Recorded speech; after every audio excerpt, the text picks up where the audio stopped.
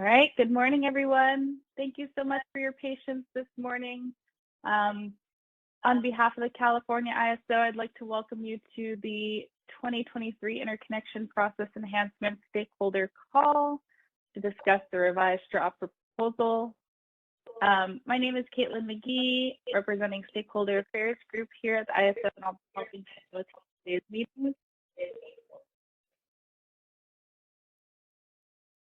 I'm just going to pause, make sure there's no echoing and everyone can hear me well. All right, I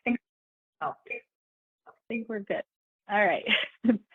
I'm also joined by Danielle Mills, Principal of Infrastructure Policy, Bob Emmert, Senior Manager of Interconnection Resources, Steve Ruddy, Director of Grid Assets, Benesh Shrestha, Deb Levine, Director of Infrastructure Contracts and Management, and Jason Foster, Manager of Queue Management.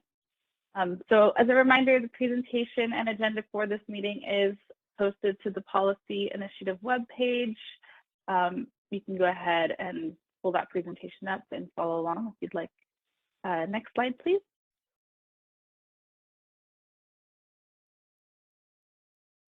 A few housekeeping reminders before we get started today. This call is being recorded for informational and convenience purposes only. Any related transcription should not be reprinted without the ISO's permission. These meetings are intended to stimulate open dialogue and engage different perspectives. We do ask that you please keep your comments professional and respectful and try to refrain from repeating what has already been said. Next slide, please. There's a few ways to raise your hand or to ask a question or make comments during today's meeting. If you're connected through WebEx, it will automatically take you to connect through your computer audio. If you do need to connect to audio through your phone, there is a phone number that was included in your registration link, and that should connect you to audio through your phone and link you to WebEx. If you are not using the WebEx platform today and just strictly using your phone and you'd like to raise your hand, you can dial #2. If you're on the platform, you can click the raise hand icon in the bottom right toolbar. And if you prefer, you can send your chat or question into your question or comment into the chat, and I will read it aloud for you. And if you do run into any technical difficulties today, you can send a chat to the event producer. They'll help you out. Next slide. So here's the agenda for today. We do have a full day. Once I wrap up the introductions, I will hand it over to Danielle Mills to walk us through the background. We'll hear from Benet, Bob, and Steve on the zonal approach and interconnection request intake. We will pause for a 1-hour lunch at noon and spend most of the afternoon on contract and queue management with Jason and Deb presenting. And then I will wrap it up with next steps. Next slide, please. And then again, many of you are familiar with this. This is just a brief overview of the California ISO's policy initiative stakeholder process. Again, as I mentioned, today we're talking about the revised straw proposal. We've done many working groups since the summer. We had posted the straw proposal a few months ago, and now the revised straw proposal was posted a week ago, and you'll be able to find that on the initiative webpage as well. Next slide, please. I will hand it over to Danielle, and thank you again, everyone, for your patience with getting us started this morning. Thanks, Caitlin, and good morning, everyone. Thanks for participating today. We hope to have a lot of good discussion about the next steps for the revised straw proposal and the interconnection process enhancements initiative more broadly. This slide is nothing new to you, but just to kind of refresh on where we are. The ISO, while we have extended the timeline to accommodate stakeholder requests for additional time to make sure that we get some of these reforms right. We do feel that it's critical to make sure that the reforms that we're contemplating are transformative and aligned with the Memorandum of Understanding that we signed with the CPUC and the CEC about a year ago. So just a reminder, we spent a lot of time yesterday on the zonal approach. That's obviously very key and central to the proposal going forward around interconnection. So I wanted to kind of ground this discussion in that today. Next slide, please.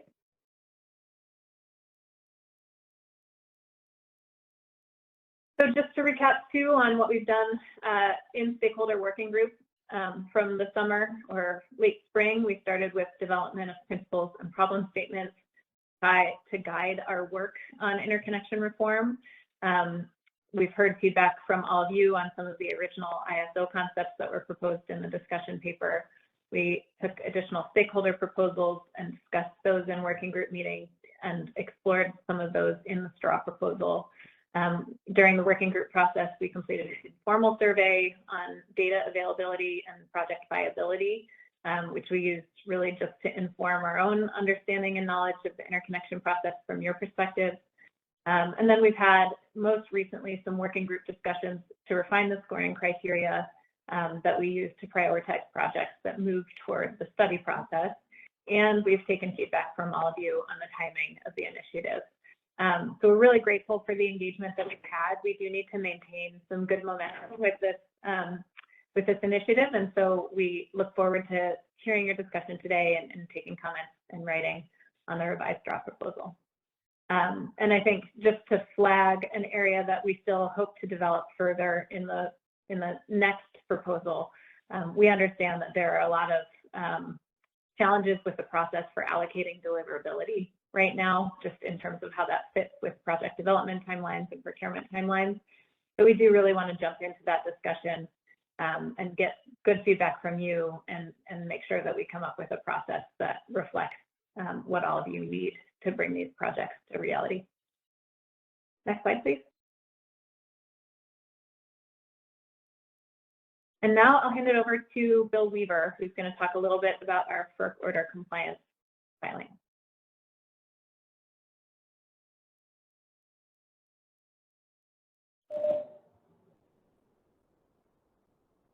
Good morning, everyone.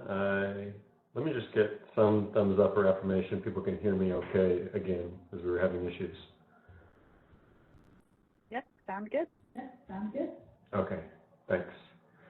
So as we've communicated, excuse me, in prior papers, the ISO intends to comply with FERC order number 2023 as fully and quickly as possible.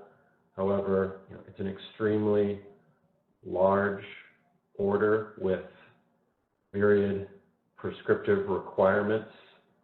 I won't read you this slide, but as we've related in other papers, it impacts a number of things we were planning to do in interconnection process enhancements, and it also affects many things that we're still trying to do. So this is something we're working on, and we'll try to communicate with you as we develop a more concrete compliance plan and how that impacts. If I go to the next slide.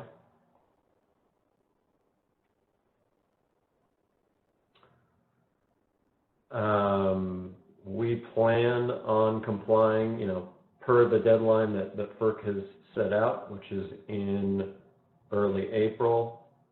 Due to everything going on with our current queue, with IPE, and also with Order 2023, we do not plan to open an interconnection request window in 2024, or at least not, as the tariff contemplates in April. We don't see Order 2023 having a significant impact on existing queued customers, with the exception of Cluster 15. Cluster 14 and earlier might see a tightening up of GIA executions and some other kind of transitional measures to bring them along faster. But that shouldn't be, we don't really foresee too much heartburn there. And then as we communicate throughout this, bringing everyone into having site control soon will probably be a priority. I think we have one more slide on 2023. We go to that.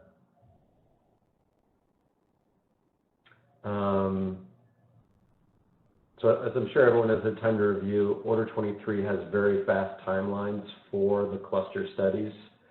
Part of meeting FERC's mandate will necessitate kind of changing the results of how we do these studies, especially with that first initial study, what would now be the phase 1 study, but what will become the quote-unquote cluster study as opposed to the interconnection facility study. We're proposing to remove both the off-peak and the operational deliverability assessments, at least as part of the interconnection studies. Whether they end up somewhere else can be explored, but that's certainly the current plan. But we want to know your feedback on this to see, how developers, transmission owners, other stakeholders feel about the benefits of those, non-required study elements to the interconnection studies versus how fast, they would like the interconnection studies to occur. However, I think, as any compliance issue, stakeholders have to understand that ultimately might be out of our hands, where it might be the only way to get ourselves within the timeline that FERC is requiring. So I will pause here to take any questions on order number 2023. And also, I just want to make myself available to stakeholders. If at any point you have questions on order number 2023, outside of IKE, whatever, everyone has my email, my phone number. Feel free to call or reach out. I'm happy to address questions to the extent that we know them and that we know the answers and what we're thinking about. We don't stakeholder compliance because, and it seems especially inappropriate here because FERC has given us such a very, very prescriptive list of requirements. So it's, most of the answers of what we're going to do is going to be, we're going to do almost exactly what the italicized pro forma is doing. That's how compliance works. But to the extent, you're trying to understand how that's going to impact a project or what that's going to do, feel free to reach out. Looks like Alan and Susan have questions. Yeah, let's start with New Consulting. Can you hear me okay? Okay. You can hear me, right? Yes, we can hear you. Oh, I can hear you. All right, yes. thank you. A few questions here about cluster 14 or maybe even cluster 14 and earlier. It's a big deal to change the site control requirements. Right now, I believe a project can have in lieu, I'm hearing there's a terrible echo. I'm sorry. If you'd like, I can switch my mic, but maybe you can go to someone else and come back to me. You're good. It's taken care of. Go ahead. Oh, okay. I'll keep going then. So the site control right now for cluster 14 is they can have a deposit on file. It's at risk. So if you're going to demand that there be a conversion to actual site control, including site controls defined by FERC Order 2023, that's a big deal. So can you explain a little bit more about why you think that's required? I actually am questioning why it's required at all, given that the transitional requirements in Order 2023 were really for transmission owners that were still running a serial process.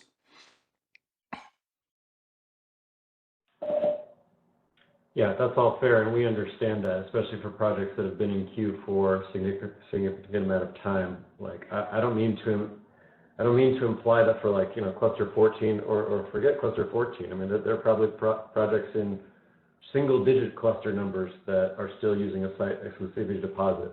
I don't think we intend to drop a site control requirement on them, like with our compliance filing or quickly, but I think parity for the whole queue requires that we have some transmissional measure, some firm guidepost, execution of GIA, start of construction activities, et cetera, where those earlier clusters may be required to have site control. All right. I don't So have follow-up, details beyond that. FERC is very prescriptive on what constituted site control on, well, full stop, and wasn't very forgiving for site control on public lands. And so it had a regulatory limitations in lieu deposit, but I would wonder if your current BPM on BLM site control satisfies FERC requirements. And some, as I read it, you kind of have to toss all that out. And unless your BLM, process has resulted in like an approved POD, I think you may be required to just go to the dollar deposit, except the FERC didn't allow a dollar deposit in the transition. So I would ask how you're going to handle BLM site control if you're going to touch site control as a transitional measure.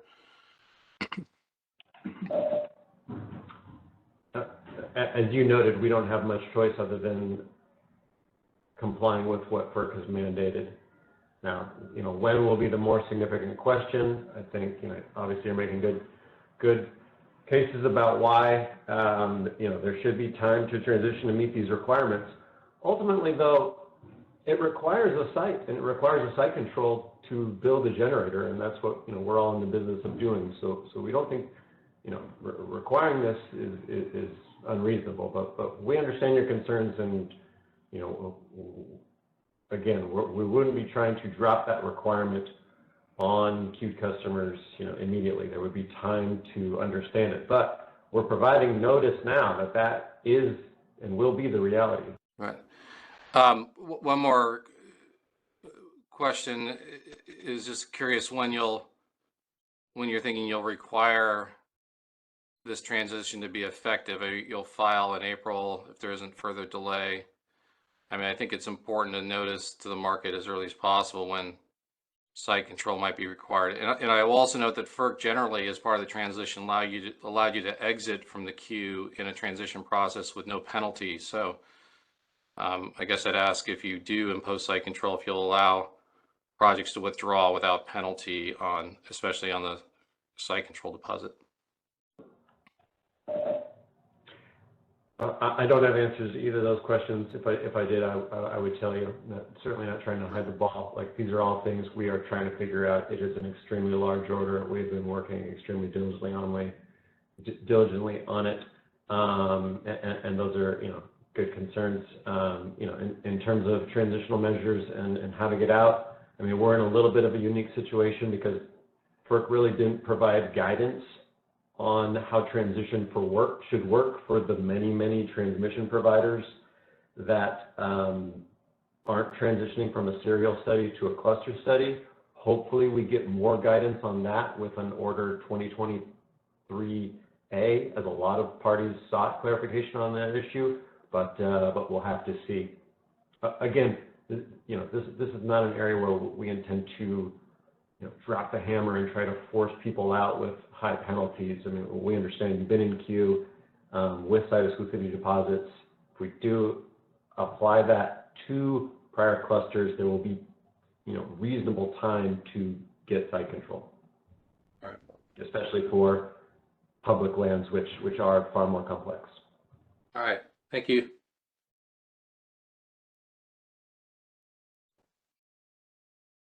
All right, let's move to Susan Schneider.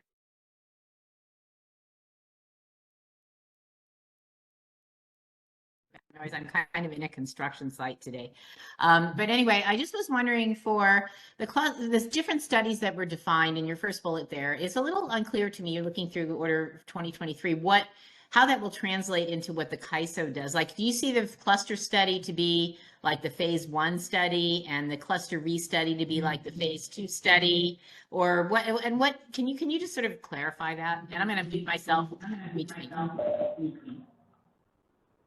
Well, first, good morning, Susan.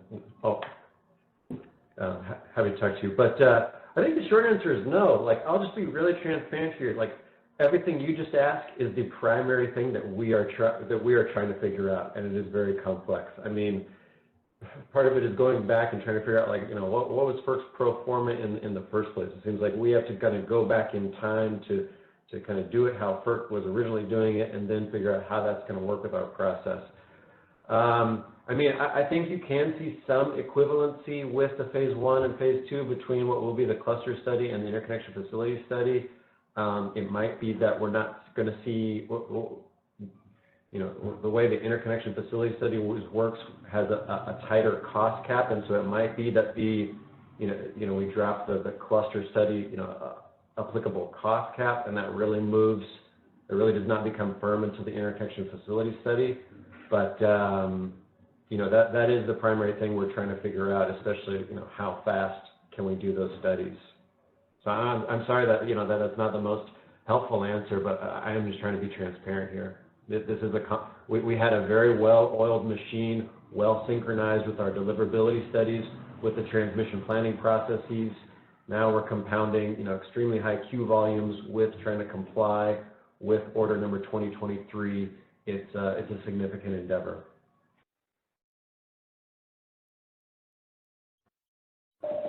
Susan commented that she lost the ability to unmute herself. I assume. I'm sorry about that. I was trying to mute myself so you wouldn't hear I wouldn't hear all the noise. But now I'm getting an echo. I apologize. Anyway, okay, let's. So the only other question I had was, and I can hold this until later when you have to talk about the specifics of requiring GIA execution sooner. But we had commented, LSA had commented that there were no deadlines for example, PTOs to provide draft GIAs and when those would be provided, and for the quick turnarounds for the PTOs for markups and things that tend to delay. When a customer wants to move ahead, things that do tend to delay GIA processing. If you don't get a GIA till 30 days before it's due, that's going to really be a problem. So particularly because some of these projects have been in the queue for a long time, there may be new things included in there.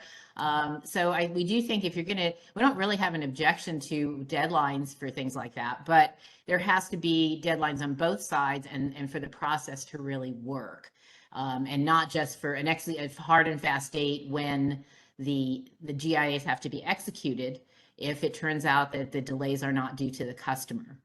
So there have to be reasonable timelines and reasonable deadlines for both parties for the whole process. So I just want to, I know we'll probably talk some more about that later, but the concept is okay. It just needs to be reasonable on both sides. Yeah, totally agree. All very reasonable points, and I think you'll see that. Like I think that with Order 2023, you see a much tighter, more clear tender negotiation execution timeline with less of the kind of slippage possibilities we have under the current process. That'll probably help as much as it'll hurt in those complex cases. But yeah, I agree with everything you said, Susan. We'll be sure to address. Yeah, and I'm assuming, and not only going forward, which is kind of where the FERC direction was, but also for these deadlines for the current cluster projects before cluster 14 that don't have GIAs. So again, the process has to be mutual on both sides, and the PTOs it's going to be a big burden for them to produce a lot of drafts at one time. Given I know it's broken up by cluster. And also to be able to do those turnaround times, that sometimes is a big deal. So anyway, appreciate what you said, Bill, and we'll we can talk some more when we get to that point of the presentation. So thank you. Yeah, you're welcome. All good points. Thank you.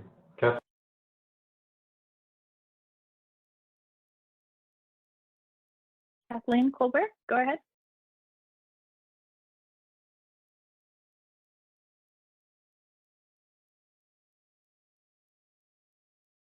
Hello, can you hear me? Yes.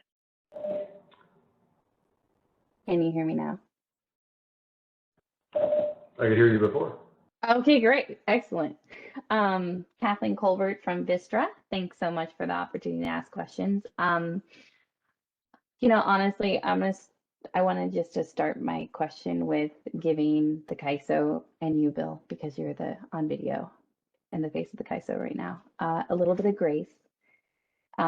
Order 2023 is 1,481 pages. So to say that it is a massive undertaking to work through what implementation on compliance is for Order 2023 is an understatement. I recognize the large task. You're mentioning it's complex, you're mentioning it's difficult. I see that. I really appreciate all of the work that you're doing. It is a massive order and a massive reform. It was also like a fairly contentious and very robust process at FERC over many years, a couple years. So with all of that said, definitely understand the workload, understand how much effort is involved. One other thing I hear you, so wanted to give you grace and acknowledge that, and we appreciate what you guys are working through. Also understand how complex it is given the size and the magnitude of the compliance while we're trying to work on this increment, what I now think of as incremental to the FERC Order 2023 process. So IVE 2023 to me is kind of incremental to FERC Order 2023. I assume y'all think about it kind of similarly. I know that's an added complication, so even more grace. Appreciate the difficulty in front of you. One thing I hear you continue to say, and here's my question, is that you don't stakeholder compliance filings. I hear that.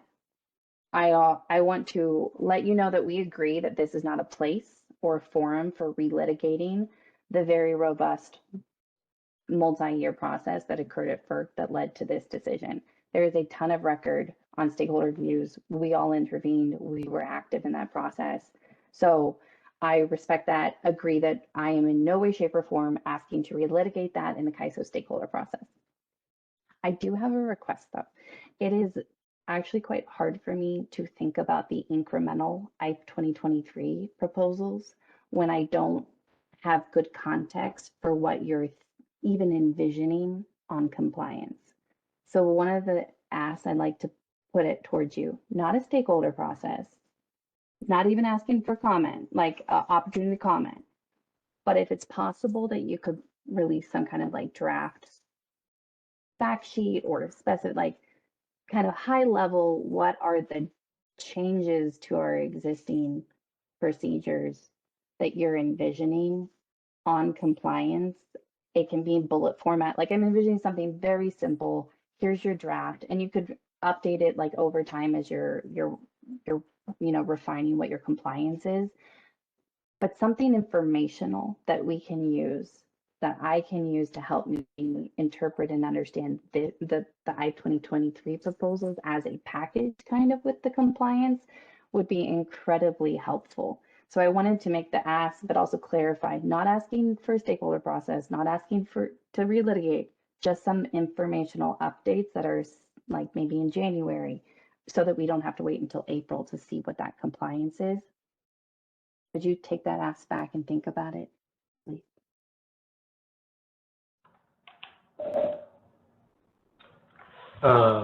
Yeah, that's all very reasonable, Kathleen. And first, great comment. I encourage other stakeholders to compliment us, for the first, half of your question or whatnot. So great job there. And yeah, I mean, I think here it is a lot. It is something we're thinking about. I would say one part that would be a significant challenge is trying to synthesize this level of compliance like into a simple document, right? I don't know what that would look like other than being so simple as to be unhelpful. If we're going to produce something, it'll probably still be homework where it's looking at the level of chair provisions or something else, a large table showing how we comply with the myriad requirements. But certainly happy to commit to take that back, and we'll think about it. And I would say, the reason we're not right now is simply because we're still too much in the midst of figuring out how this will all work. It's not like I have something in my drawer and I'm saying, stakeholders can't see this. Like we're still very much in the midst of it, and we appreciate, your patience. I appreciate that, Bill, and we really do. We're very deep in the middle of trying to figure out how all this will work, and there's just a lot of uncertainty on what the compliance might look like in the context of our procedure. So very appreciative, and again, I understand this is a huge task, so thank you for all your work on it. Thanks.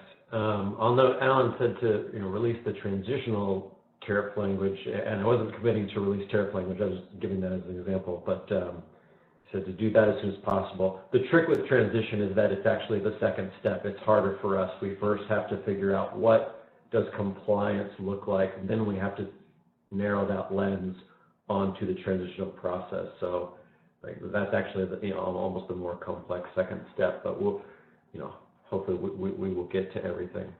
But I understand why Alan's asking for that. But that would if you're going to see anything, you'll see everything.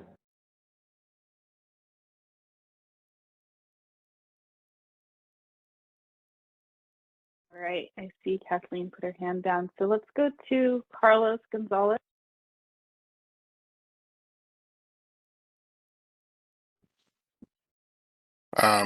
Carlos, from what it seems like, doesn't have his audio set up.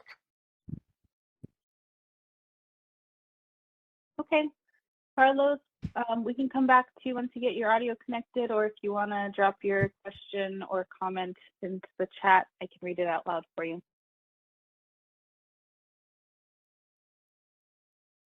Or hold on one second.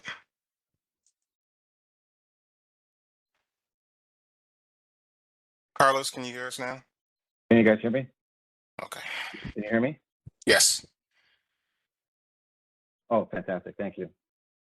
Yeah, thank you for taking my my call here. I want to just circle back with the statement that Susan made. Maybe she could elaborate on the issue of tendering GIA late or not in compliance with the prescribed timelines in the tariff. Is that a general thing? Is that across the board? I'll nip that in the bud and just say, I know what Susan meant, and we can address that. I mean, I think it's just more that certain drafts are complex, and I think Susan's advocating that we don't drop the hammer on interconnection customers to sign something that they're getting late, or especially if it's if they've had a complex back and forth. But I don't want to derail. I don't want to derail an IPE call on Order 2023. I also don't want to derail either of those discussions onto existing GIA procedures, other than to say, I agree with Susan. I think the transmissioners agree. We plan to tighten up that critical stage as we progress through both.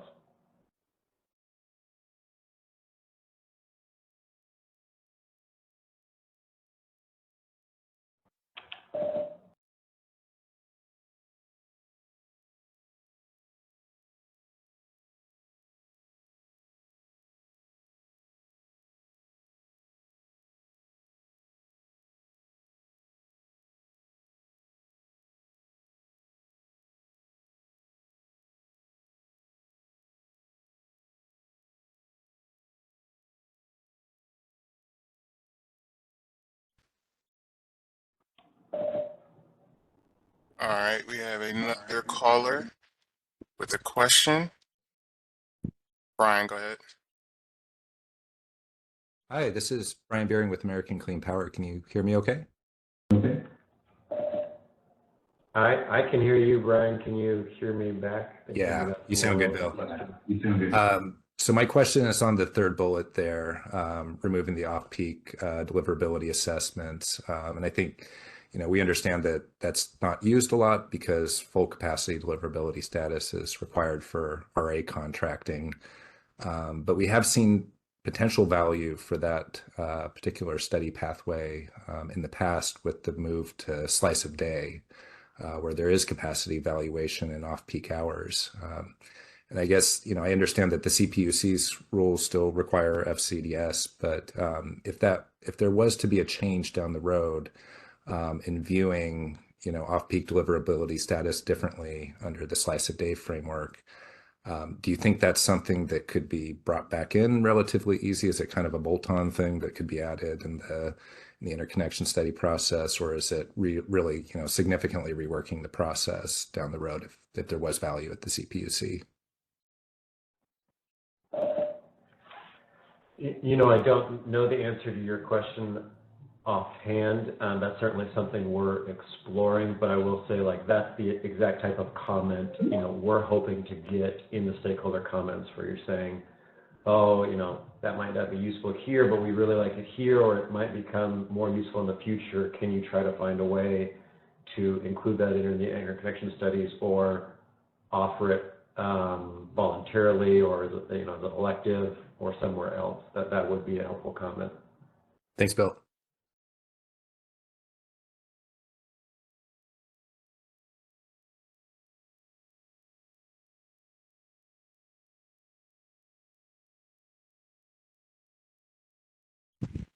And that is the end of the questions that are in the queue at this time. I think Bridget had a question on when we plan to release the different technology requirements for acreage for site control, and I thought we did. I thought maybe just a couple weeks ago we updated the Get Out Business Practice Manual to provide those percentages. Maybe Bob Emmerich or someone could affirm. Otherwise, we'll take that back as homework and try to provide it to you, because it's not, unlike everything else we've been talking about, that is something we could kind of get out just based on our current requirements, let alone, all the new requirements.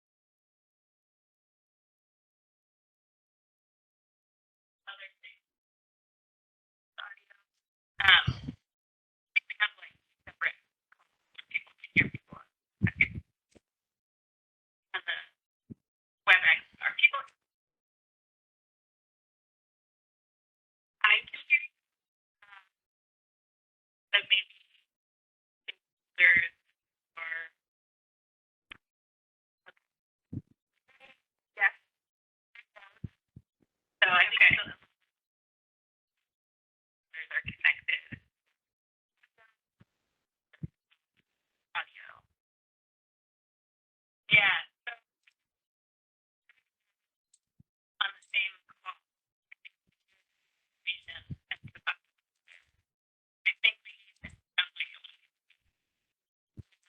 that everyone needs either calling on a computer, but not one or the other. So we have to pick one to make sure everyone.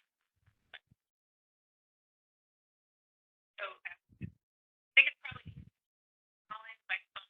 Not everyone can get a computer. So can we give everyone the phone number? Sure. Yeah. 1 second.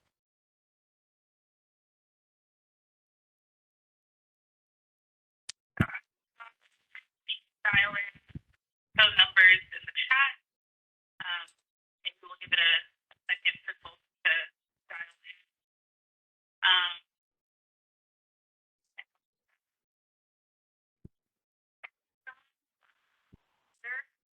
To the others on the computer. All the phone people dial it by phone.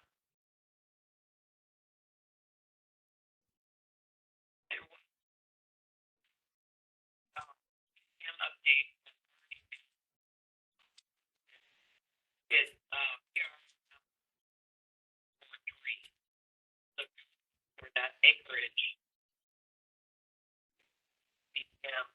It's already management. Yeah.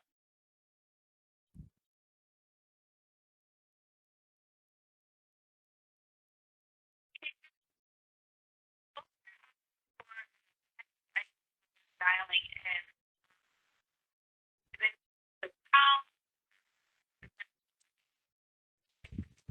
Yeah, hold on 1 second. A lot of them are getting it now. The attendee ID. Okay, yep, I will send it to them right now. All right.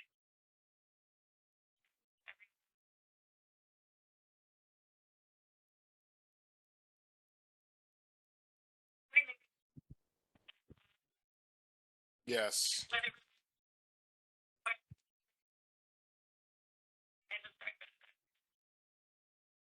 Yeah, and I'm having my IT guys coming in and help and see what's going on.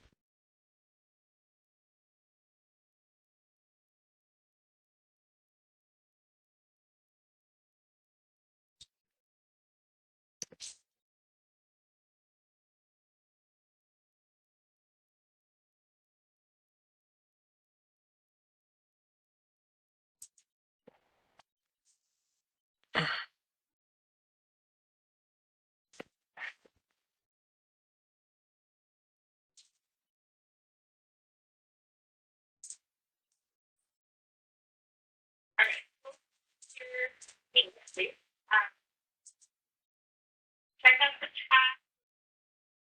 Welcome to AT&T's teleconference service. Please enter your access code, followed by the pound sign. Anyone else having to do with the ID 9?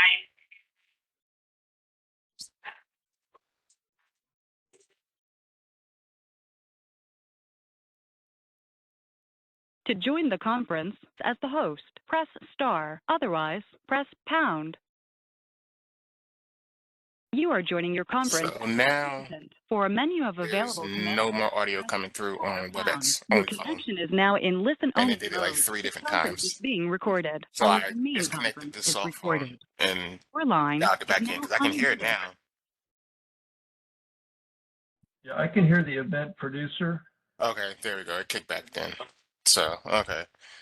Yeah, it did it like 3 different times. I can always hear you. So Adrian, can everyone join using that unique attendee ID 9298? Because we have 130 attendees on the line. Yeah, and then everything should be back up and running with the phone. For some reason, it was dropping. 1 second.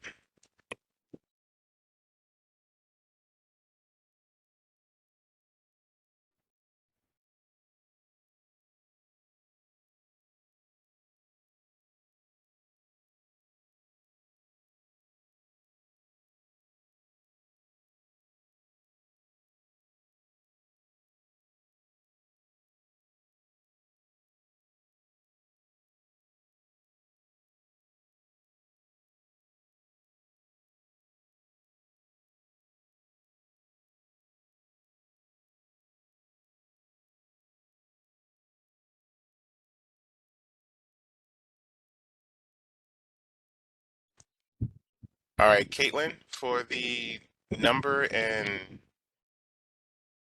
attendee ID you gave them, it's for pre-registered only, so they would have to register for the event. But now, since the system is back up, it should be fine for whatever people want to use. Okay, I will put that in the chat. Hopefully the majority of folks can hear us.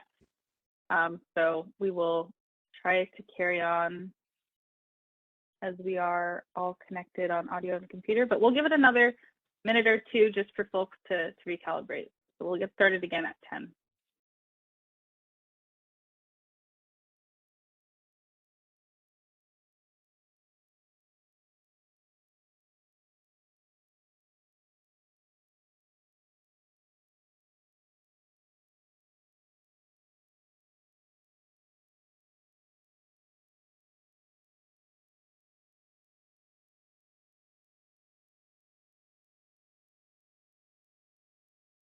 So folks we're trying to get in by phone, go ahead and jump back over to your WebEx platform and your computer audio.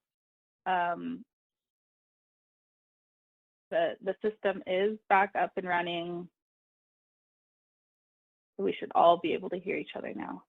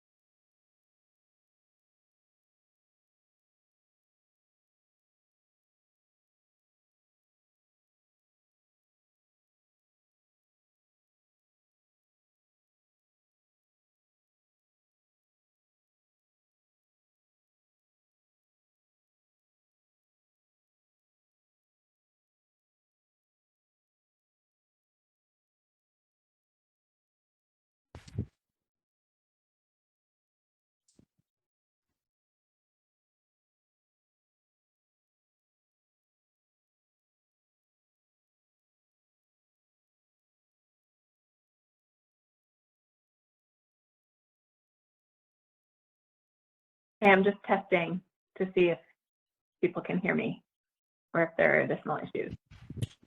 Yes, you sound Can hear you great. fine.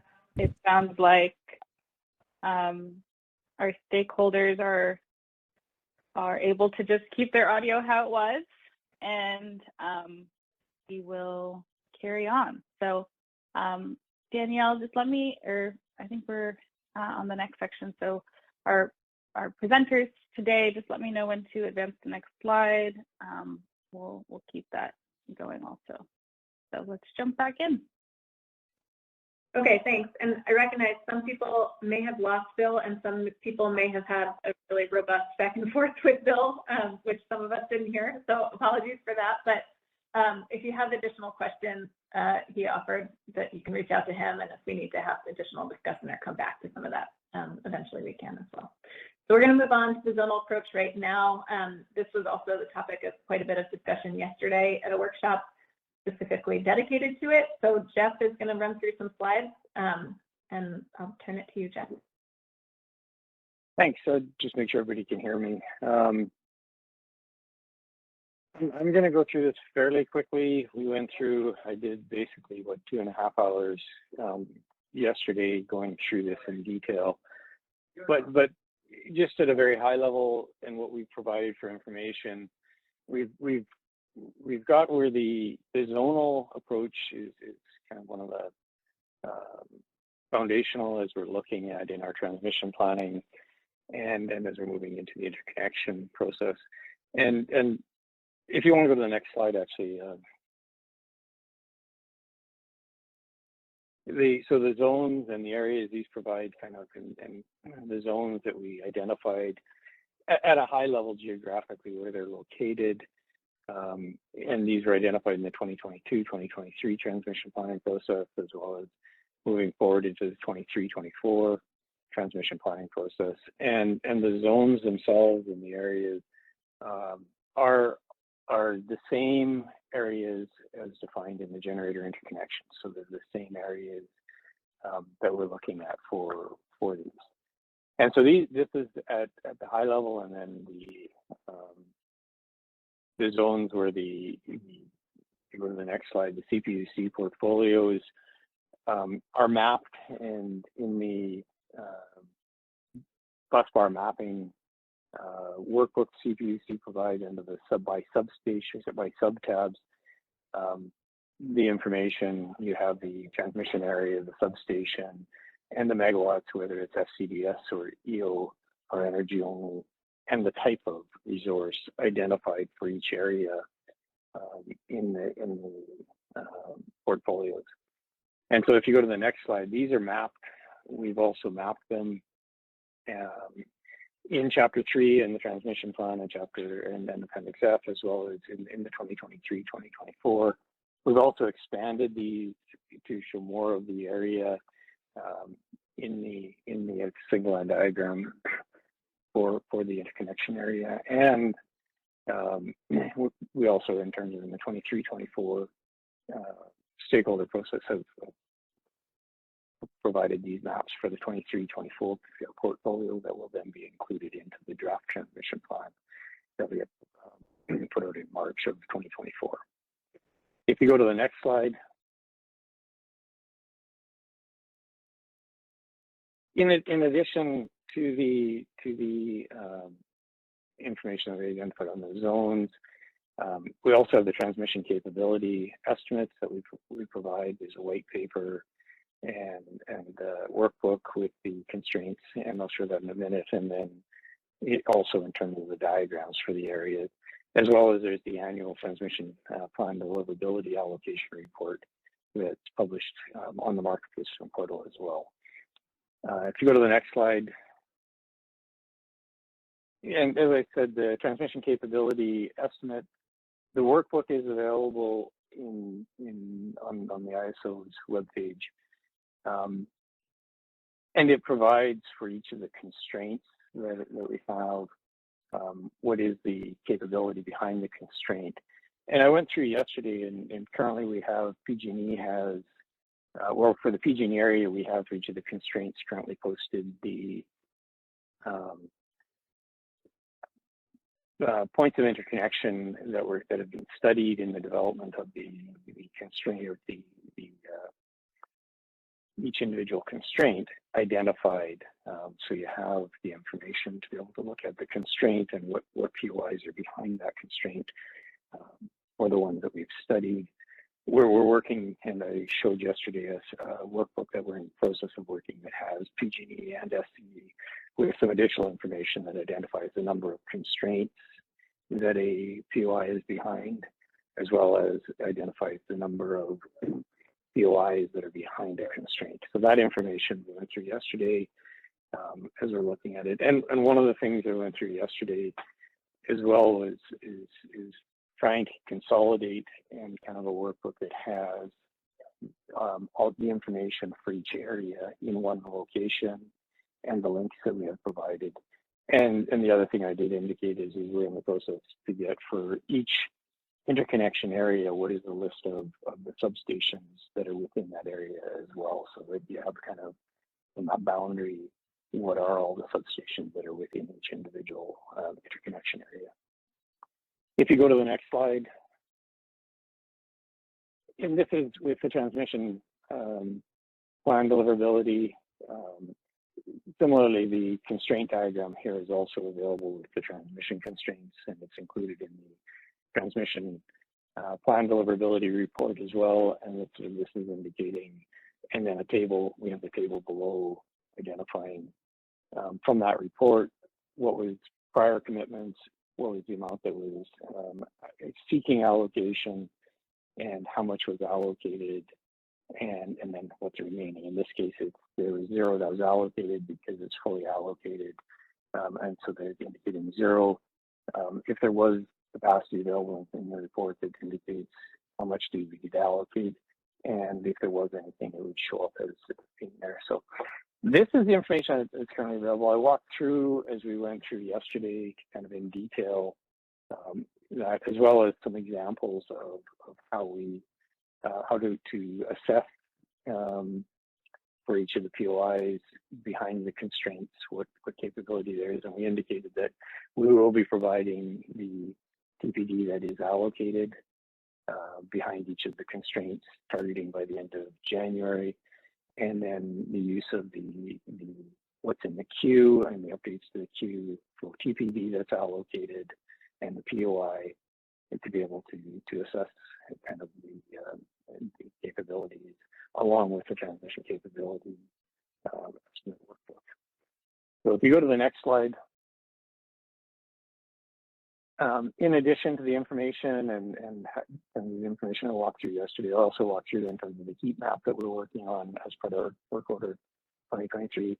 I realize what's on here in terms of indicates Q3, Q4.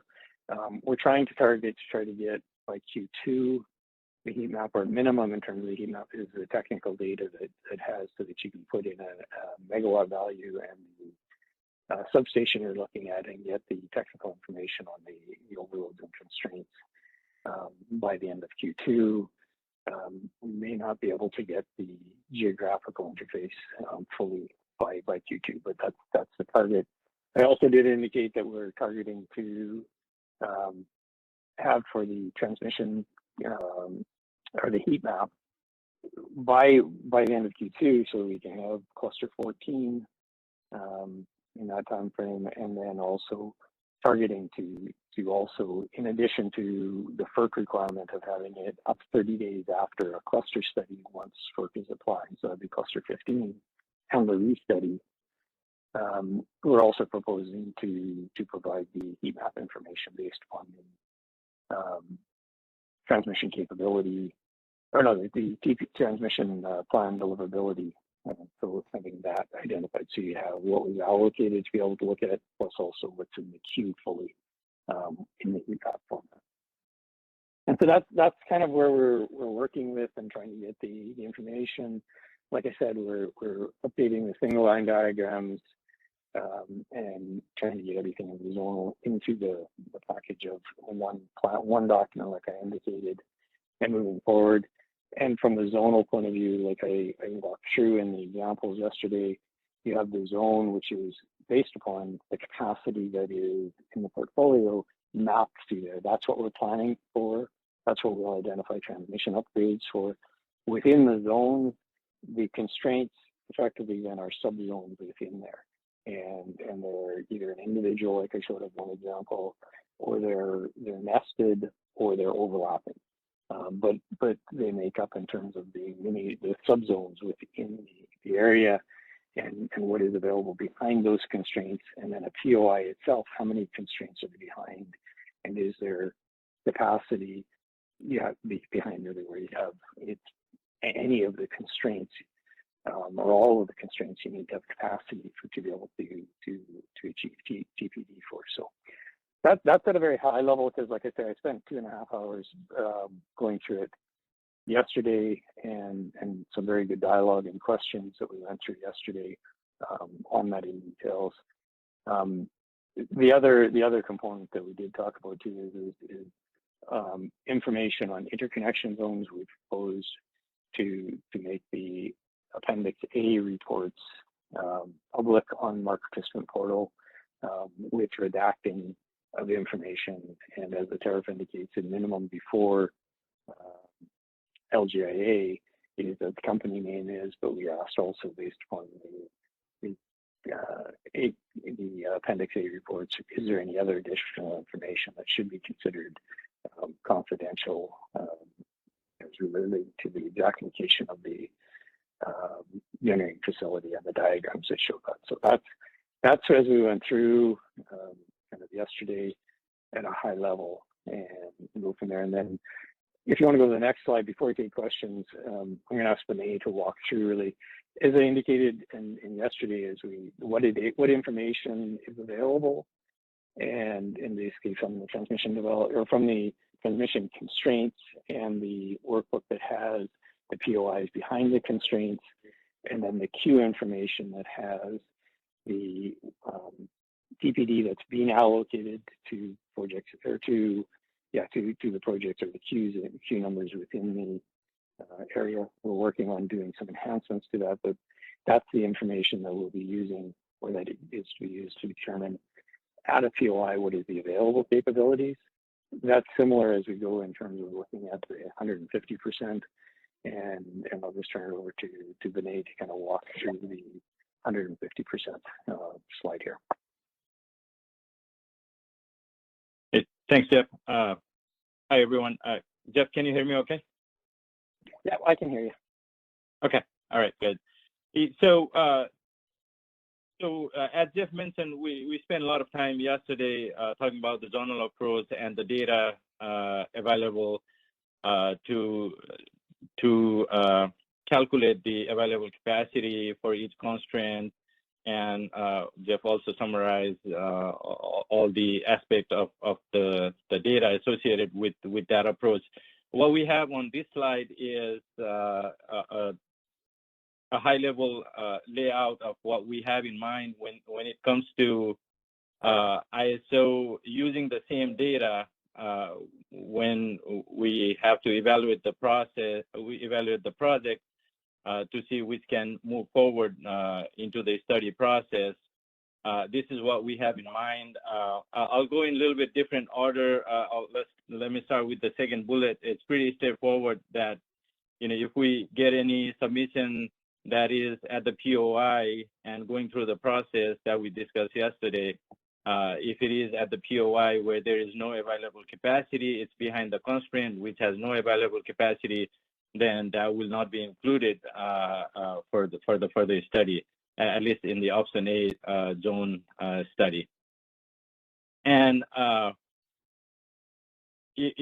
going into the third bullet, if we see a submission at the POI which has not been studied, so we don't have the direct data in terms of whether that POI is behind any known constraint or not, then we'll use the engineering judgment, basically looking into the effectiveness of that POI for the known constraints. So kind of looking at the 5% type impact from that POI to all the known constraints that we have reported in the TX capability. So with these two steps, then we will have a list of projects that are connecting to the POI, which are behind the constraint that has some capacity. And now selecting that, the projects from that list, now I'm going back to the first bullet, then we will put those remaining projects in the descending order of its score based on the scoring criteria, and we'll start to take in, starting from the highest score and down the list, until we see that the available constraint for available capacity for any constraint is violated. And in doing that, we will use 150% of the available capacity. For example, let's say a constraint has, going through the example that Jeff went through yesterday, let's see, we find out that the constraint has a 100 megawatt capacity left. So as we take on the project that fills in that capacity, we will go up to 150 megawatts for that particular constraint, just as an example. So that's what we have in mind. That's how we will apply to the process using the same data. And we would like to hear back your comment, your thoughts on how we plan to implement this. I'll just stop there. I don't think there is next slide on this. Thanks, Vinay. And then I guess we have comment. I think there's 4 comments on the phone. Yeah, we have quite a few. So let's start with Chris Devon.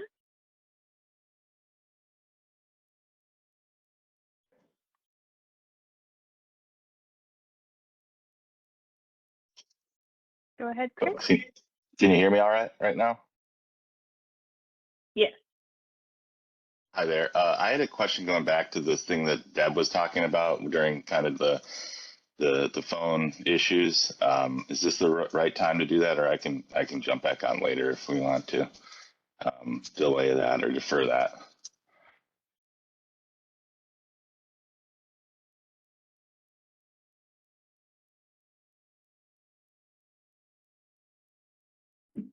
I'm sorry, Chris, what was your question on? It was related to what Deb was talking about on the site control, and I think it was related to Order 2023, but there was some confusion happening on the phone. So I was just curious as to get a little bit more info on that regarding that PRR.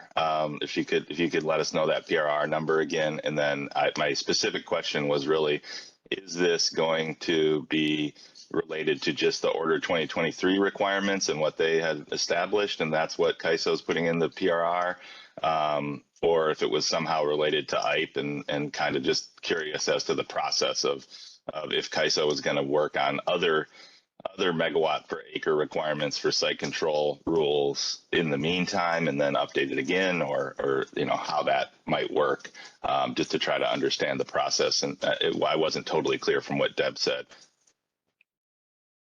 but I'm happy to defer that. Yeah, Deb, if you can just respond to this, and then let's, from here on out, all the questions to be on the zonal approach, and we can follow up on the other Order 2023 questions. So the PRR number is 1543, and this is being done out of Bob Emmert's group. So Bob would be better positioned to answer any questions on that.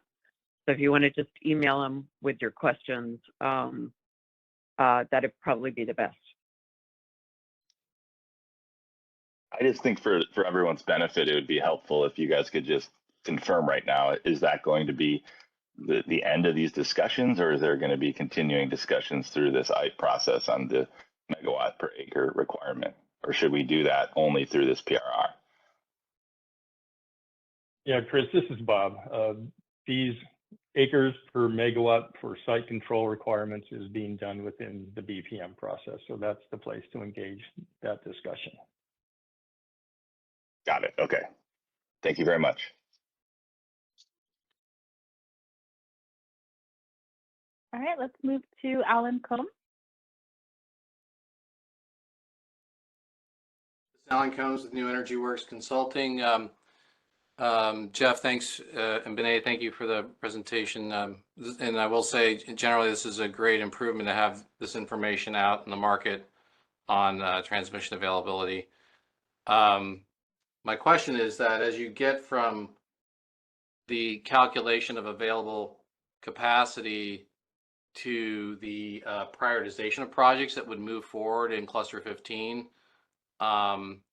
it's going to be necessarily dependent on TPD allocations, up through cluster 14. And I was just looking at the calendar. The cluster 14 TPD allocation process is, well, the 2024 TPD allocation process is supposed to conclude in May of 2024, and cluster 14 interconnection customers don't post security until July.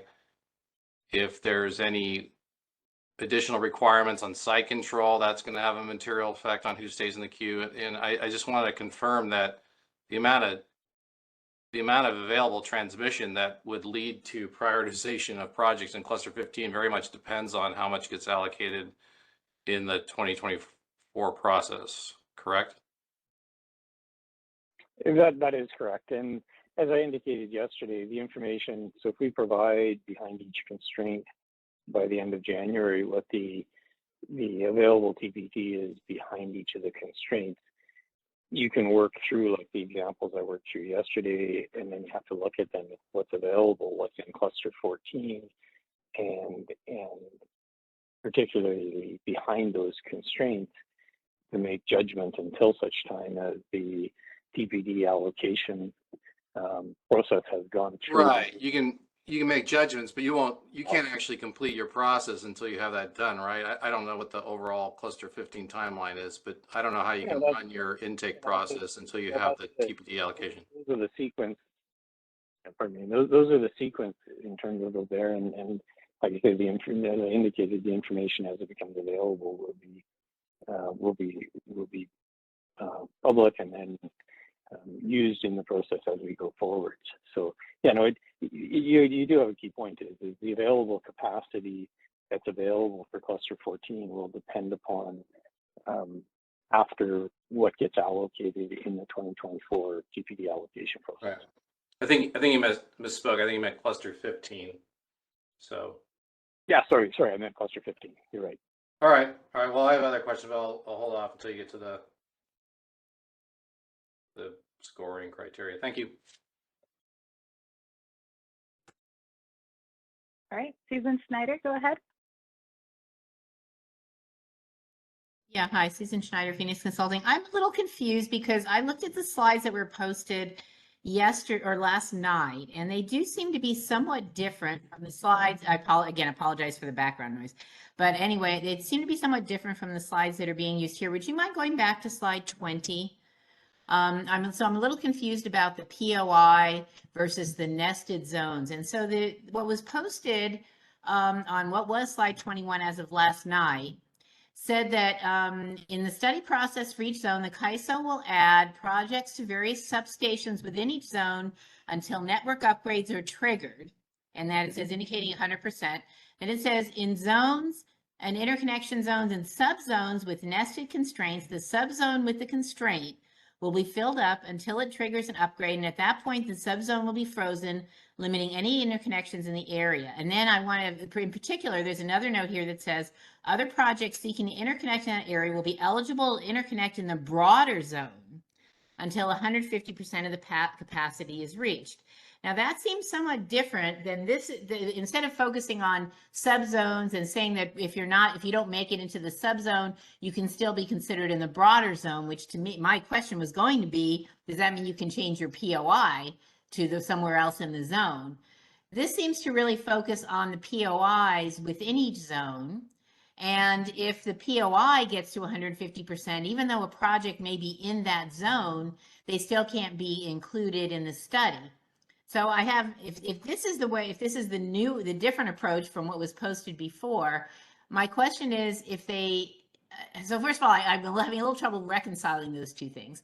And then the second question is, if you're looking at more of this POI approach and not a subzonal thing, for projects that are not accepted for study in the zone, so now it seems like there's in this weird area where they're in the zone that has available capacity, but not at the POI that they want. So are they then eligible for option B, which is because now they're sort of in an area with no available capacity, or are they just sort of out of luck and can't be studied at all?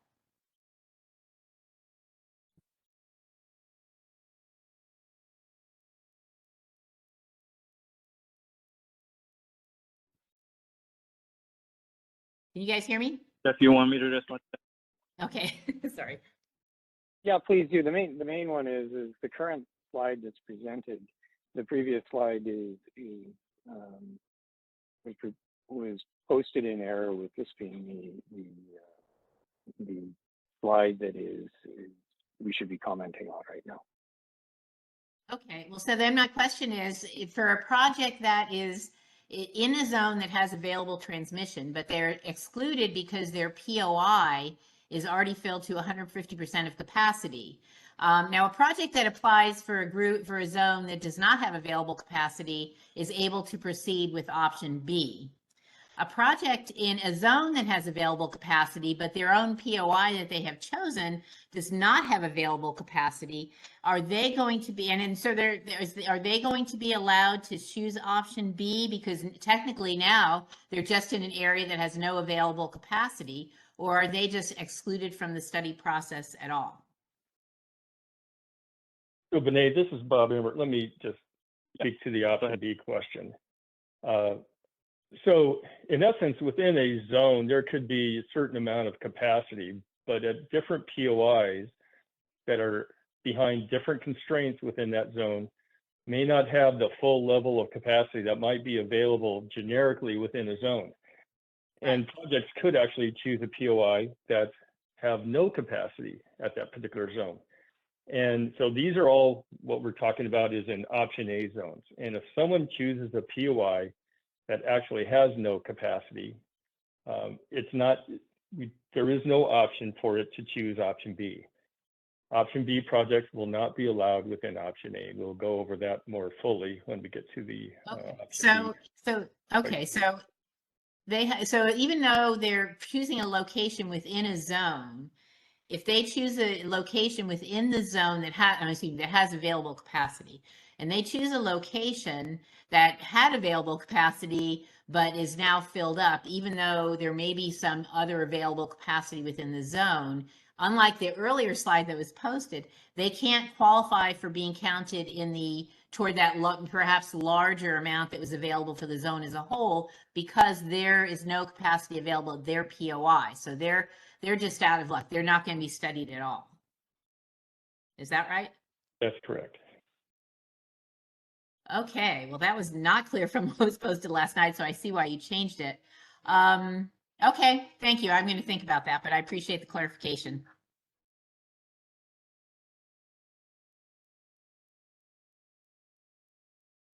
Okay, let's open up the line for Sangli Zhu.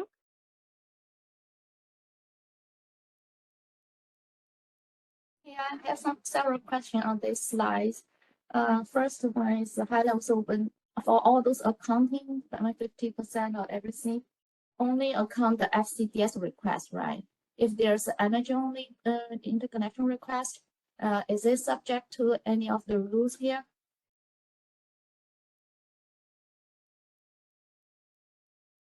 No, I don't think so. It only applies to FCDS. Okay. And then I'm curious on your last bullet point here, why do you need to use engineering judgment instead of just calculating the defects?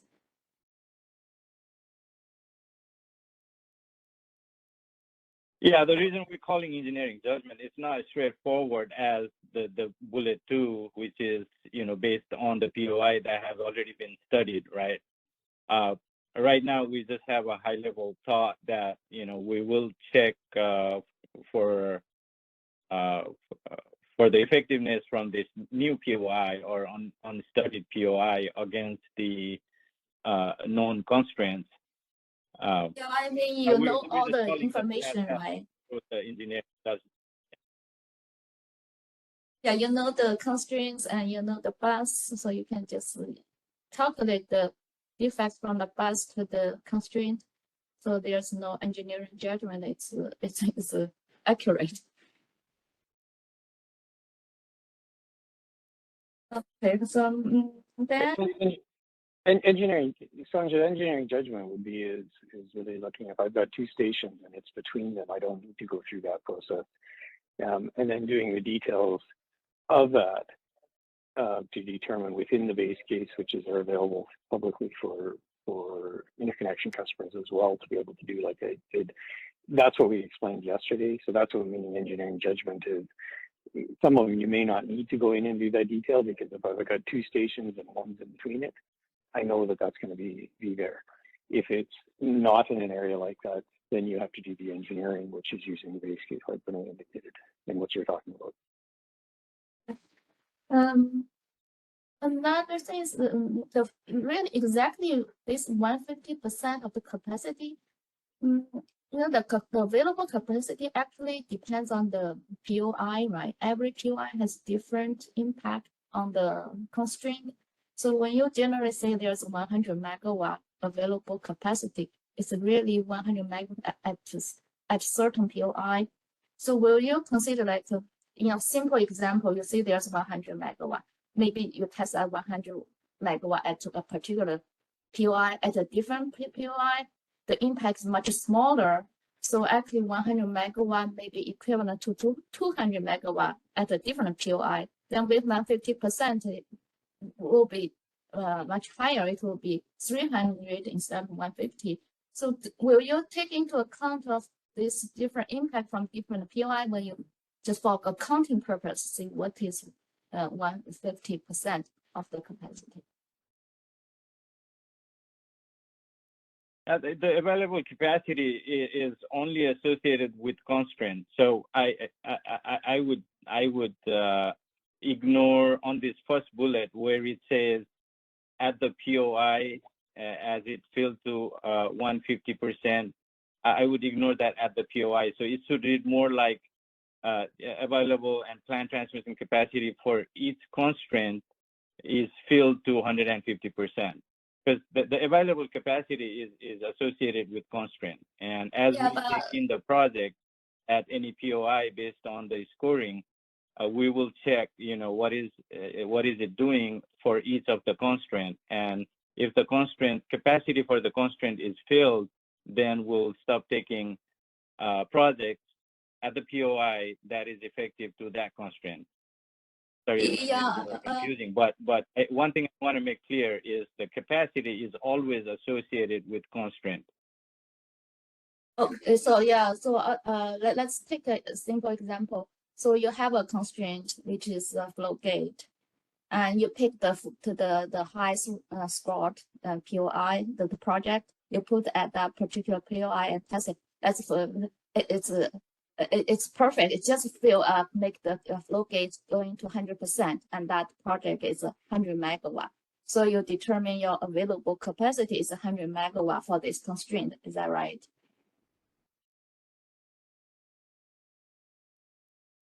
I'm a little confused. Available capacity calculation was all discussed yesterday, right? It's coming from. Yeah, I mean, like just say you put one project. I just want to understand the process to fulfill the 150%.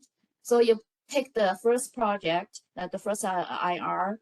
Let's just assume it perfectly fits into what's available. You put that project into your base case, and you see that your constraint now is at exactly 100%.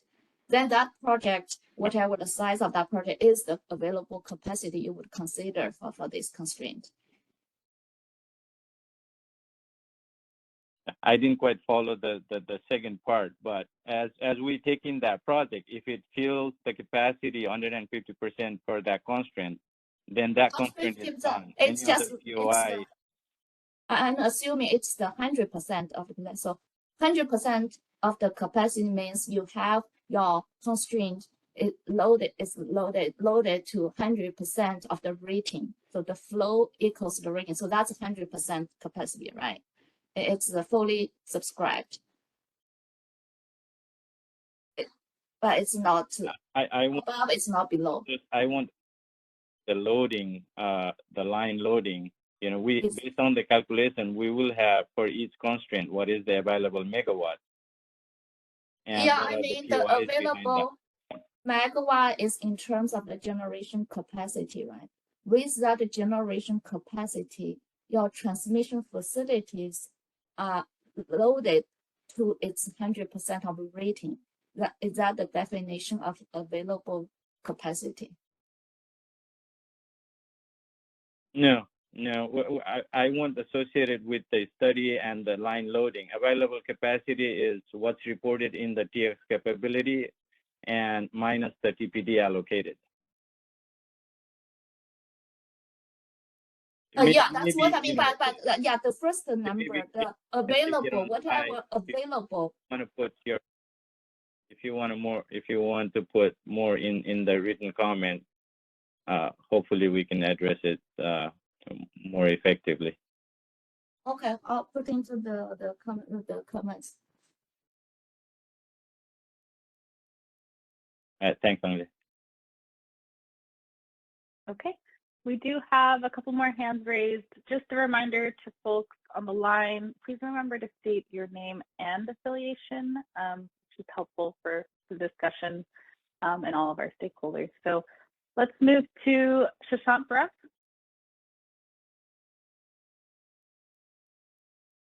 Thanks. Can you hear me? Yep, we can hear you. Yeah, Sushant Barve from Clearway Energy. Vinay, similar question that Sungja was trying to ask, but slightly more specific maybe. So within a given zone, megawatt capacity at one point of interconnection that reaches this 150% of your constraint capacity could be very different from another POI, right? So you could have 300 megawatt if projects are located at certain POIs within the zone, versus you could have 800 megawatt within that zone at different locations and still be within 150% of that capacity. So I think our question is that how would that be evaluated? This also ties to one of our initial asks around we need to move away from zonal information because within the zone, there is a variation based on defects. So how would that be evaluated in testing this 150% cap? And then I also had a question around the rationale behind 150%. Why is it not 200 or anything different than that? Okay, I see what you're saying. You know, well, one thing we need to remember is what we're talking about is all estimate. It's all estimate, right? It's not a study. That's why we have study to follow to confirm whether that estimate is accurate or not. It may turn out the estimate is accurate. It may turn out that the estimate was not so accurate, right? That's why we have study to follow. And we're trying to come up with a simplified way that we can implement this. What you're suggesting is kind of doing a part of the study to identify when we're filling in the available capacity, you're kind of suggesting we also look at the defects from each of the POI rather than taking the entire constraint available megawatt. So it's in short, we're not planning to do that. So I would again ask you to put your comment in writing that we can look into that. But the short answer is we're not planning to use the defect as we fill in the project for the available capacity. We will, you know, one thing that you didn't mention, Susan, is there's a scoring criteria, right? So we will give priority to the score. So we will be taking in project based on the score, you know, the higher score the first. Right. And then we will just check against the available capacity against each constraint. And once the available capacity for that constraint is filled, then we'll stop there. Yeah, and I mean, maybe I need to think. Yeah, go ahead, sorry. No, my understanding was that scoring comes into picture after this 150% megawatt number is fixed, right? And that number itself, so 150% capacity behind a constraint is a fixed megawatt number, but how many megawatt of injection can fit into that is a moving number, and that depends on the location. So I was a bit confused on how this would be orchestrated, but yeah, maybe we'll ask for more clarification in our comments. I did have a question around whether this 150% is enough. If we look at the needs in portfolio, historical success rate of projects, how many projects have shown up in the queue versus how many have succeeded, which may change quite a bit with these new rules around other commercial readiness and site control requirements. But is there any empirical data or something that was looked at which made us gravitate towards the 150% number? Well, Vinay, this is Bob Emmert with the ISO. Why don't I address that? You know, to start off, what we have through Cluster 14 produces an abundance of competition for projects for the procurement process. So we felt that with each additional cluster, we didn't want to have a level of additional capacity that we'd be studying above the 100% available amount that would continue to just overwhelm our queue. We're also sensitive that we have a small enough number that that the studies that come out of each study are providing accurate information and not having too much capacity that are starting to build a number of upgrades that really aren't needed, and the information out of the studies is not as accurate and actionable as we'd like to see. That's one of our principles we'd like to have. And knowing that we're going to be studying 150% year after year, we believe that 150% provides enough competition for projects to meet the procurement needs moving into the future. And we feel that moving above that would actually produce too many projects in the queue that would be lingering and have a result of providing inaccurate results and too many upgrades within the study results.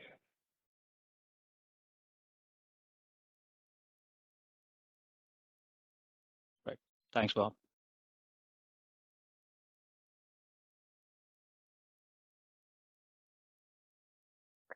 Let's move to Alexi Orkin.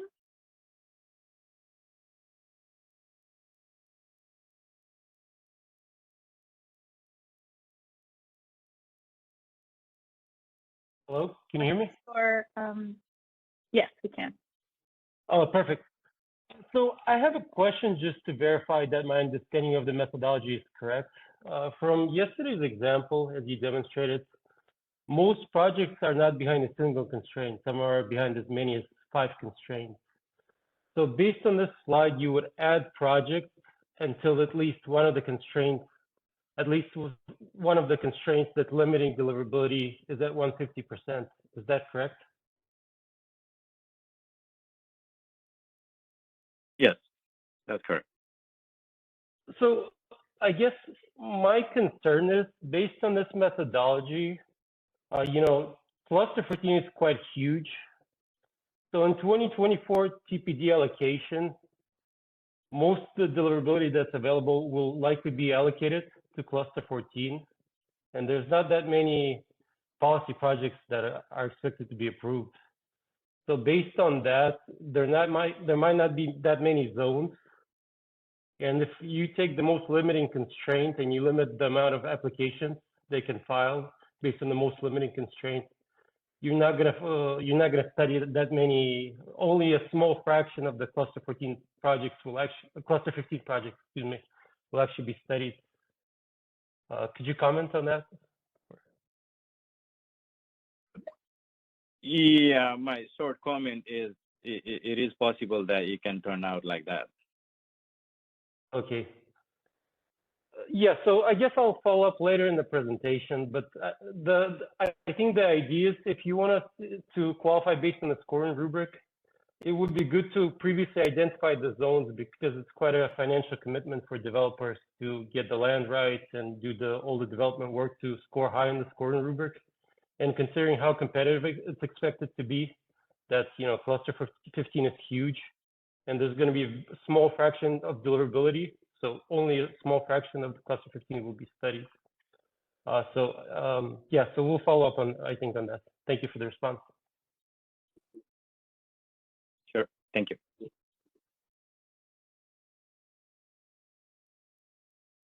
Our Energy, go ahead. That's Eddie.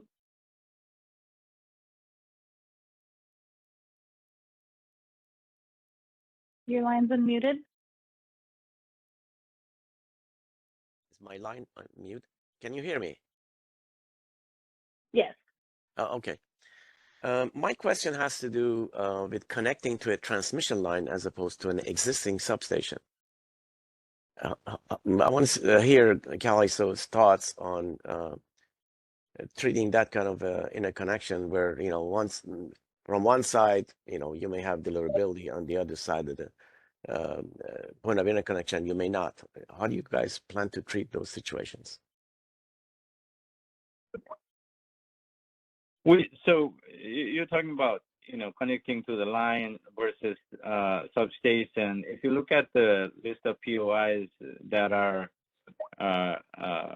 reported as part of the DX capability, there are such POIs where it's a line, not necessarily substation. Like I said, if we going to the third bullet of this slide 20, if it comes to a line that we have not studied, interconnected to a line that we have not studied in past, then we'll calculate the defects from that connection against the known constraints, the same thing that we have discussed. So it's not different than connecting to substation as we see it. Okay, so you identify these based on the interconnection request, but not for every line. based on the interconnection request, based on the requested POI. Yeah. Okay, thank you.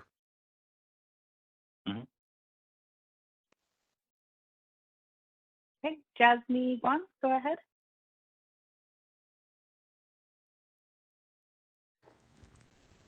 Hello.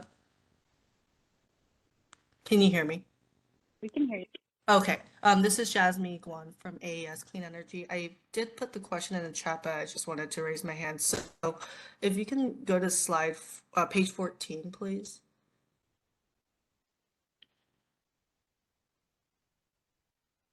Okay, well, my question is that, so under the track 1 decision, we were able to do one-time modifications to change POIs for cluster 15 projects within the same study area. And I was wondering, are the study areas the same bubbles that are referred to on page 14 as the transmission zones?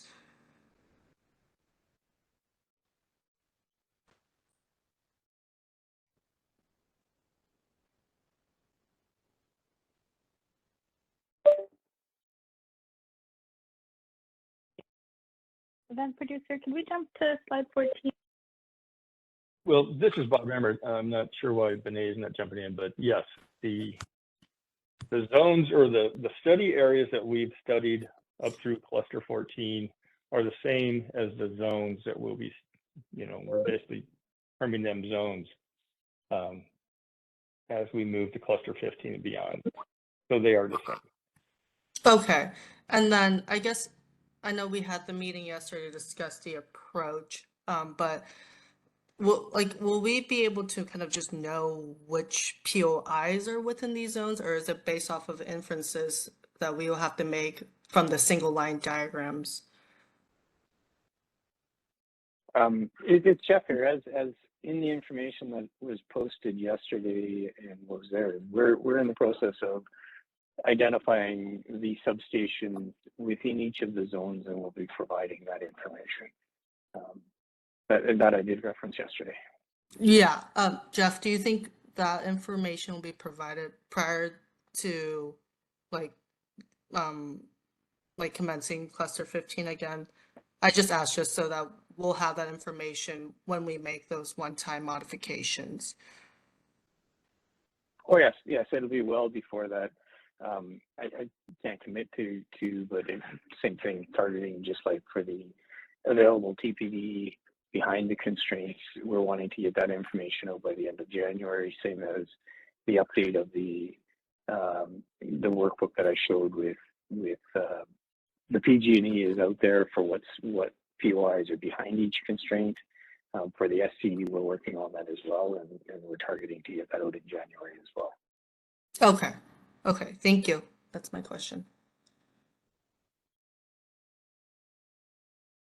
All right, and then our last hand raised is Margaret McNall. Go ahead.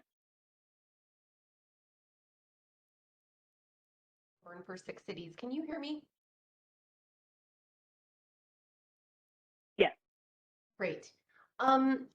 This is a little bit of a pivot from what we've been talking about, but still relevant to the zonal discussion, I think.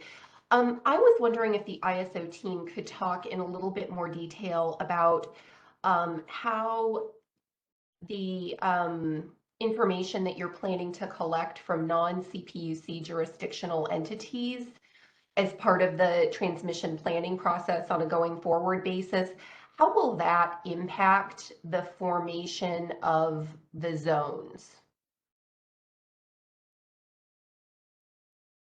It's Jeffers.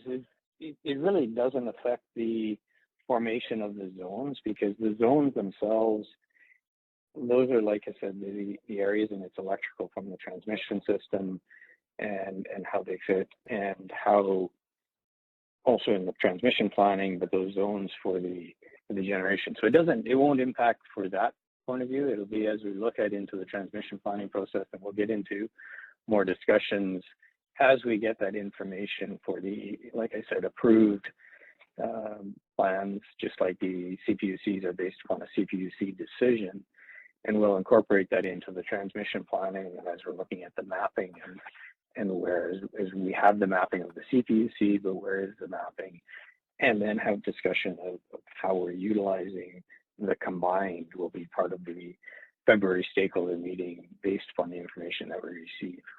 But the zones won't change based upon that information, because the zones are based upon the transmission system and how we study it and where they're located. And it may change the mapping potentially as to what we have in the transmission planning from just the CPUC portfolio.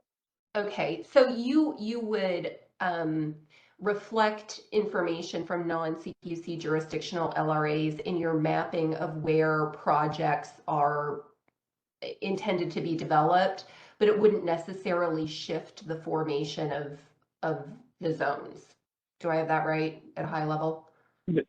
Correct. Okay.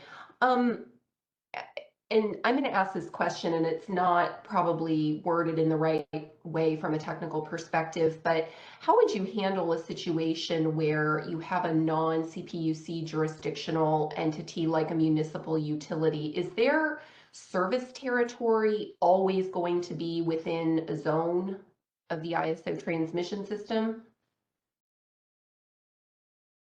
Well, anything that is interconnecting to the ISO system would be subsumed within a zone? Through our generator interconnection, would be through our interconnection process and have to be connected to ISO controlled facilities. If it's outside of, and then that's be what we're looking at with MIC. But then LSEs have to also have the what is their load share ratio as per MIC as to what can be allocated as well as part of if it's out of the ISO's control system. Okay, so if questions probably fit more with the transmission planning process when we're doing it, I think, but we can. Yeah. So if there is a load that's interconnected within the ISO's transmission system and a municipal utility wanted to interconnect a resource within their service territory, it would by definition be subsumed within one of the ISO's zones. Do I have that generally correct? Correct. Okay, all right, thanks a lot.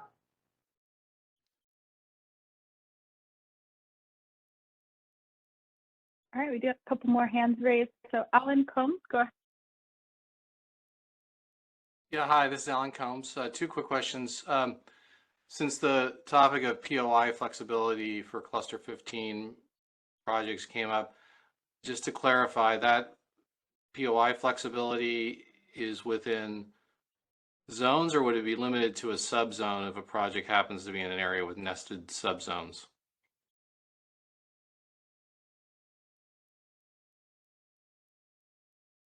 This is Bob Emmert with you, ISO. What we have said is basically what we've done in the past, which is you can change your POI within the zone that you've requested your POI to be in originally.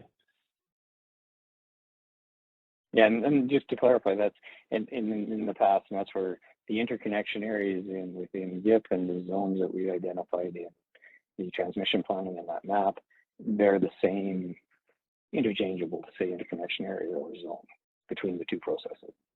All right, and that excludes the subzones. I think you need to be pretty clear about this, because nobody's going to want to go out and move a POI if they're somehow boxed into a subzone. So you have all of PG&E Greater Bay Area study area, for example.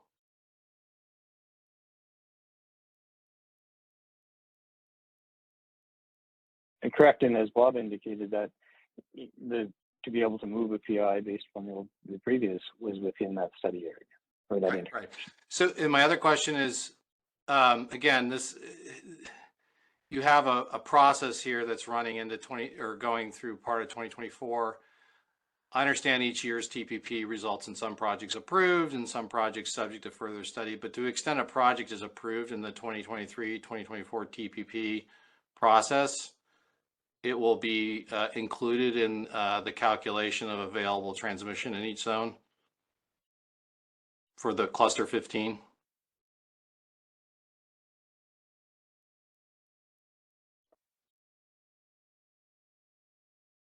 We'll have to look at it in terms of timing. I can't answer. Right. Again, really important question.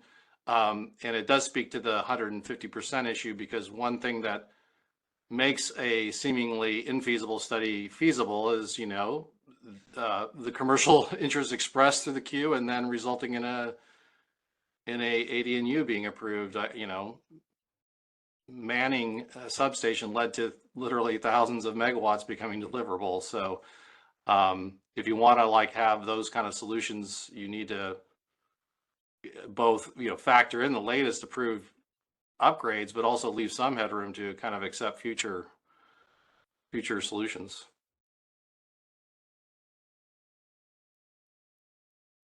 That's all. Thank you.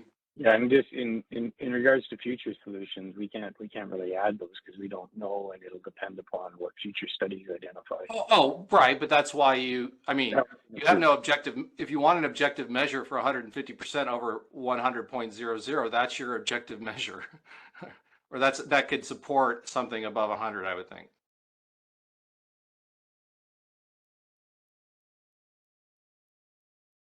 Honestly, I can't think of anything else that caused more deliverability to be available than approved TPP upgrades. So. Correct, and those are based upon the portfolio itself, identifying those locations, and once we study them, and in the current or in future ones, what transmission gets planned through the transmission planning process. So yeah, and that's the 150% is beyond the 100, and as Bob indicated, for purposes and reasons.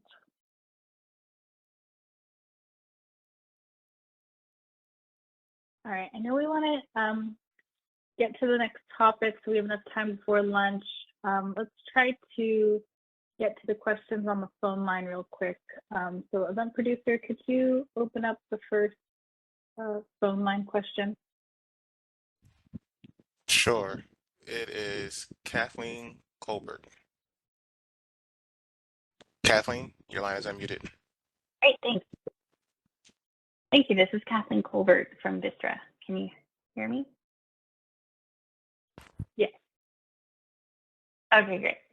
I kind of have, I just have a couple clarifying questions. One of them is actually about what Meg McNall was asking.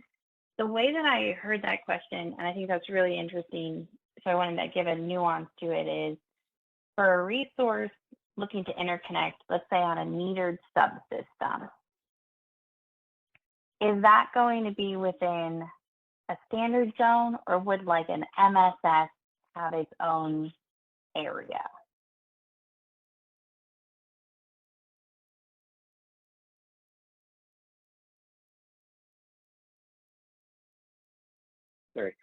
Sorry, I'm there talking to myself. It's where that point of interconnection to the ISO system, and that interconnection to the ISO system, which zone is it within? That's been identified. Yeah. So like we could have a zone that has some MSS within it, and then also has kind of other like kind of more standard operation area. And so you're saying an MSS would be nested within one of these transmission zones. It wouldn't be broken out? Correct. Okay, cool. Super helpful. Thank you. That's helpful. Very helpful. The next question I had was, so I can envision some, and these are all hypothetical, so thank you, Jeff. But I'm just trying to think through it. And so my next one is, so hypothetically, I can envision point of interconnections that may not be within any zone. Like, so another example that I had, or maybe you plan to treat it within a zone, and so that's what I'm looking to understand. But my example is, we have a radial line and a point of interconnection at the end of that radial line, and to make this as extreme as possible, it's as far removed from kind of your standard, more networked transmission system. So radial line, point of interconnect at the opposite end of it. Is that within a zone, or is there a possibility there's kind of like system zone that's like outside of zone? It's not really outside the zone, because where is the point of interconnect? That radial line, if it's a generator tie line, and where is the point of interconnection to the ISO system? That's the zone, and then the capacity and requirements on our radial line, if it's because it's non-ISO controlled and a gen tie, is needed that you have the capacity for it.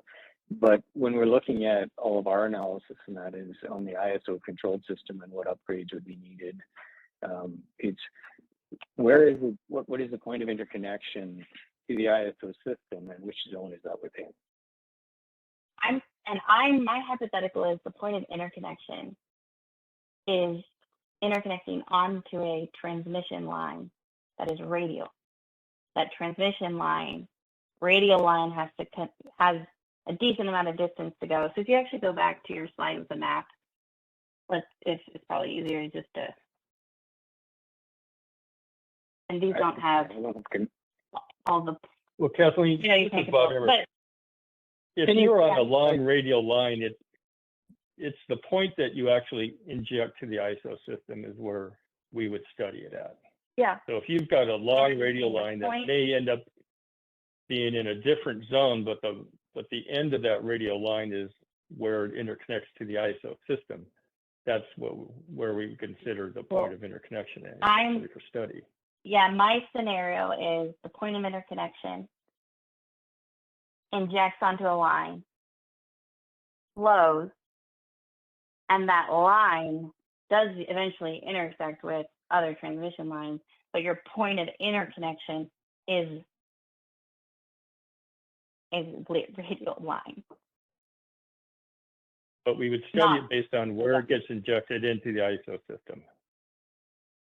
Yeah, and I'm saying the ISO system point is at the top corner of the map where there's no zone. In that scenario, if it were to occur, what you're thinking? Well, if you're connecting, this is where I'm struggling on the hypothetical here. An actual example would be good. And then what line are you talking about in that? Because it's really hard.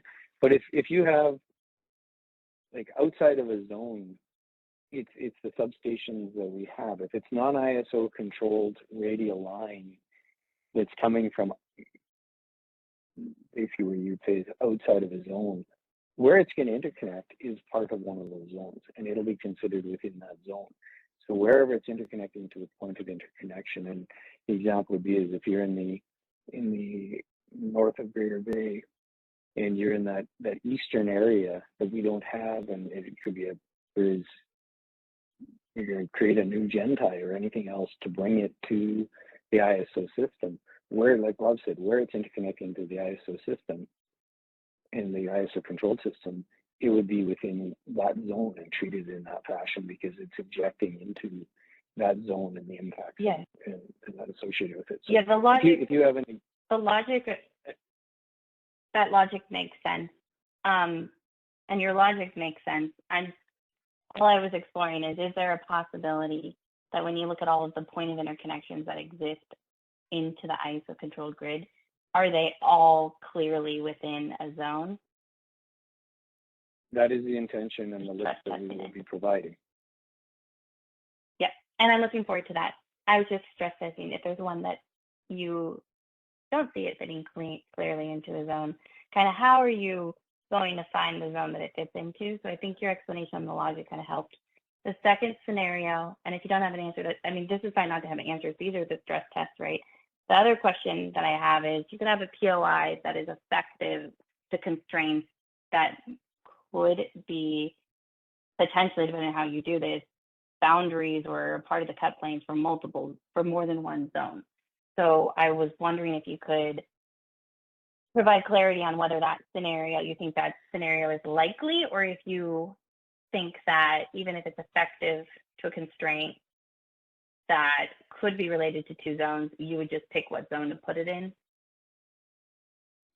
Well, it's what the substation itself is based on the electrical and which zone it will be connected to. And as I explained yesterday, there is somewhere a substation or a POI point is behind a constraint is basically that impacts multiple areas.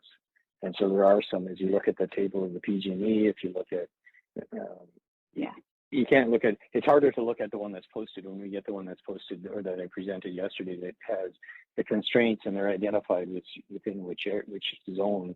And that was basically within the interconnection area when they were created as part of the cluster studies. And so which area, but there is POIs that have an impact on that basically span multiple areas, and so that's it'll be more clear when we look at the tables when we post them that have the SCE and the updates that we've put into it. Yeah, and I've looked at those and I've seen that in the past, or I looked at some of the white papers, and so this is something that I am really curious to see as you release your kind of mapping, how we handle some of those that span, because I do kind of think of them as being blends of different areas depending on where they're located, some of these points. So that'll be super, super helpful. My last question, I heard you say that the information you plan to provide would include full capacity deliverability status as well as energy only deliverability status. Are you also planning to make available like the physical interconnection service capacity or interim deliverability status information? Well, the Q report is where it will be. Does the project has it received FCDS? Has it received partial? Is it energy only? And we're working to try to provide just a little bit more clarity around, particularly the FCDS, as to what has been allocated and what is requested in the queue that's there. And so that's currently available, but we're working on updating that information. Okay, and the heat map that you're working on would include some of that information as well, I would assume, correct? That's how I understood you. Well, the heat map will include, the heat map itself, when we do it on cluster study, is based upon the entire cluster and what's available within, based upon all projects in the queue. And that's why we've proposed to also provide for, with the TPD allocation, and after the TPD allocation, is a heat map. So there'd be two of them. So you can look at with what is being allocated and then with what information the heat map provides when you pick a POI, what is the overloads on actually every line. It gives every line as opposed to and availability, as well as having the information based upon the queue, so that you're looking at in terms of what's available plus what's all in the queue based upon the cluster study or the restudy as we move forward. Yeah, super helpful. I'm really hoping that heat map, I mean, for my purpose, like I'm hoping the heat map includes the full capacity deliverability status available, energy only deliverability status available, and additionally, some additional insights into interim deliverability, as well as the physical interconnection. So if you can consider that as you think through that, I'd really appreciate it. And thanks so much for these questions. The devil's in the details on this one. So appreciate your time. Thanks. All right. I know we have a couple of hands raised, but we'll have to move to the next section for the sake of time. So event producer, if you could jump to page 21.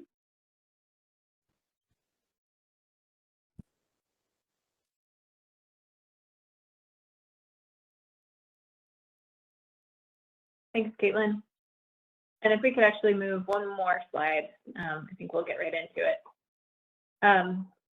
So the revised draft proposal changed a number of items of this or added more details around the process for taking in new interconnection requests and prioritizing them. At this time, we are planning to keep the site control requirements consistent with FERC Order 2023, as well as the entry fees and deposits consistent with FERC Order 2023. I know there was quite a bit of discussion around this in the working group meetings, and we heard that we do at this point feel like it makes the most sense to move forward with what's required under the FERC order and see how that works. I think the ISO has at times changed the amount the fees and deposits or increase them. And we're still in the situation that we're in now with very swelling interconnection queues. And so I think we continue to believe that we need some of the other measures that we'll talk about in a moment to make sure that we're really moving the right amount of projects forward to the study process to create more meaningful results and a more reasonable and predictable process for all of you as we move forward. So I just want to acknowledge that, but we do appreciate the feedback that we heard in the working groups on the sort of gating items and proposals around increased financial deposits. Next slide, please. So we do have a couple of limitations still that we continue to propose. We still believe that it's necessary to limit the number of interconnection requests from any individual parent company. I think we could use recommendations for how best to define parent company. I know there were some questions around that and that's a complicated endeavor. We also retain the proposal for a 25% cap of total available transmission capacity for each cluster. And we were asked by stakeholders, particularly future and current interconnection customers, for some detail on justification for this cap, really. And we provided that in the revised draw proposal. But in the last 2 cycles, we have seen a number of individual companies submit over 20 interconnection requests.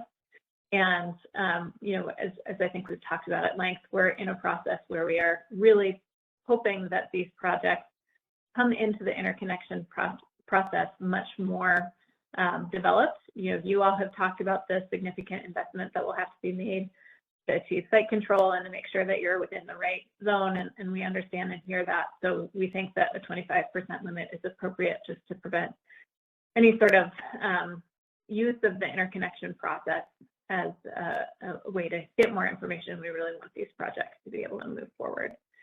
So we're planning to move forward with that. We also see this as being important because it's a percentage number. It's more scalable to the total available transmission capacity for a cluster. So rather than capping it at a certain gigawatt value, which would maybe disadvantage certain types or sizes of projects, or capping it at a number of interconnection requests, this 25% allows the cap to be kind of to move in tandem and to be scaled to the size of the transmission capacity or the amount of transmission capacity that we have available. I'll go to the next slide, please. Okay, and this whole section was updated. This is how we are proposing to prioritize projects that advance to the study process. Next slide, please. So we have talked a little bit this morning and in previous discussions and proposals about how to incorporate LRA planning information into the annual transmission planning process. We still intend to do that. But we've also retained this proposal to automatically include any project that a non-CPUC jurisdictional LSE demonstrates as a preferred resource in their resource plan. These projects would then be included in the 150% of available capacity that moves forward into the study process. And we'll talk about the rest of the 150% as well on the next slide. Thanks. Okay, so we spent quite a bit of time on scoring criteria here. I'm really grateful for the conversation that the LSEs had. As you all may recall, this is something that we really tried to get your feedback on after the straw proposal. We really wanted ways to, in line with the memorandum of understanding, to incorporate some LSE interest earlier in the process without necessarily requiring a PPA or giving points for a PPA. So we have backed off on a lot of the other commercial viability criteria that we had originally proposed. We struck term sheets and things like that from the proposal and are really planning to move forward with the proposal that was articulated, I think, most by Southern California Edison and a group of LSEs. We have tried to simplify it a little bit just so that we can kind of wrap our heads around it, and if we need to create additional modifications to it, we can. But essentially what we're proposing is to rank the interconnection requests by zone based on readiness. And then, oh, I'm sorry, I'm on the wrong slide. So if we go to the next slide, I'll kind of talk through the LSE idea. So I mentioned that a preferred resource in a non-CPUC jurisdictional plan should automatically move forward under our proposal. But then what we're proposing based on the LSE approach is to have the LSE award points based on the capacity of a project, and to have that the amount of capacity that's awarded points for a particular project would be the percentage. So if it gets 50% capacity awarded in terms of points, then it would get a 50% score and move forward. Then we would weight it, so 40% of 50, whatever that is, and that would be the total score. So that's the way we've proposed to move forward with that. And I should have used 100 megawatts as an example because that's simpler math, and that's what's on the screen. But any questions on that before we move forward? Yeah, we do have a couple hands raised. Let's start with Justin Alvord.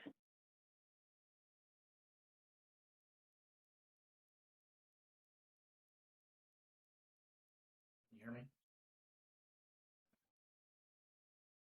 Go ahead, Justin. Yeah, can you hear me? Can you hear me? Yes. Yes. Thank you. I had my hand raised from the previous round, but I think it all relates to everything you're talking about here. I'm trying to understand better where the site is going to come in timeline perspective.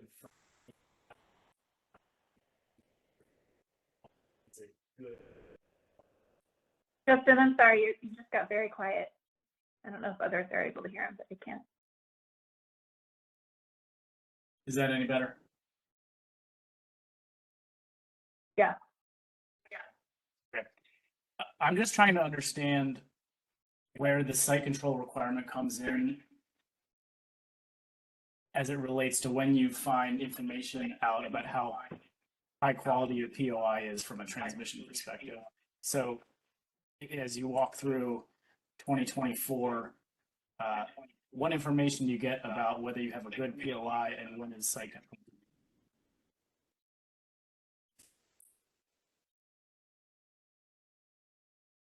Justin, I'm actually going to suggest that you put that question either in a chat or follow up with us afterwards, just so that we can try to keep moving through this section. But we can try to respond to it in the chat.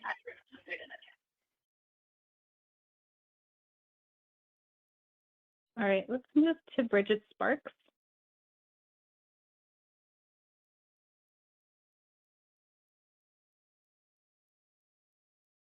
Hi, this is Bridget Sparks with AES Clean Energy. Can you hear me? Yeah. Yes.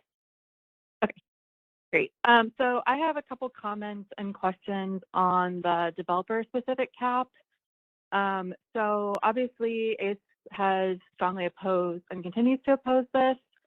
So some points I wanted to raise are, while the CAISO did provide a brief table that, you know, there are some companies that submit 20 plus projects, they haven't demonstrated that those projects are any less viable than a developer that submits 1 or 2. And in our comments to, I think it was a revised draft proposal for IPE 2021, where you had contemplated doing study fees based on parent company and scaling those to the number of projects submitted. I provided some data analysis that showed for cluster 13 and 14, there was no statistically significant difference between parent companies' withdrawal rates that submitted more than 3 projects versus those that submitted 1 or 2, which I think would still stand.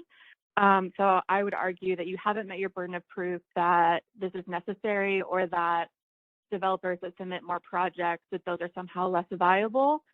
And especially given the fact that you're already going to the second criteria of scoring projects, this will further weed out less viable projects. And so, and it sounds like we're going to have to self-attest to the scoring criteria. So I would also argue that the administrative burden isn't as much, and you should allow the higher requirements to discipline the market, not put an arbitrary administrative cap.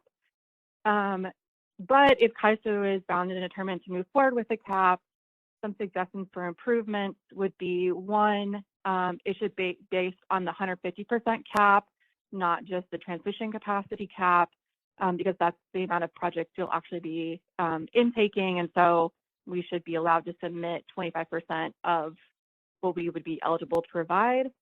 Another thing to maybe think about is, should there be some megawatt minimum? So like acknowledge that the percentage is better because it will scale to the size of availability, but because we don't really know what the capacity will look like year over year, it might be helpful to have a minimum such like at least 500 megawatts projects can, like developers can submit for scoring, and then the 25% would set the upper bound. And then other questions are, let's see. Oh, in terms of like administrative ease, with the zonal reports that we'll be putting out, it would also be helpful for you to publish what the megawatt cap per developer would be. That way we're not having to sort of guess based on the report, but make it very clear so that everyone knows in advance what their threshold cap will be. And then the question I have is, will the caps apply to LSCs? So for example, I know like SCE, PG&E have, developer arms. Would they also be subject to this 25% cap? So we'll put all this in comments, but thanks for considering this feedback. And then if you could answer the question on the applicability to LSCs as well as IPPs. Thank you. A good question, Bridget, on the applicability. We had discussed that internally, but we can take that back and discuss and provide some clarity around it. Thank you. All right. And Justin did put his question in the chat. So can you walk through the timeline of when CAISO will indicate if a project is viable from a POI transmission capacity perspective, or when site control is required? Okay, we can have someone respond to that in the chat, I think, as well. Okay, let's open up the line for Susan Schneider. Yeah, hi, Susan Schneider, Phoenix Consulting. I had a couple of questions about just the scoring in general. If a project is applying in an area that does not have available transmission capacity, so they're limited to option B, are they, and then I did see in the report, in the proposal, that there is no minimum scoring for option B projects. Is there any minimum, does any of the scoring actually still apply to projects like that? Or are you just gonna just accept everyone who meets the entry requirements in those zones? Yeah, oh, go ahead. Nope, that's it. Okay. Yeah, our plan is to not impose a minimum score, but just to take projects that as they come in on a descending order. So take the highest scoring project first until they meet the cap, and then the project that triggers the cap, even if it has a very low score, would still get in. Well, okay, so I'm sorry. Let me see if I can understand what you said. So in an area that has no available capacity, okay, you're going to just take everyone who applies there, or is there some? Because there's no minimum score in those areas, at least the way I understood the proposal. So does everyone who applies in an area without transmission capacity, are they automatically accepted for study? No, I think it's the opposite. If there's no available transmission capacity, none of them would be accepted. But well, okay, but you have a provision that says that projects in areas with no available. Susan, let me just speak to that. The proposal is that we won't have any minimum scoring criteria. We feel that between having site control requirements and having the initial posting that I'll talk about within option B, that's enough to deter projects from, not flooding in an option B zone. Okay, so the scoring criteria. We'd love to hear comments related to that. Okay, so the scoring, but your intent at this point is that the scoring criteria that are here, that you're talking about applying this to projects in areas that do have available capacity only. That's correct. Okay, now, and then I think I wasn't sure, I thought you might have just said in response to Sanjay's question, does this scoring rubric apply to projects in areas with available capacity, but for energy only projects, if they're applying that way?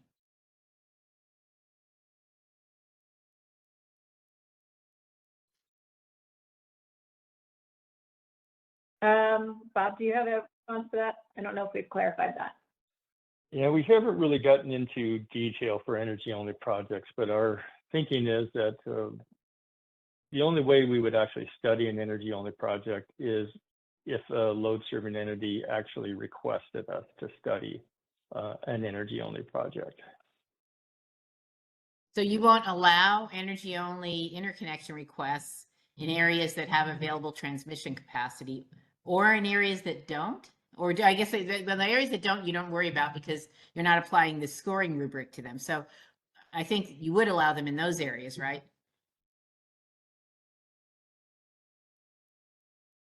I think we need to think about that more internally because like I said, we really haven't addressed energy only fully in this proposal. Okay, because it seems like if you're accepting, again, I apologize for the background noise again, but if you're accepting anybody, regardless of scoring in the areas that don't have available capacity, it seems like if someone's applying as an energy only project, there may still be interconnection capacity there, and they may very well consciously apply in that way. So I guess I know you sounds like you're going to still think about it, but it makes sense to me that you would accept them there. And then if you're talking about areas that do have available capacity, if someone is actually willing to submit an energy only and meet the minimum requirements for entry and submit and whatever deposit, anything else that has to happen along the way, and they have submit an energy only application, because when you get down to it, 3-4 years down the road, solar, for example, may not be really worth much of anything in terms of energy only, or in terms of deliverability. So you may see more of this, and I guess it would seem strange for you to just simply exclude them from areas with available capacity when they wouldn't actually be taking up any of the available deliverability, at least. Obviously, they would need a bay position or something, but they're not going to contribute to your constraints, the deliverability constraints, or anything else. So that's the nature of my question. Yeah, Susan, this is Bob. Just our thinking is, if the procurement process isn't in the mode of procuring energy-only projects at any given point in time, then we didn't necessarily want to fill up energy-only projects in option A zones and end up having a whole bunch of energy-only projects. So we'd like to hear your comments. I understand in the future that it may be more opened up. So please provide your thoughts on that in your comments. Okay. Yeah, it seems like also, I mean, even if they're energy only to start with, even though you they could go ahead and so unless you ban them from doing it, they could potentially still have put in. I'm so sorry. They could still potentially put in a deliverability request in the TPD allocation process if they say got a PPA or something like that with the required it. So anyway, I would ask you to give some thought to that as well. My last question is I think following up on something that Alan asked, which I think is just a logistical question. So if you're going to tell people what available capacity there is in the different zones and all of that, and you're going to put that out sometime soon, but then the cluster 14 projects are going to be going in, and possibly other projects as well, for TPD allocations in the process that will end in May, or whatever you put out earlier, before you get to the cluster 15 projects, are you going to correct that for the TPD allocation results? I think that might be part of what, I don't want to put words in his mouth, but I think that may be part of what he was asking.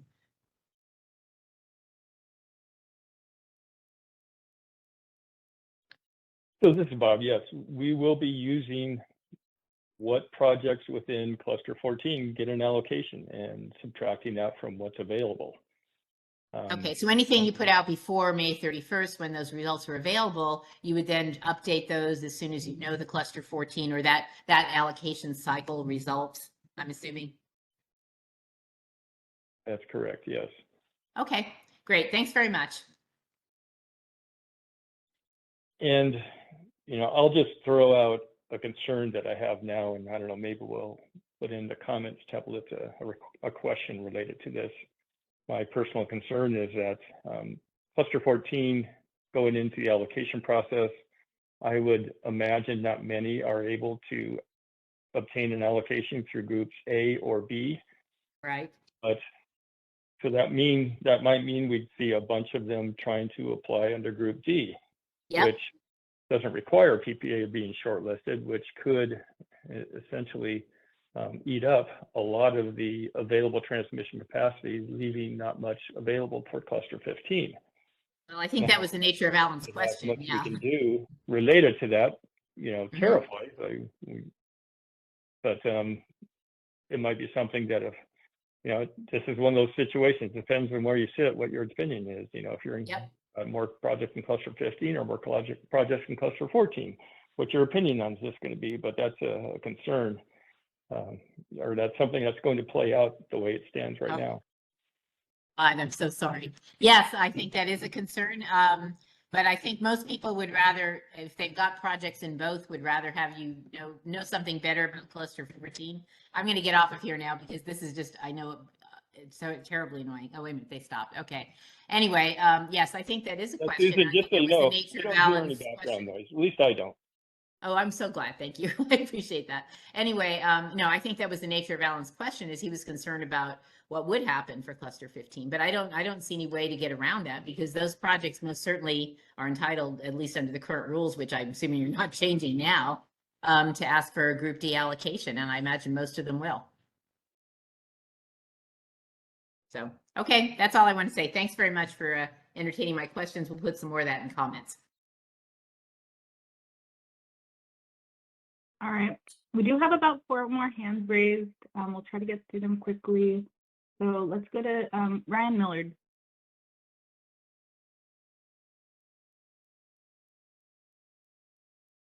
Ryan from Nextera, can you hear me okay? Yeah. Yeah. Okay, thank you. Nextera continues to support AES's comments regarding the developer cap. We continue to be opposed to that, but I won't reiterate our previous points on that topic. You know them well, so I appreciate that. On the scoring criteria, just an observation I'd like to note, maybe this is more of a commentary. It's clear that the CAISO's proposal will permit LSEs to allocate points to selected projects, but how the LSE's allocation will work seems largely unclear and potentially inconsistent to me. So I wonder whether each of the LSEs have really thought through how this process is going to work and how that's going to be communicated to potential developers, because I think the developers are important. It looks like the CAISO acknowledged that it could take multiple forms. I see that in one of your footnotes. It could be an RFI, it could be bilateral discussions, et cetera. So I think I'm just kind of lobbing this out as a general question. What's the criteria they're going to be using? Just pricing? Will that have to be aligned with the CPUC for those who are CPUC jurisdictional? What is it? And I'm not sure that's something that CAISO can answer. I just worry how tenable this criteria really is. So I'll just leave it at that. Thanks, Ryan. Those are good questions. Lauren Carr, go ahead.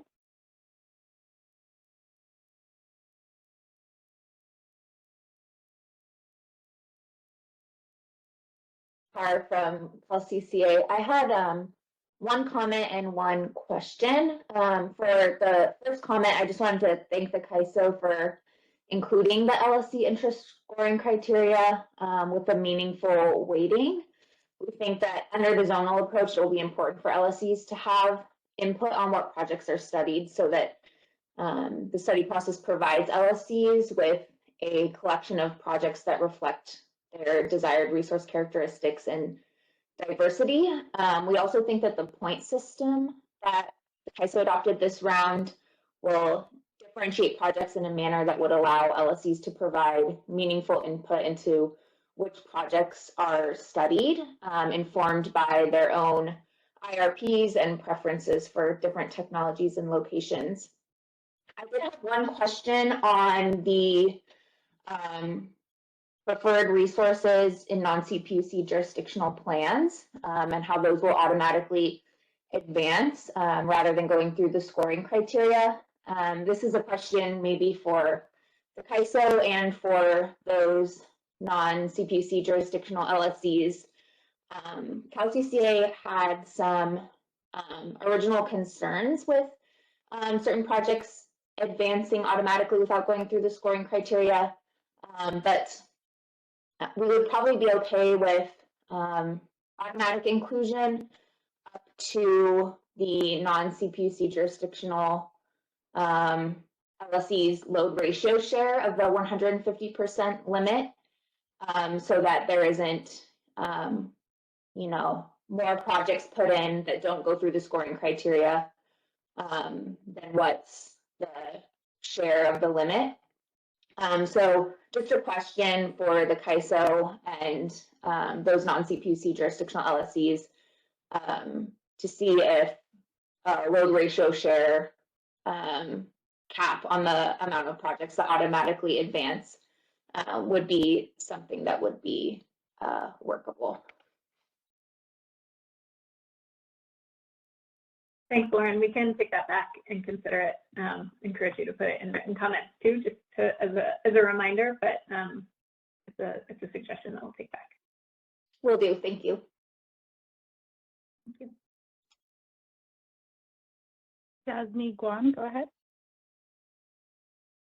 Hi there, this is Jasmine from AES. My question is also similar to Lauren's that was just brought up, but regarding the CPUC LRA and non-CPUC LRA treatments, and just wanted to understand why CAISO decided to move forward with including the non-CPUC LRAs into the 150% study capacity.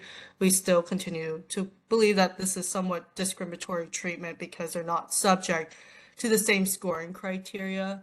And we do understand that maybe the non-CPUC LRA's impact is pretty minimal to the CAISO system.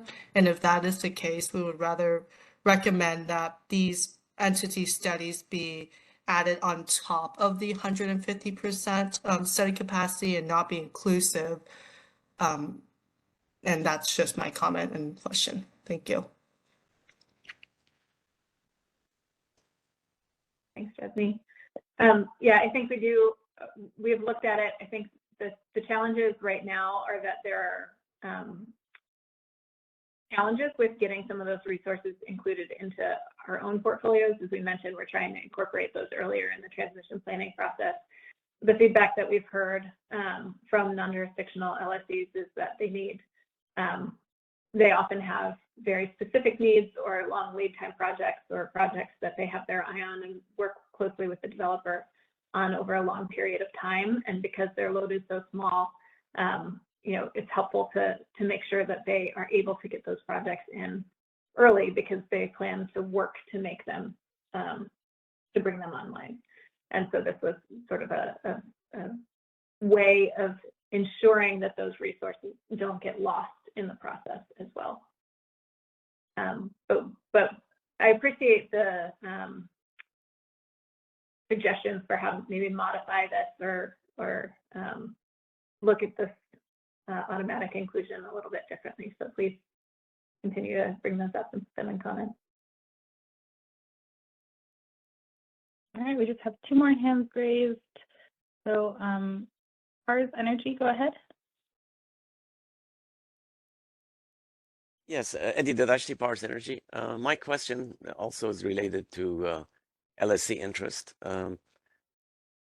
Does the ISO determine how the LSCs, or if it puts a limit on how the LSCs can express interest?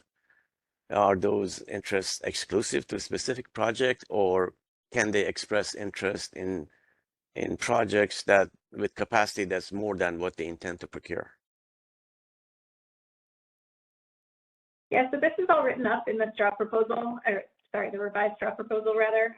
There's quite a bit of detail, and we tried to simplify it, but essentially each LSE has its load ratio that it's able to award points associated with, and then we take about 35% of their total load ratio that they would be able to award points to. So they start with what their whole percentage of load is, but they can only award points to some projects. This is to create some competition and make sure that that the LSEs aren't just selecting every project, that they're selective in their allocation of points.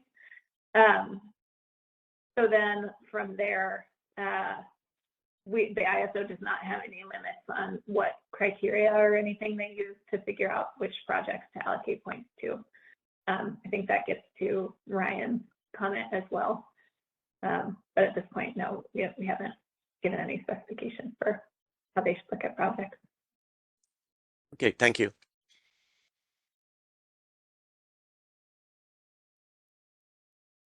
Okay, Doug Carpa.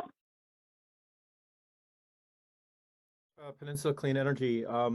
Yeah, actually, a number of thoughts or questions for you on the non-CPC jurisdictional resource plan. I think the rationale for the small ones that have like particular local projects, that may make sense, but it's worth noting that, I mean, like some of the munis are really, really quite large. And also if we're entering into an area where like San Francisco and San Jose may also municipalize, looking down the road, this sort of like carve out may end up sweeping in some pretty large LSEs with very large needs. And so I do think that there's putting some guardrails around it, and maybe like, carving it out for smaller non-CPC jurisdictional LSEs might be an approach. I think Lauren also mentioned you can only automatically advance as many resources as up to your load share. It might be another, but I do think there's, there may be this may be a bigger issue than, a couple of the smaller non-CPC jurisdictional LSEs trying to get their resources in, which I'm very sympathetic to that problem. So that's something to think about, what this issue might look like.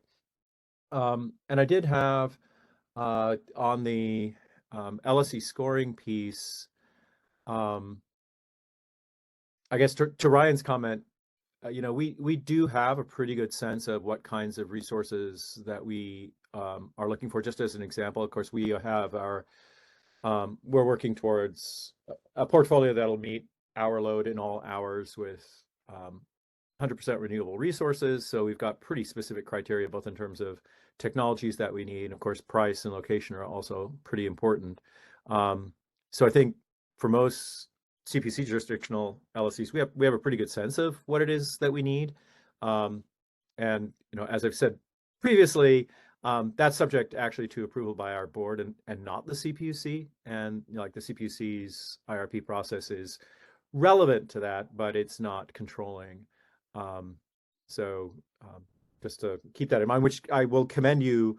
I think I've seeing that show up here quite a bit more. So I really do appreciate that, along with all the other work that you've done. But the one, I think with that in mind, a little troubled by the notion that we would only be able to indicate our interest for projects basically adding up to 35% of our total need, because it's kind of going to be like we know our need, 100% of it out into the future because of our own internal modeling and procurement strategies. And it would leave us in a situation of trying to figure out, okay, of the 100% of need that we have, which 35% do we think is not going to get picked up based on the site criteria and the TPP criteria. And so it's a little bit of this sort of like having to gaze in a crystal ball to try to figure out like who are going to be the winners and losers from the other 60% of points.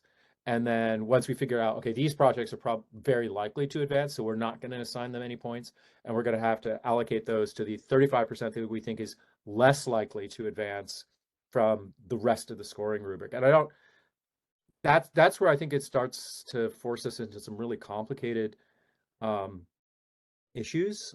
And I mean, I do think that it's we would be pretty careful and judicious if we were able to allocate points up to 100% of our need. I don't think limiting it is going to make us like more cautious, because we know what 100% of our need is, the different technologies that we're looking for and so forth. So I have a little hesitation about this idea of we can only allocate points up to 35% of our load, and then that 35% is then down weighted to 40%, or not down weighted, but it's weighted at 40%. And I just think if we were able to allocate to all of the projects that we would need, and then that has a 40% weighting, it wouldn't overwhelm the process. So I guess I would maybe urge you to go back and think about that 35% cap, or even make it bigger, like 60% or something like that. So Doug, yeah, I can jump in. This is Bob Emmert. Yep. The 35% is based off of load share, so it's not based off of need. We thought about, do we base it off of need, and how would we determine what each load serving entity's actual need is, what their current procurement processes is going on and the amounts they're trying to procure. But kind of a simple method was go with your load, and 35% of your load seems to me to be pretty generous, of your need being 35% of your load at a given point in time. Oh, right. Yeah, because we're not procuring all of our resources in. Okay, yeah, no, that makes sense. And yeah, I was an early proponent of trying to put need in there, but I agree it's too complicated to do. Okay, yeah, I'll go back and take a look at that, talk to our procurement folks, and maybe it's less. It sounds like it's going to be less of an issue than I had thought. Yeah, no, thank you for that. That clarification is very helpful. Thank you. Any other questions for me before I mute? Okay, great. Yeah, that's think through the balance. Thank you.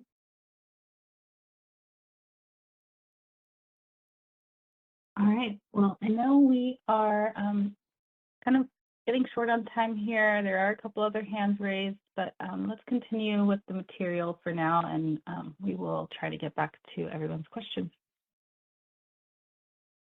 Thanks, Caitlin. And if the event producer could go up, actually back one slide to page 26, that would be great. Thank you. I kind of glossed over this slide, but want to just clarify, as Doug was talking about, we do propose some different weighting of kind of 3 different types of indicators of readiness. So LSC interest is one that I sort of jumped into. Then project viability is another, and system need is another. We have proposed weighting of 40% for LSC interest and 30% for the other 2. I think we're all looking for the right balance there too. And I think we also acknowledge, particularly with the project viability indicators and the system need indicators, those still probably need some refinement. We have some questions about including some of them, and some of you may as well. So we still want to work on that to get it right, and that may affect the weighting of those categories as well. Okay, so if you could go to slide 28, then that would be great, now that everyone has that broader context, how we're planning to do the scoring.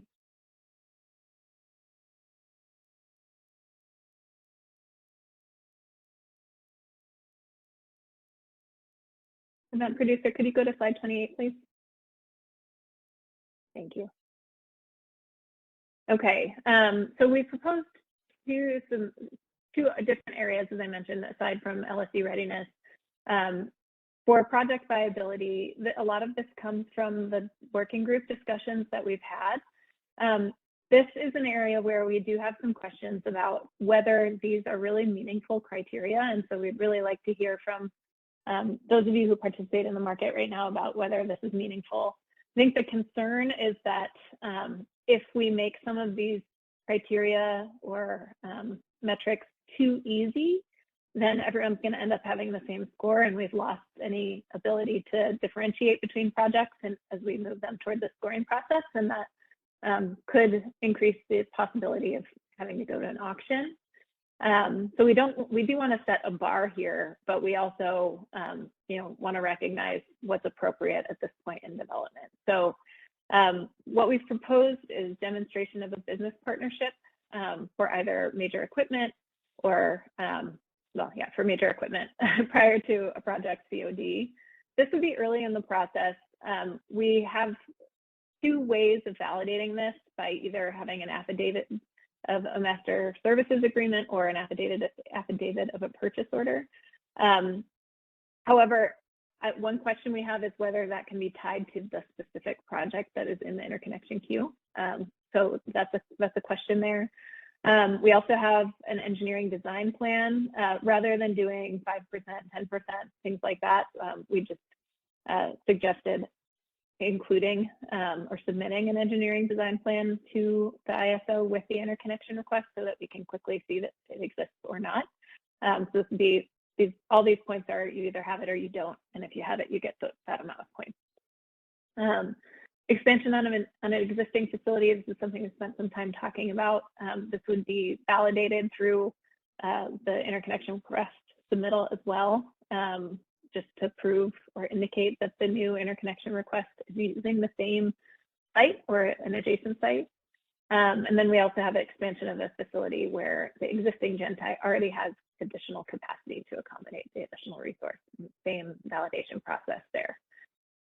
So again, we propose a weight of 30% to this category, and this differs a little bit from the next category. So if we go to slide 29, please, we can talk through what else we've proposed.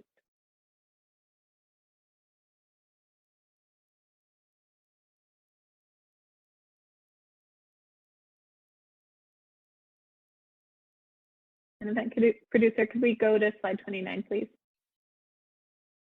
Thank you. So scoring criteria for system need. We spent a lot of time talking through the ability to provide local RA. We had some proposals on this. Ultimately, I think we felt that just having one category of points was most appropriate for this rather than having to kind of rank different levels of the ability of system need. So we proposed that as another sort of you have it or you don't binary scoring criteria. And then we also have a category here for long lead time resources. And this is an area that we need to think through as well. Right now, what we've proposed is that you get an additional 60 points if you meet the requirements of a CPUC resource portfolio where the TPP has approved transmission projects to provide the necessary transmission requirements. In the revised draw proposal, though, we also have a footnote here that links it to central procurement as would be required by TWR, because that's where we've seen the PUC identifying a lot of these sort of long lead time resources. So that's what we propose there. We're very open to feedback and refinement on this. And before I move on, oh, actually, there's one more thing. If we go, and then producer, if you could go to slide 30, please. I think, Bob, do you want to talk about the tiebreaker approach? Sure. So, yeah, if we could advance one more slide. Okay, so, and just kind of a way of indicating what's new, and I'm hearing some background noise, so if you're not speaking, can you put yourself on mute? We have some blue text here, italicized blue text, that's kind of identifying what's new within this proposal. So within the revised draw proposal, we did bring in this option to utilize the project distribution factor, the DFACS, as a tiebreaker. So the ISO is proposing to do this whenever projects are at or near the 150% threshold, and there's two or more projects that are tied. So the DFACS is a measure of the impact of the injections of energy from a generator in a particular location, which could result in required network upgrades on the grid. So it's something that we use quite a bit in various portions of our study process, and thought it would be a good tiebreaker. It's something we were thinking about, and also some of the stakeholders brought this up. So we agreed this is a good way to kind of easily deal with some of the ties towards the end of the process and possibly not have to go to the auction process in some cases. Yeah. So Doug, could you please mute your phone? Yeah. So if in the selection process, the next project selected will reach or exceed the 150%, and the selection process encounters a number of projects that are tied, projects that will be selected in order of their lowest defects, with the selection process ending with the project that causes the 150% threshold to be met or exceeded, regardless of the size of the project. However, then if a project ties still exist after utilizing the defect as a tiebreaker, then the auction process would need to be used to break the ties. So I think we're probably at a point close to lunchtime to where maybe this might be the last slide and might want to open it up for questions again. Hey Bob, why don't we go through the auction process and then call it?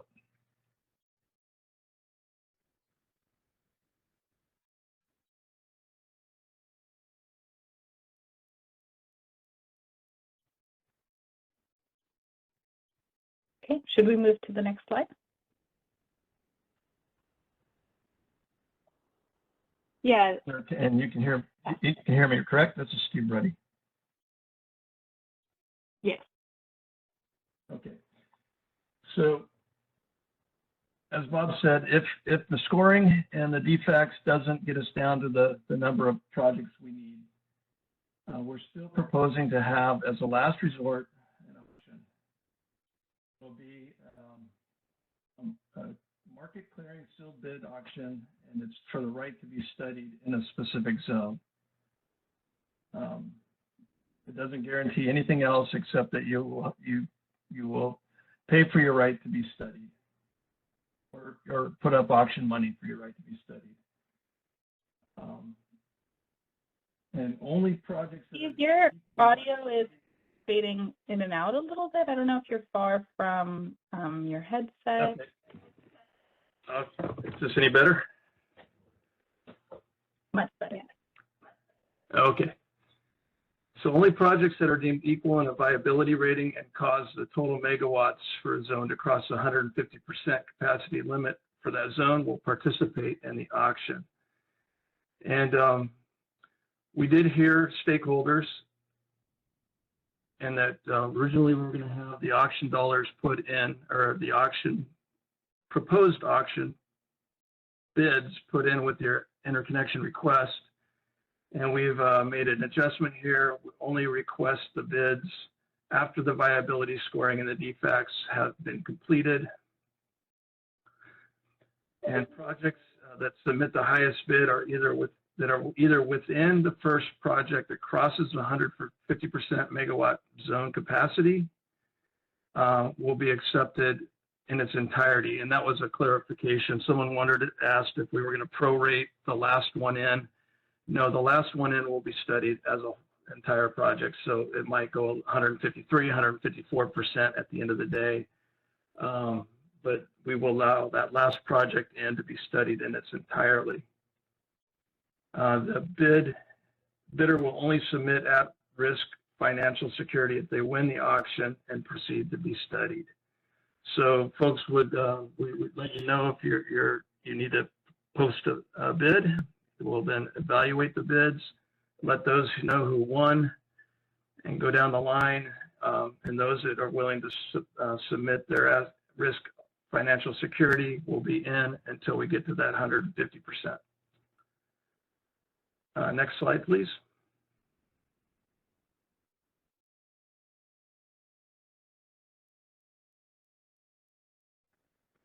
So we're not changing how we're going to use the auction revenues. It's going to be posted by the interconnection customer in favor of the PTO. We're going to use the same financial security instruments that we currently allow for interconnection financial security. Projects that successfully compete in the auction and reach commercial operation will be refunded their auction posted security. And only if a project withdraws or is withdrawn prior to reaching commercial operation, some or all of their auction posted security will be forfeited and used to offset and support still needed network upgrades. That was no change from our original proposal. Next slide, please.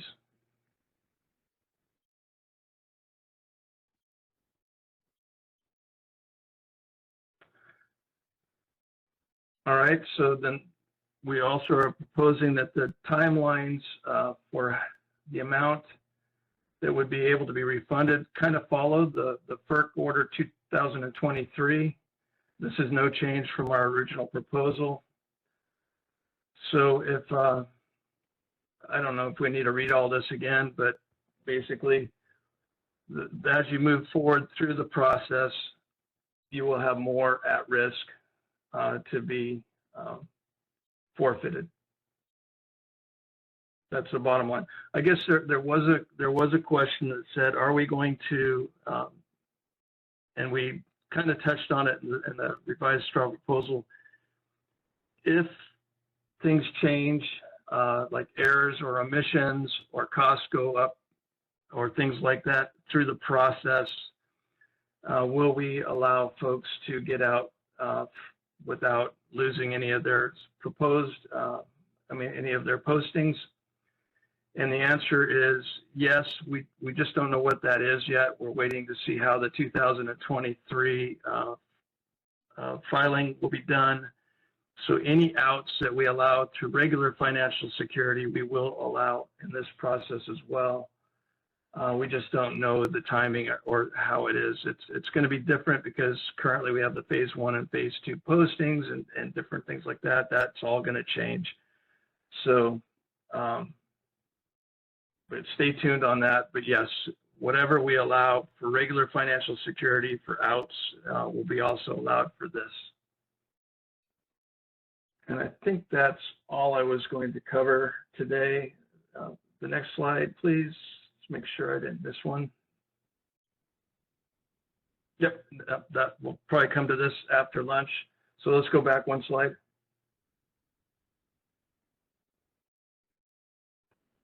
So I guess we open it up for questions for the scoring that Bob talked about, the DFACs, and the auction at this point. Okay, Alan Combs, go ahead. Yeah, hi, this is Alan Combs with New Energy Works Consulting. So the scoring is all done on a zonal basis, but earlier we learned that the allocation we might has to be nested, like some areas will get studied first and it may stop. If that's the case, would the scoring and possible auction tiebreaker occur at a subzone basis? And then second, I just want to make the point that if it stops in the sub areas, like you just may run out of capacity on a total basis because you got limited in a sub area. I mean, some LSCs are going to be surprised their scores aren't really being evaluated because their really favorable score on a project in one area will never even be evaluated because it stopped somewhere else in a sub area. I'm assuming that's how you're going to do it, unless you're going to do some sort of sequential scoring. But if you could answer the specific question about whether you'd take an auction on a sub area if that's where you run out of capacity. Thank you. Bob, you want to take that one?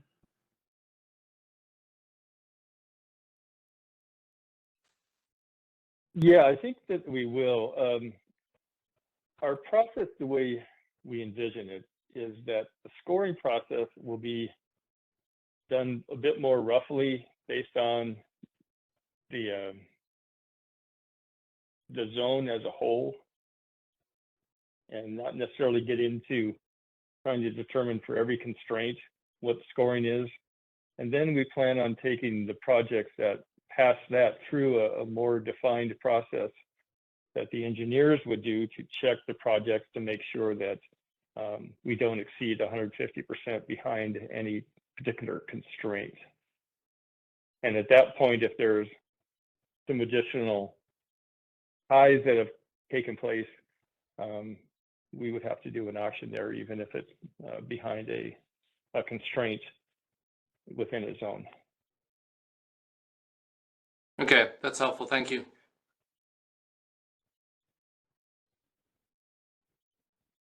Grant Glazer, go ahead.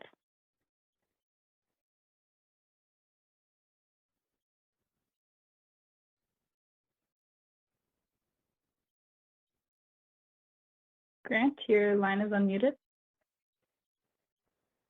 Hi, this is Brian Corpix with No Leaf Energy. My line was unmuted, so I'm not sure if, I guess I'll just ask my question now. So Bob, wanted to ask about the local RA criterion.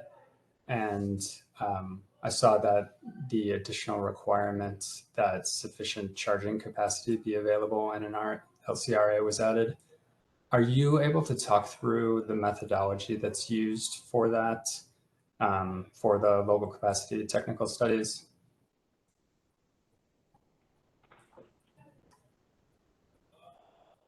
Yes, is that something you can handle?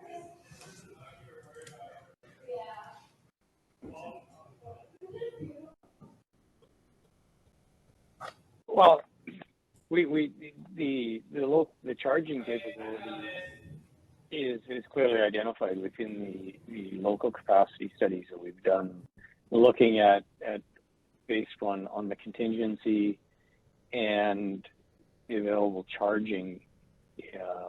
If say a battery is utilized for its capacity, that it's able to charge so as to be ready for the next day. And that I'm going to say is in terms of to try to walk through that, it's probably about a 30-minute presentation. Okay. Details. I guess I encourage you to have a look at the local capacity reports that have all of the details for each of the areas. And then I believe there's a description of how it's done in there as well. Okay, just high level, do you know, is it an hourly power flow study, and is it all for 4-hour duration resources? It's looking at in terms of, yeah, well, that's basis. I think the 4-hour is the basis of like the CPUC and requirements for the RA. And then it's looking in terms of that at the load profile for the different areas, and those are provided in the local capacity studies. And is there for that capacity available transmission to be able to charge it in the off peak time when it's not needed for the local capacity to be able to charge if it's utilized so as to be ready for the next day. And the conditions of that are all identified in the local capacity study reports. Okay, thanks. And then one more question on this criterion.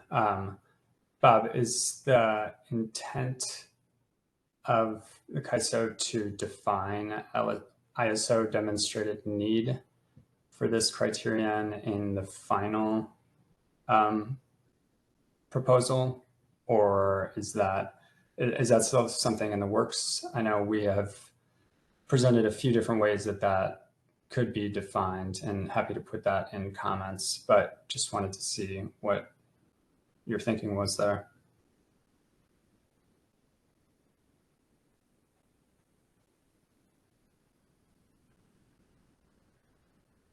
Jeb could clarify this more, but it's my understanding that the local area study reports provide that information of areas that would be needing additional capacity. So I think we're going to rely on what we already do. We saw the comments on additional things, but we didn't want to get it into a mode where it gets very complicated. Okay, the only two things I would say, if that's the proposal to move forward, is making sure that it's looking at sub areas as well, rather than just the entire LCRA. And then knowing that those are, just estimates. And so putting some sort of confidence interval on that 20-30% of what is in the report, I think would make sense.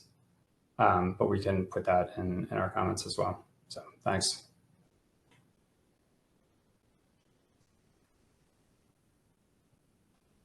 All right, let's go back to Grant Glazer. Grant, your line is unmuted.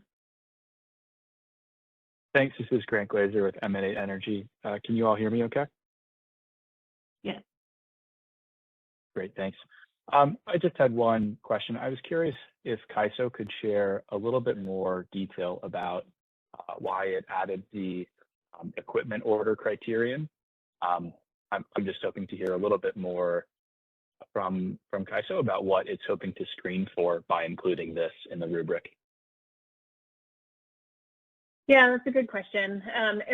We looked at the list of kind of proposed indicators from some of the working groups, and it was one that we felt could actually serve as an indicator of whether a project is serious about moving forward or at a certain stage of development. And so it really came from stakeholders. With that said, I think, as I mentioned, we're open to feedback on it and ways to either make it more meaningful or other criteria that might make more sense. Got it. Thank you. But maybe just to expand on the challenges that I think we have when we establish the scoring criteria.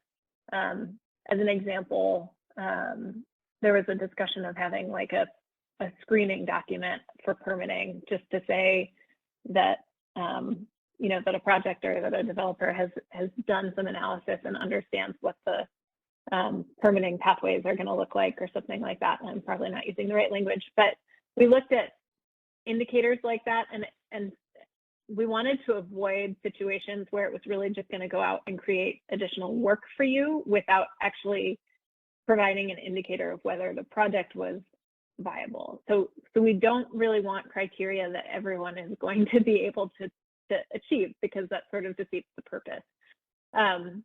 So if there are ways, or if you have suggestions for how to refine some of these elements or think of elements that really do demonstrate investment and viability of a project moving forward, progress, I think that would be helpful. Thanks. If I might just respond for a minute to that, because first of all, I appreciate the extra detail there, and appreciate and agree with the, intent of including criteria like these. The screening on permitting one sounds similar to one that I believe we actually put in our comments and maybe put forward in some of the working groups, using CEC land use screens as sort of a light touch test that developers could use to assess the likelihood of getting permits without having to, as you said, do a bunch of work that everyone would achieve. So I think that's like the spirit that we're also going for. My question on this criterion in particular was, I guess I look at this and I could see this as measures of different things, including both project maturity, but also like developer experience. And so I think it sounds like this is meant to be more of a measure of project maturity. And so if that's the kind of criteria that CAISO is looking to include, I think I'd be happy to take that back and see if we can, provide feedback on this one in particular, or offer others. But that's the kind of information that I think is helpful for our team in trying to think through what we think would be reasonable, actionable, light touch criteria to include in scoring. Thank you. That'd be great. Thanks. And I think, Caitlin, we have a few questions left in the queue. We're 15 minutes over, and we do need to break for lunch. So I think we're going to take the next few until 12:30 or so. But please, if you're in the queue, please try to keep your questions and comments relatively crisp. Thanks. Okay, Pars Energy. Yes, Eddie did actually from Pars Energy. I want to second the last person that was posing questions. I don't think any developer would like to order equipment and get into a financial contract at the interconnection stage. That's just not a good business practice. So I think that, I know Edison was proposing this, but I don't think in practice you want to do that for two reasons. Number one is that every 6 months, the inverter models change, new equipment, new technologies come along. So you don't want to get tied into a old equipment. And on top of that, you may decide to reduce your capacity for a variety of reasons. And what would you do with the extra equipment? So I think I would like this to be replaced with past experience of the developer, with their knowledge of permitting. I think that's much more effective indicator than having a purchase order. And the second comment I have is on the engineering design. When you can submit your interconnection application, you have the basic design. You need to be specific as to what kind of design is expected. We have 10% design, conceptual, 10%, 30%, 60%, 90%, 100% design. And at the interconnection stage, I don't think you want to ask for anything more than, say, 30% design. So these are basically my comments on that section. Can I ask a follow-up question on that? Because we did see, as I mentioned, we had different criteria proposed of like 5% site design or engineering design, 10%, et cetera. Is that something, how would the ISO, who is not, we have a lot of expert engineers, but I don't know if how would we evaluate, like at what level or what percentage complete each design plan is? Well, let's not forget, CalISO is doing computer studies. So the level of design that they need is for computer studies. Anything beyond that, if you don't have construction experience, you would not know if that design is complete, has errors or things like that. So I personally think just providing a single line design, with certain level of details of relays and so on, that should be adequate for that assessment. Okay. So it's basically you're branching off now, what ISO needs to do its studies versus what the ISO needs to say that this interconnection customer has a credible plan. And these are two different things.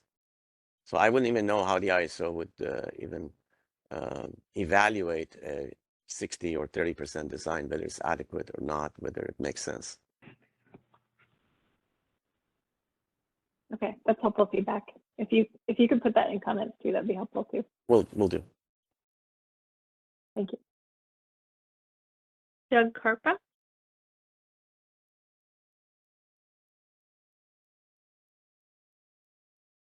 Hey, great. Doug Carpa, Peninsula Clean Energy. Yeah, I had a couple of comments or I guess a question about the both the local capacity scoring and the long lead time scoring. Unless I missed it, the mechanisms by which you would actually turn that into a point score, that really hasn't been developed yet. So you're looking to us to do that, right?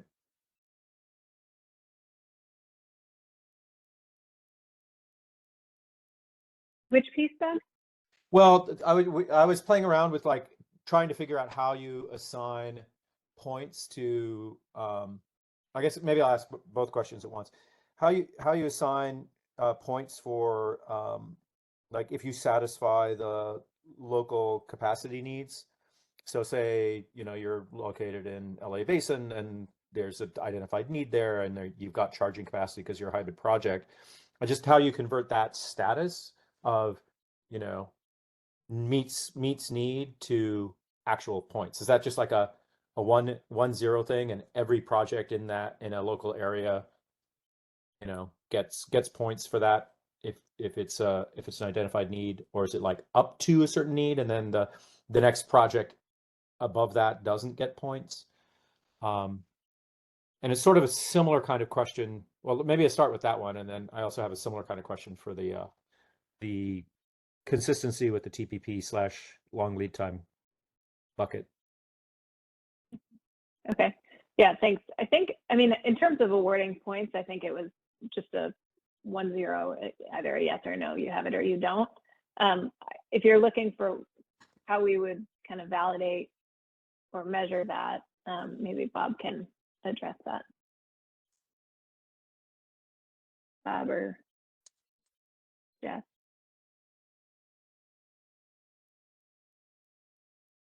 Oh, this is Bob. I think we'd have to come up with a methodology to be specific on actually how we validate it. But yeah, I agree with Danielle. This is, if you check the box, you get the 40 points, and then that gets weighted. If you can't check the box, then you don't get that. Okay. Yeah. So it could potentially, like, you've got 1,000 megawatts of need, but 2,000 megawatts of projects could get that 40 points because any one of them will do. I mean, that makes a certain amount of sense to me. And similarly on the, I think the language around the long lead time, actually, it refers to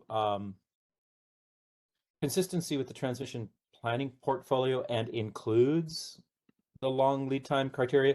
So would you, I'm a little curious, and maybe this is the same thing that we still have to work out the mechanism by which that would work.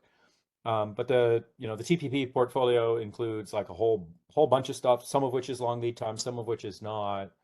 And so and to a certain extent, if you're just like looking at technology type, then like everything's going to get that because just about every technology is included.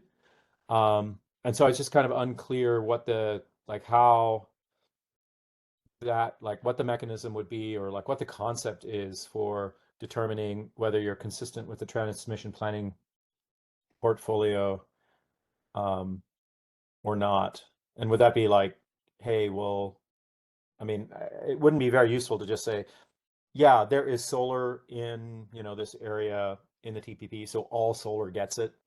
Or is there like, we need to give points for things that are underrepresented, say? Because one of the things that's driving my question is still this concern, and I think that CAISO probably will down the line share this concern of, if we get through this entire process, we've got identified the set of projects that are being identified, are being studied, and then we look at it, and I can imagine CAISO like looking at it and saying like, holy cow, there is a lot of storage here, there is not much generation, this is going to cause a reliability problem if this is actually what gets studied and built, because it's not the right mix.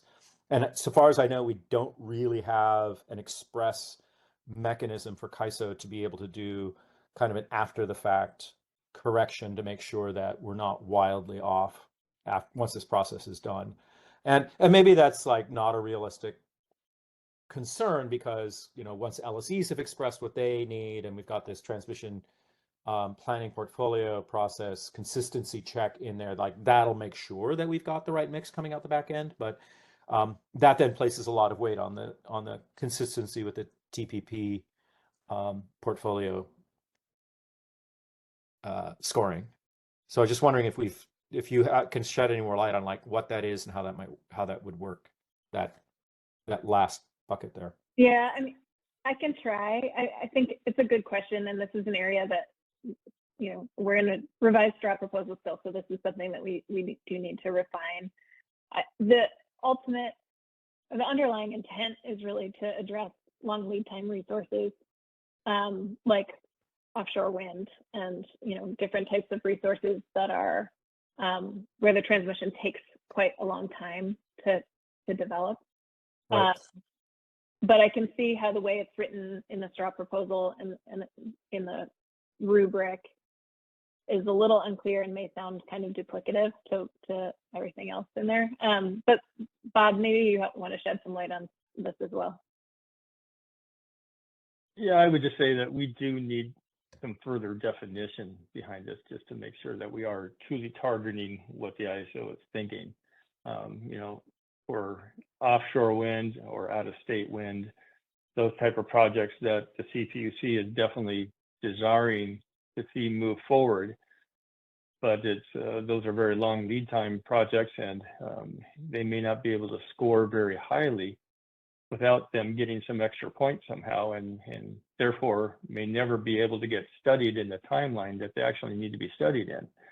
So we want to be, respectful of the CPUC's portfolio to be able to study projects in a timely manner that might not otherwise be studied because they don't be able to get score high enough. So we do need to add some more definition to this, but and just make sure that those type of projects do get timely studies. Gotcha. Okay, no, that's super helpful because that Here it's related to long lead time for the generator project itself. It's not related to long lead times for network upgrades or PPP upgrades. right. No, that's super helpful because we are the CCA group. We're playing around with different methodologies, so it's helpful to know what the target there is. Okay, so that also, I guess then I would say that, I mean, that's a great idea, and I'm really appreciative of the, including those high, policy priorities. That's really great stuff. But I do think we still have left this lingering concern that what comes out of the back end of this process may not be the mix, or maybe not close enough to the mix that we can make it work. But more to come on that, I guess. So great, thank you. All right, we do have 2 more hands raised, so let's go to Kathleen Colbert.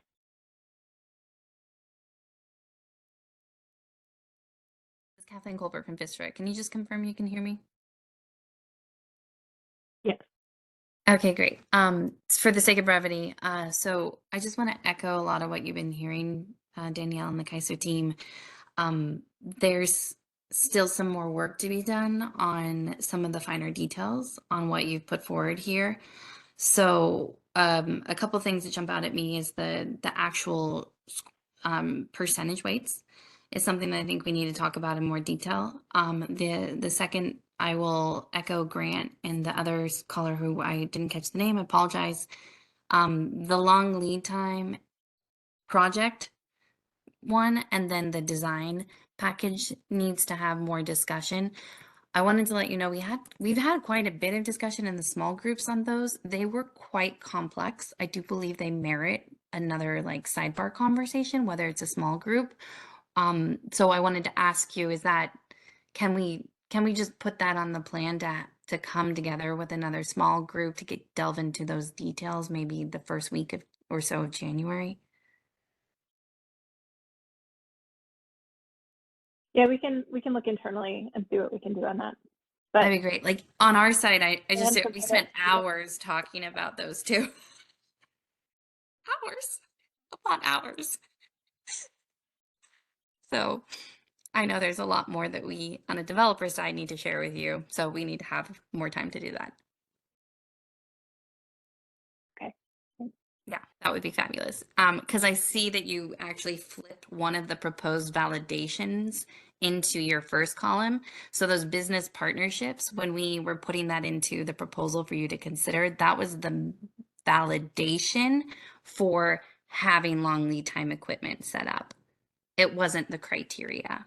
So just like simple clarifications like that we can walk you through.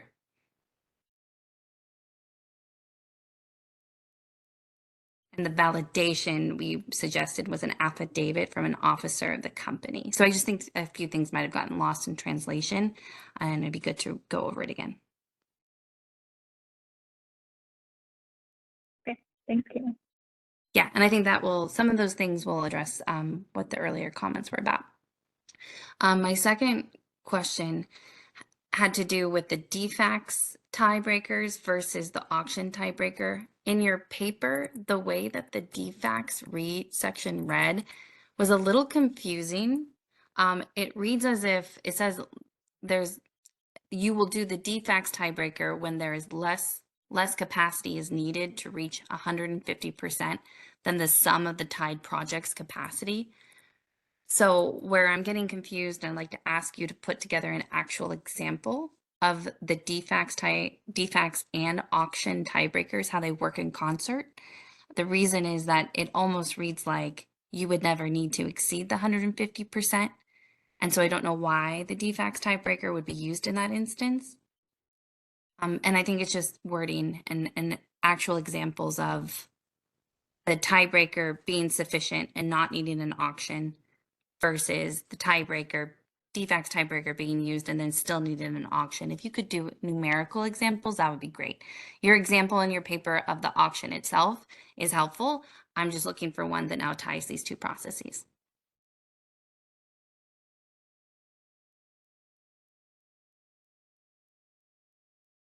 Thanks, Kevin.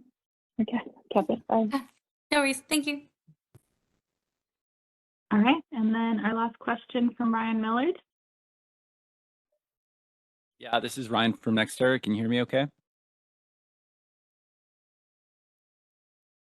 Yes. Yeah, this is Ryan. Can you hear me? Yes. Yes, we can. Thank you. I'll keep this brief. I wouldn't be doing my job as an advocate if I didn't make some of our commentary, probably some of which you've heard or expect. But we have scoring criteria, then we have defects as a tiebreaker, and the introduction of an auction mechanism as another element.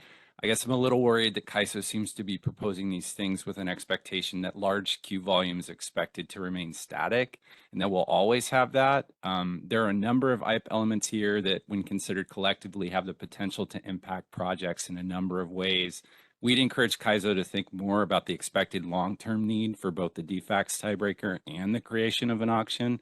I think Nextera continues to be concerned that CAISO is introducing a lot of unneeded complexity when you already have quite a lot to work through. So I'll leave it at that. Thank you.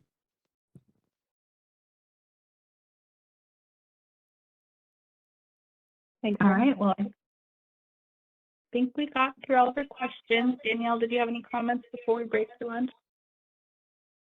No, I'm not going to stand further in between everyone at lunch.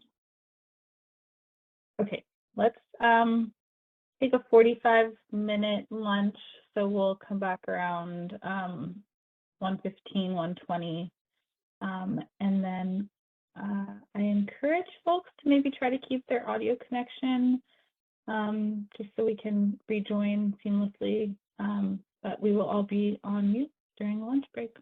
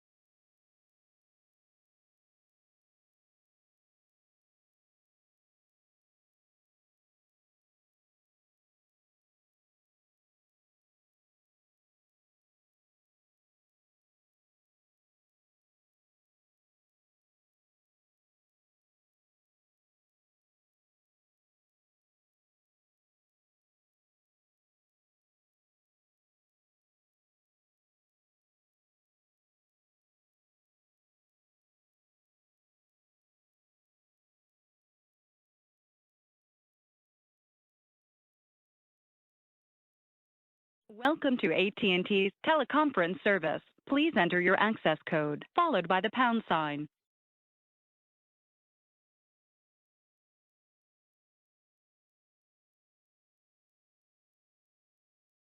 To join the conference as the host, press star. Otherwise, press pound. You are joining your conference as a participant. For a menu of available commands, press star pound. Your connection is now in listen-only mode. This conference is being recorded. Only the main conference is recorded. Your line is now unmuted.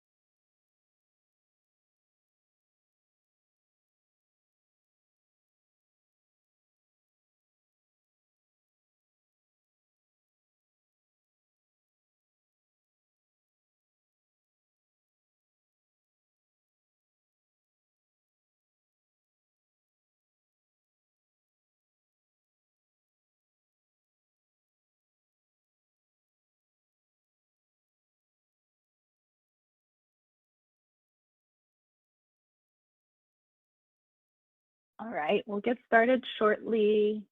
We do have a few folks returning, so we will jump back in the next minute or two.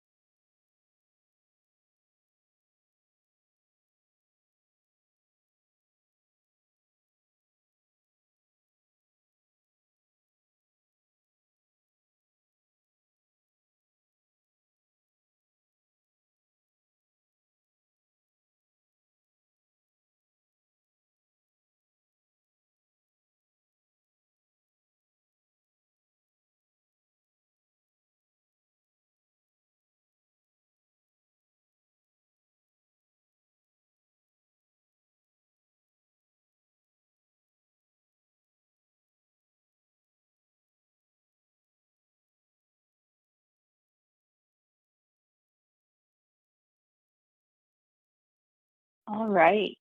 Welcome back, everyone. Hopefully you can hear me well. We'll test it out as we jump in. And I will hand it over to Bob to continue the conversation. All right. Well, thanks, Caitlin. So jumping into the modifications to the option B process, we really reviewed all the comments by the stakeholders and had some internal discussions about some of them. And one of them that we really looked at the closest was the ability to have option B projects be available in the what we've been calling in this presentation option B area, or excuse me, option A areas that have available capacity, and gave that pretty strong consideration. But when we weighed how that process would play out, particularly in light of how FERC Order 2023 requires us to modify our study process and the timeline that we have to do various studies, we came to the conclusion that we just don't have time to be able to do the additional study in an area that has capacity to determine the ADNUs, the next ADNUs that would be needed for the option B projects in those areas. It's a process that would actually have to have the initial studies be complete and then be an added study to that process. And we came to the conclusion that we just didn't have time to do that. So here's what the proposal that we did come to with more modifications really on the next slide. But so we continue to go with that only projects seeking to interconnect to areas that have no available or planned transmission plan deliverability capacity are eligible to select option B. And option B will not be available to projects that are not selected to be studied in transmission zones that have available or planned transmission capacity. So only in those areas that don't have capacity will we allow option B projects. And this next bullet, I'm not sure, there seems to be a lot of confusion around this, but this is something that plays out in our current process with option B, and we're not changing that option B projects will not have to compete for the TPD in the allocation process. They will, by default, get the amount of capacity that they are funding in the ADNU that they are required to fund and won't be getting reimbursement for. So we wouldn't be giving that deliverability to anybody but those projects that are funding it. And continuing with that, projects requiring LDNUs will be eligible for cost recovery of the IFS posted towards the LDNUs, and projects eligible to receive merchant transmission congestion revenue rights. So let's go to the next slide.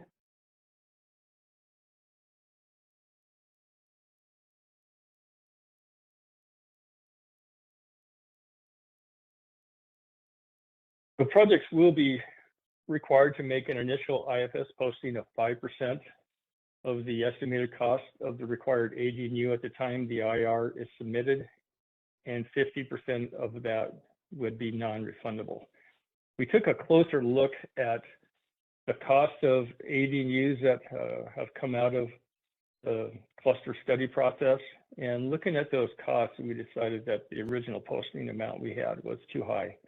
So we revised that down to 5%, and the ISO will publish the available cost estimates of ADNUs from prior cluster studies, and the posting range will range from a minimum of 500,000, and we included a maximum as well in this proposal of $5 million.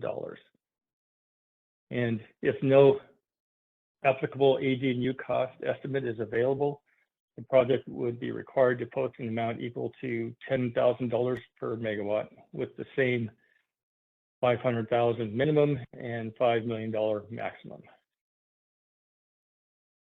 Projects that complete the cluster studies will be required to increase their posting to 50% and no longer be eligible for partial refund of their IFS posting upon withdrawal.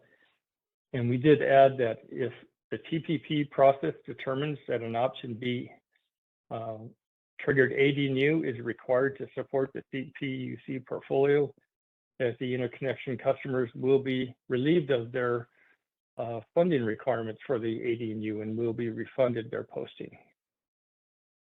So that is the end of the option B slide. So let's open it up for questions.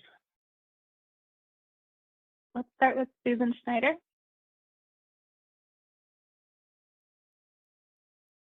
Yes, hi, Susan Schneider, Phoenix Consulting. I don't want to steal your thunder here, but there were some other proposals, and it sounded like the CAISO accepted them, but it wasn't really clear. So one of the LSA proposals for option B reform was that the security that would be forfeited by projects that dropped out later would be for these particular upgrades would be available to the remaining projects that had to fund them. And there was a reference to an ISO tariff provision that I think is a more general provision that says that if a project drops out, then the security would go first to covering the share for that project. My question was, if the option B projects have chosen someone else besides the PTO to build the AD&U, which they're allowed to do, would the forfeited security go to that entity? Because I think normally if the PTO is building it, you just say, well, it just reduces the cost to everyone else. But in this case, if the PTO is not building it, it almost seems like you have to do something else to the tariff to make that work. Yeah, I think we would have to bolster the tariff a bit, but we do have a process with the standalone network upgrades where basically if someone says, I want to build this myself or have a third party build and upgrade, it has to be memorialized in the LGIA, and then once it is executed, then the funding for that particular upgrade could say that they've made a posting already, then they can receive their posting back. So we'll do something similar to that, but we wouldn't actually take it out of the hands of the PTO and give it to that third party until the LGIA is executed that documents that process. Okay, so for example, would they have a third posting due per the tariff as well at the same time they give some notice to proceed or something? Would that still happen? Or is that sort of everything it's in their hands from then on kind of thing?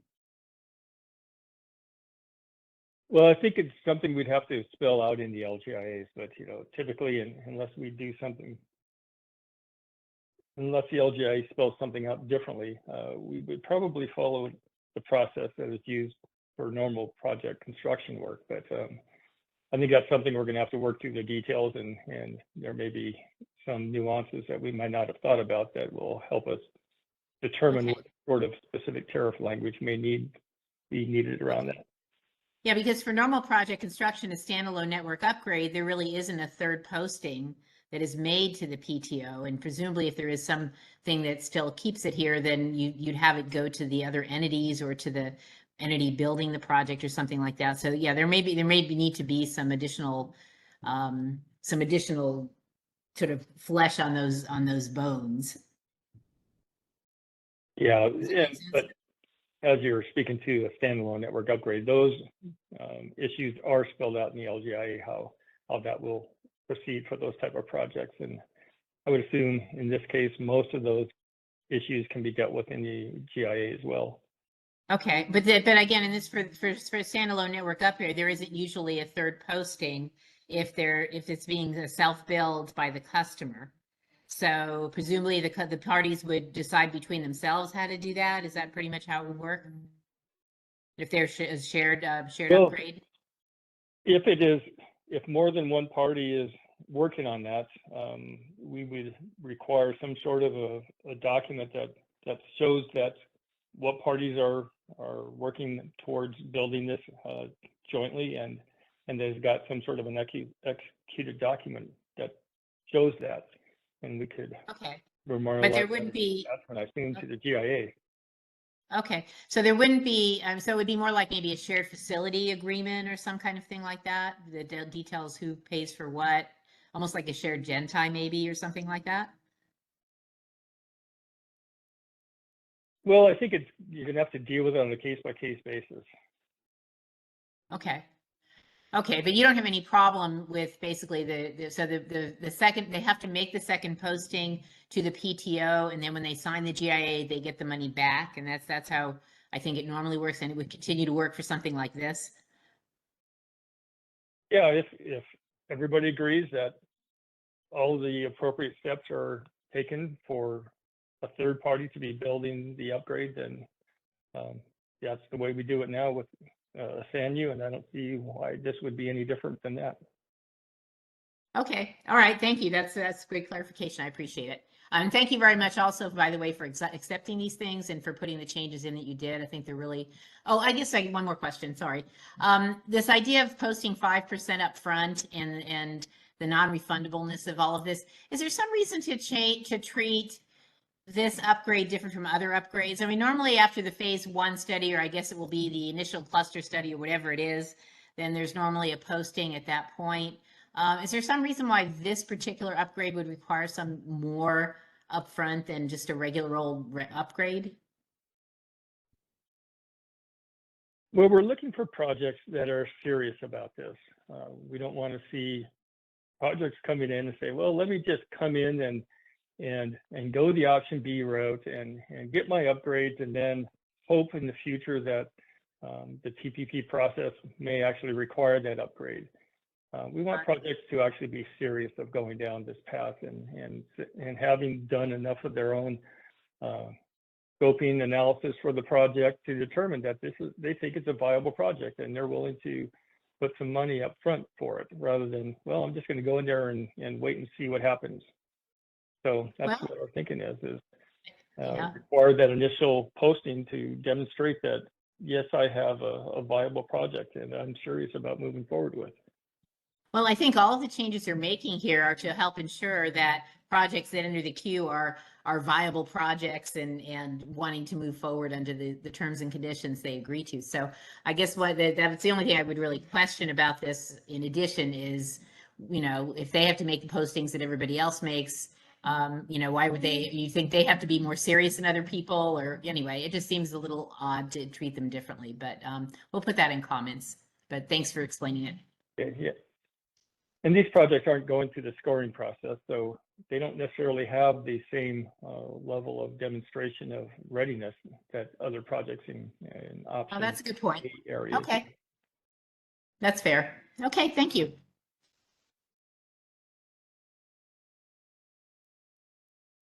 All right, well, that's all I see for questions right now. Okay, well, let's move down to, I think it's slide 37. Oh, real quick, we did have a question in the chat on this slide 35, the last bullet. Could you explain the last bullet better? How does refunding process occur, and when does TPP announce? This question was from Nathan Hightower. So if the transmission planning process proposes and our board approves a network upgrade that comes through the TPP process, and it is the same upgrade that option B projects have already been given cost responsibility for, and they've made a posting towards that particular AD&U, once the board has approved that upgrade and it's going to be moving forward as a policy-driven upgrade, then the customers that have posted for that AD&U will get their posting back. And that process typically takes place where the board approves that. I believe it's now in May of each year. Right, I'll answer this question.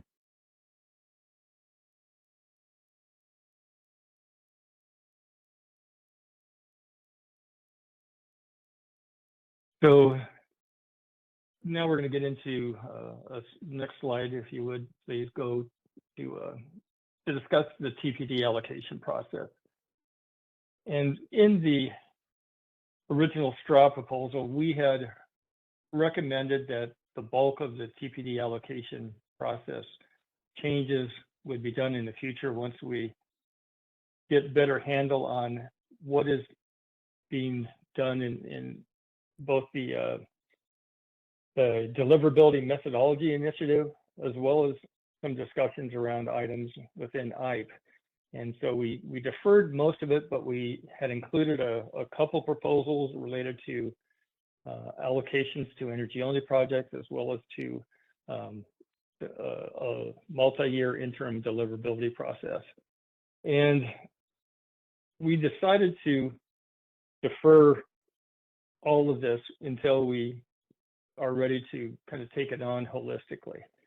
So the ISO is proposing that the TPD allocation discussion will be deferred until we have more information from both this initiative and the deliverability assessment initiative. And the proposals from the straw proposals will be deferred as well until we re-engage with our initial straw proposal for TPD allocations.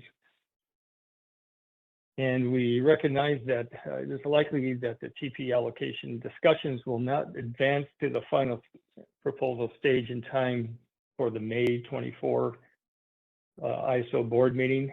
So if that's the case, which we anticipate there's a good chance it will be, that we will continue in IPE and develop a track 3 within that process to and target the July 2024 Board of Governors meeting.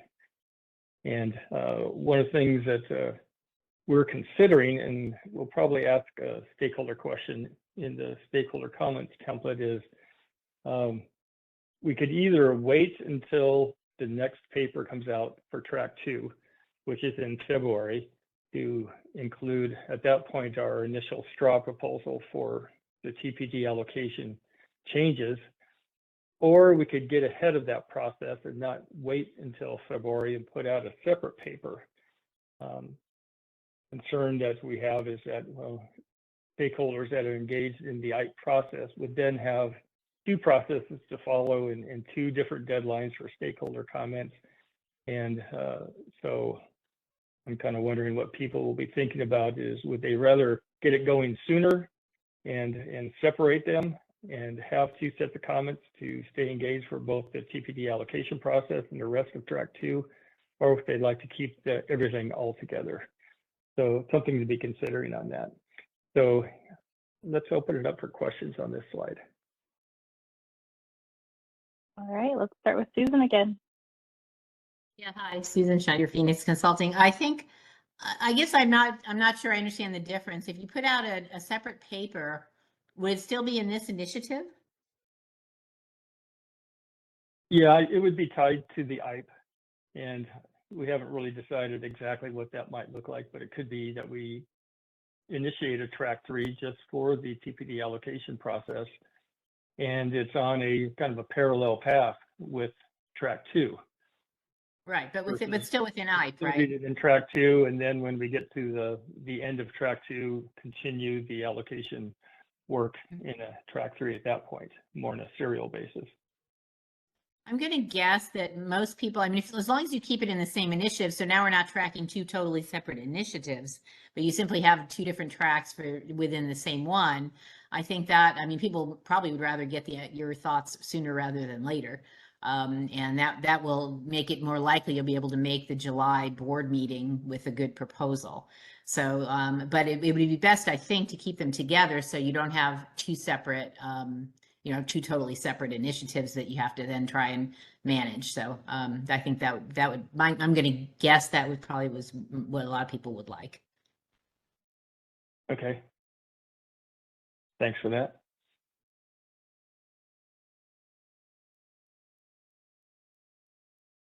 Okay, I'm not seeing any other hands raised.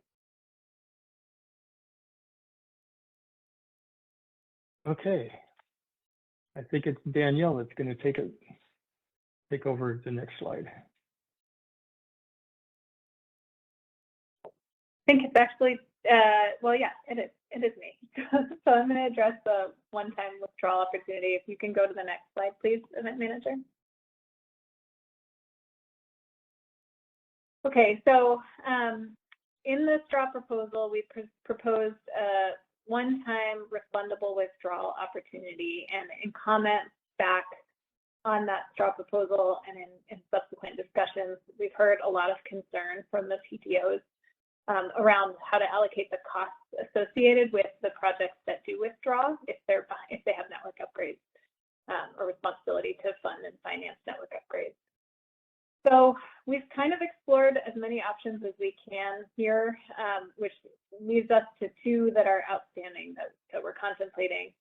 And I think it's worth saying that almost all the stakeholders agreed that there was some value in offering this opportunity for a one-time withdrawal, one-time refundable withdrawal, but the challenges are significant. So even the entities who expressed support for it did express some challenges and concerns with how these costs would be passed on.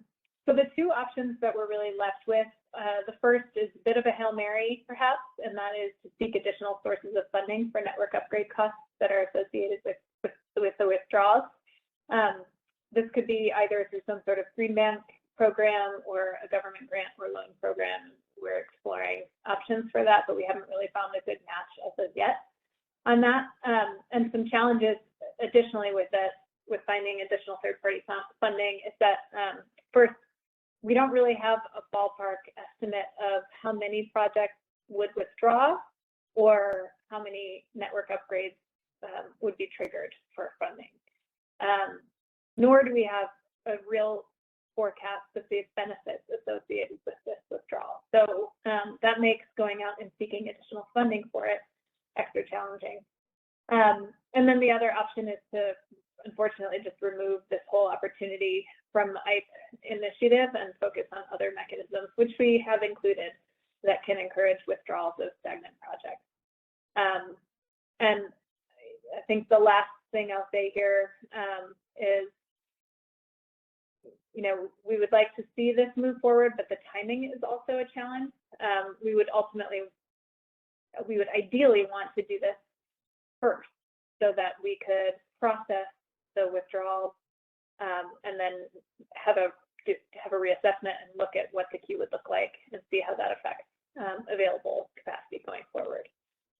So this is on kind of a faster time frame, I think, than some of the other measures. And if we can implement it quickly by finding some way to backstop the costs, then we would want to do that probably before adopting the other ICE challenges. But if we can't, I think we probably just need to let this go as we move to the next proposal. So I'll stop there and see if there's any questions or comments before turning it over to Jason.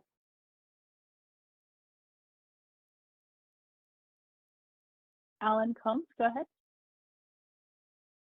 Hi, this is Alan Combs. Thanks, Danielle. I just want to point out that at least cluster 14 projects, sort of by definition, don't have any stranded costs upon exit. I mean, they're just in the study process. So if they haven't signed an IA, I'm kind of wondering what the consequence is. And so that's one point. And the second one is if you do change anything on existing generators, I think FERC was pretty clear in the transition process. You had a free opportunity, you had an opportunity to withdraw without penalty. So I'm a little surprised you're kind of picking and choosing what part of FERC Order 2023 you want to follow, but I'd suggest maybe you look at that again. And the last part is, if there is a consequence, it seems like you could figure out pretty precisely what the shortfall is of an exit. And I don't know, that just seems like a subset of all the megawatts you might try to clear from the queue. But thank you. Yeah, and let me clarify too. I think this is more of an issue for projects with precursor network upgrades that are earlier in the queue that may have several projects behind them waiting for them.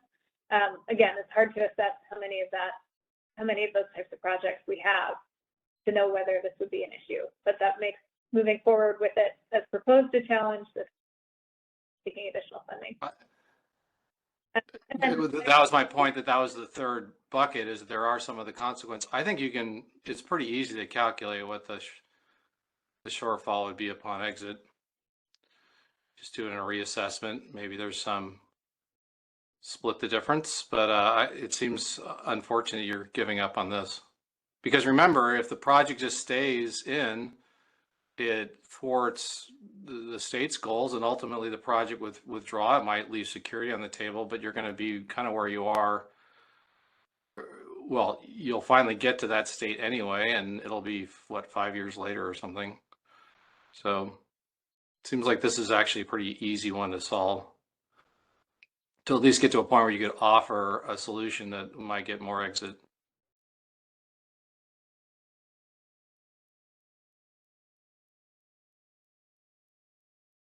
Okay. Thanks, Ella.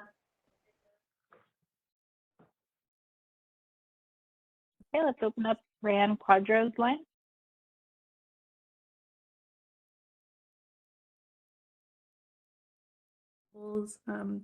I just wanted to make the observation here that according to the CAISO survey of interconnection customers, there was quite a bit of interest in this withdrawal opportunity. And then regarding the uncertainties around the still needed network upgrade costs, you know, if we look at the data that we have over the last few years regarding withdrawals and how much of that capital was still needed for network upgrades versus how much was distributed to the TAC, we see that those still needed network upgrades were well covered by those deposits, and that, you know, a good 85% or more of those costs ended up going to the TAC. So I guess I'm wondering what sort of additional certainty the CAISO would accept to move forward with this proposal. Like, where would be the line where you would feel comfortable? I think the issue is not necessarily with our certainty as it is with the uncertainty of passing some of the costs and the obligation to finance these network upgrades on to the PTOs, which currently don't have, can't take on more need to go find cash. So yeah, that's what I mean, is that there are, you know, in the proposal and other deposit structures in place for them to withhold some amount of funds for that. And historically, like I think Alan said before me, there has been an ability to do a reassessment and figure out which upgrades were still needed. This would be sort of a one-off withdrawal opportunity reassessment, right? And then from there, you know, hold funds as needed and distribute. There's financial security that's being held for all these projects in queue. So I guess I'm just not understanding what's uncertain. So the uncertainty lies in the amount of additional funding that the PTOs would have to go access. So from my understanding, the security deposits only cover about 15%, maybe 30% of the total. But historical data from the CAISO's own distributions has shown that those amounts have been way more than enough to cover still needed network upgrades. I mean, I guess until you know who's going to withdraw, you can't be sure that it's going to be a big issue. You know, at the very least, it would be Ryan? to give it a shot. Yes, Steve. Yeah, this is Steve. That's not really an accurate statement that we have more than enough to fund those. There's funds that are left on the table that go to still needed upgrades, have to be for that specific upgrade.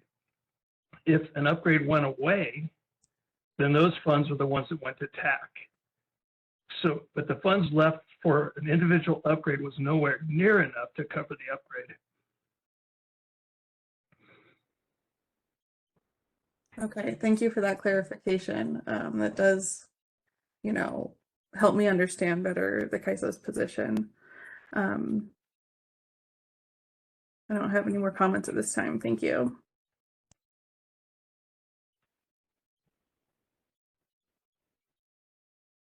Okay, Fernando Cornejo, go ahead.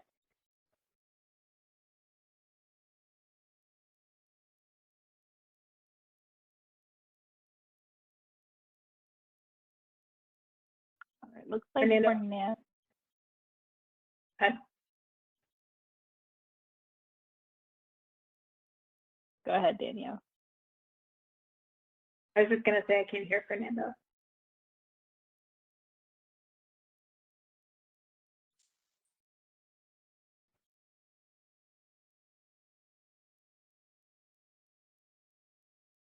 Can everyone hear Fernando? This is Bob. I don't hear him. We can't. Yeah, I can't either. Okay, can you hear me now? Yes. Okay, great. Thank you. Appreciate the operator unmuting me. I was doing everything I could on my end, but just wanted to respond to this particular issue and thank the CAISO for its reconsideration. As Danielle has pointed out, there is definitely some additional risk from a financial standpoint, and imposing additional risk on PTOs is not something that we're really willing to take on, and don't really necessarily look for opportunities to take on additional financing responsibilities. The point that Steve made in terms of the dedicated funds, I wholeheartedly agree and endorse that the funds that are put up in deposits are a fraction for the total of the overall network upgrade costs that are still remaining, and they're dedicated for the specific upgrade. So it's not like you have this big reserve out there that's able to fund any arbitrary network upgrade.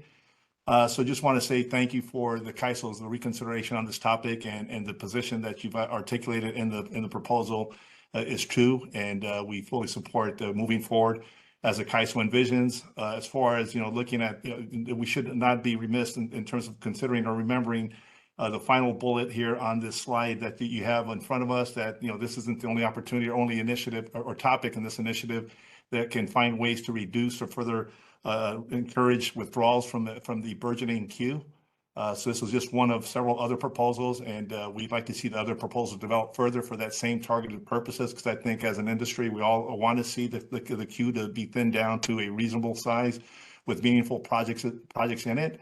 We just want to go about it in a way that's more reasonable and fair in terms of distribution, or taking on additional financial risk that would be triggered by certain proposals. So in summation, just want to say thank you for the CAISO's reconsideration on this topic and the current positions that you have outlined here moving forward. Thank you.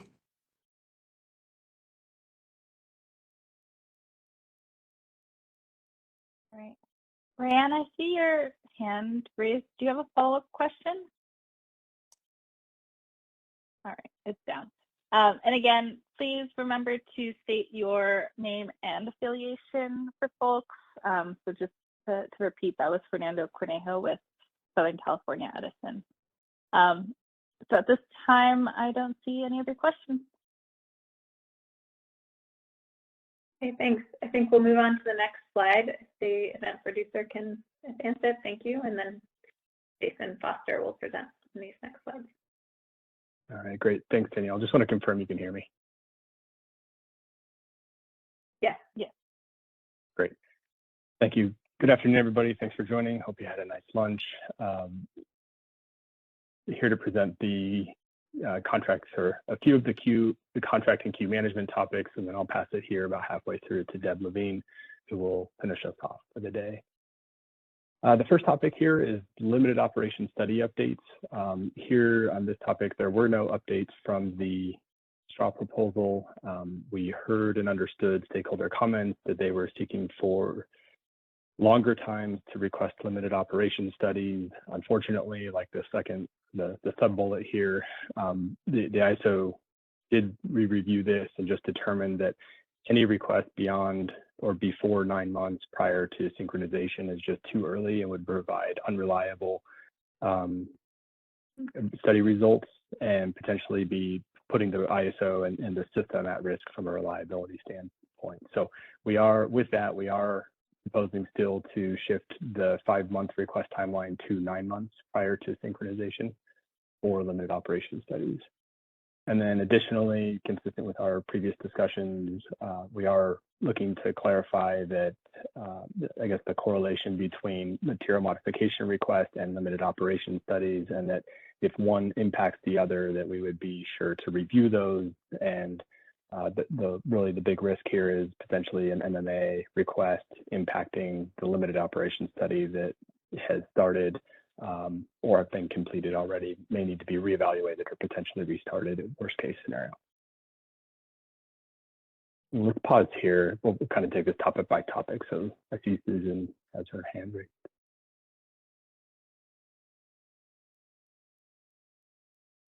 Go ahead, Susan. Not okay. Thank you. Sorry, I was just unmuted. Yeah, Susan Schneider, Phoenix Consulting. Are you taking questions on the second bullet also, or just the first one? I was a little confused. Sure. Yeah, we can do this page. Okay, all right. Then the second one was a little confusing. I understand the issue with if somebody submits a limited operation study, request, and then they submit an MMA request, and if the MMA request impacts the LOS, then you either can't start it or you have to then you have to perhaps start all over, redo the study if in that circumstance. But if you submit a limited operation study request and you submit an MMA request with it, that doesn't impact the LOS, just as though it was submitted later, it still should be okay to do that. And you shouldn't need to do the MMA request first. So the issue is with the LOS, if you submit an MMA request with it at that time or later, then you may have to either postpone starting the LOS or redo the LOS depending on when it is. I think that's what you mean to say, right?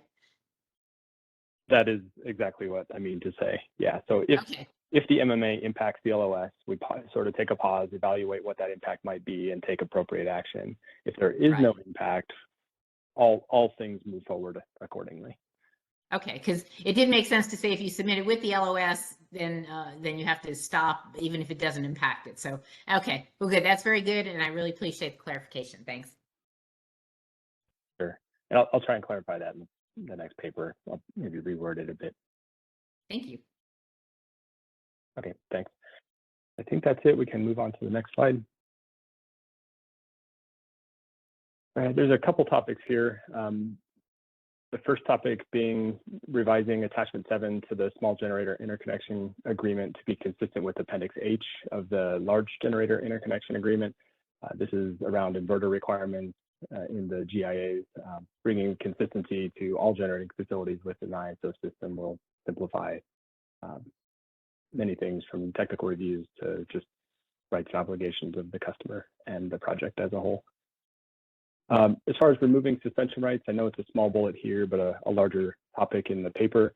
Again, I want to refer to the stakeholder comments and the reference to APS's recent FERC ruling and rejection of the suspension removal or modification to their suspension process, I should say.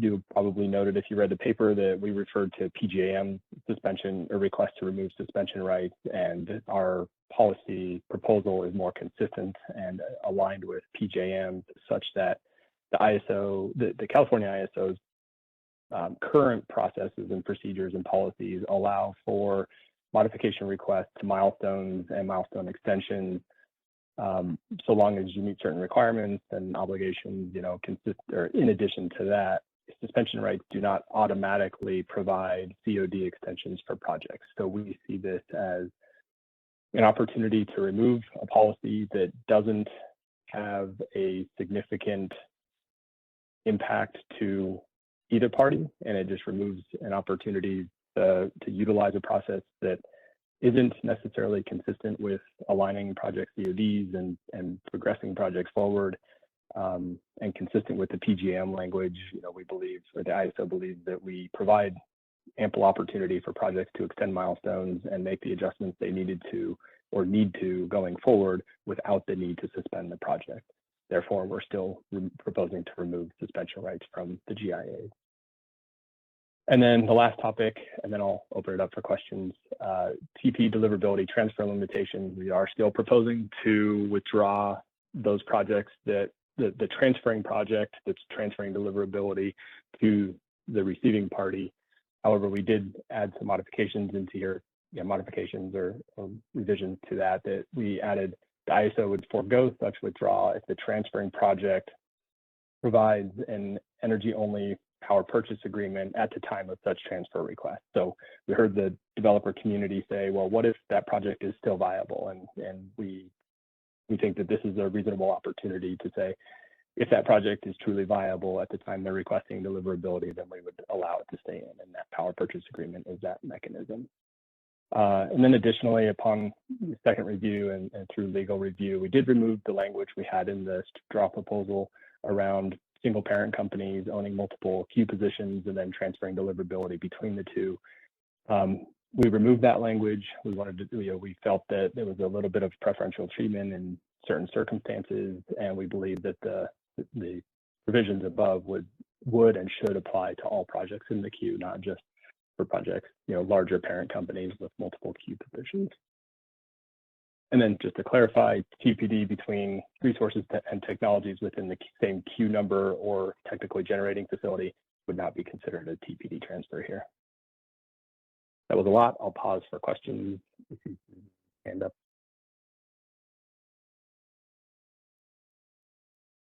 Yeah, let's unmute Susan. Hi, Susan Schneider, Phoenix Consulting. A couple of things. First, I see where you're going with it, and I appreciate your movement in this direction. I think we may propose some intermediate milestones, sort of consistent with TPD retention, because it's with someone. I mean, it's not clear that someone would execute a power purchase agreement for energy only before they'd even had their TPD transfer approved. So we may propose maybe an intermediate milestone there, but appreciate at least you're giving them the opportunity to stay in the queue. One thing I wanted to ask about was the idea, and I understand the concept again of when you transfer the TPD allocation from one project to another, that the assuming project, the receiving project has to meet the same requirements. And I think that that's fairly clear with respect to, let's say it was a group D allocation, that they'd have to have, the next time around, they'd have to have the shortlist position and they'd have to have the PPA. And I think that part of it is pretty clear. But in fact, I think some of that's already being imposed, even though I don't think it's actually part of the tariff. But the thing I think is a little bit unclear is the whole COD question. So if a project receives a group D allocation, or in some cases any allocation, but especially group D, or if they have a group 3 allocation, and they transfer the obligation to, or the TPD allocation to another project, does that project that is receiving have to meet the same COD as the project that is transferring the allocation? Are they stuck? In other words, we understand they're stuck with, they can't extend their COD unless they have a PPA or PTO delay. But are they also stuck with the COD of the transferring project, or can they keep can it be the COD when they receive the receive the transfer? Is that clear? Is that question clear? Yeah, I believe I understand. Yeah, and to answer it in really short terms, the receiving project must have the same or earlier COD as the transferring project. Okay. Same or earlier. Okay. All right.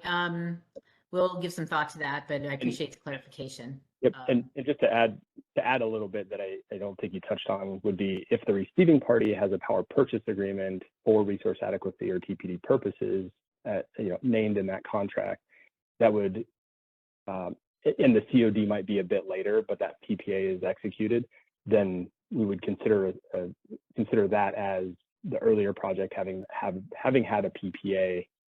Mm-hmm. I'm not articulating this right. So if I think I get that. had a Yeah. PPA in place, we would consider that as the same as the earlier project having a PPA, and likely will allow that transfer.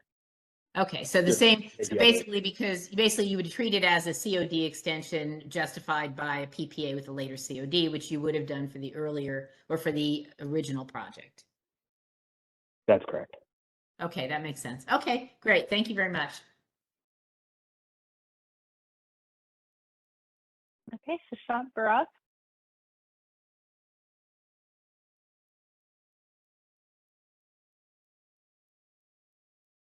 Hi, Sushant Barve from Clearway Energy.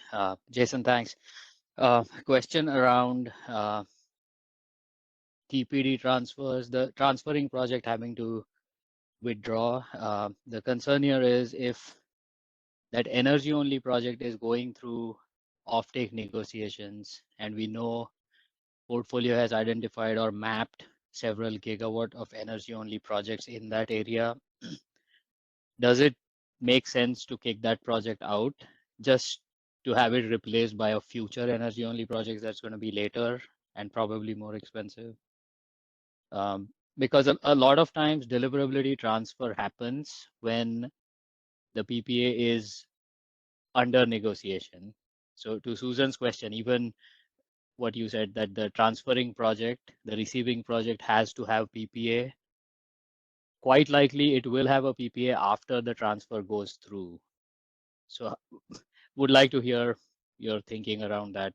Maybe set a timeline on within certain number of days, both these components of sending and receiving project have to have a path to commercial viability, or because the sequencing of contracts doesn't work. The off-taker is not going to sign a contract unless we show them that the TPD has been transferred. Well, so I guess maybe I'm missing a bit. I think I understand what you're saying, but maybe I'm not tying some two knots together here. So if are you saying that an off-taker wouldn't sign an energy-only contract? Well, energy only is a lot of times where we see there is a path for an off-taker to sign an energy-only contract, but we may not have the PPA in hand while requesting the TPD transfer.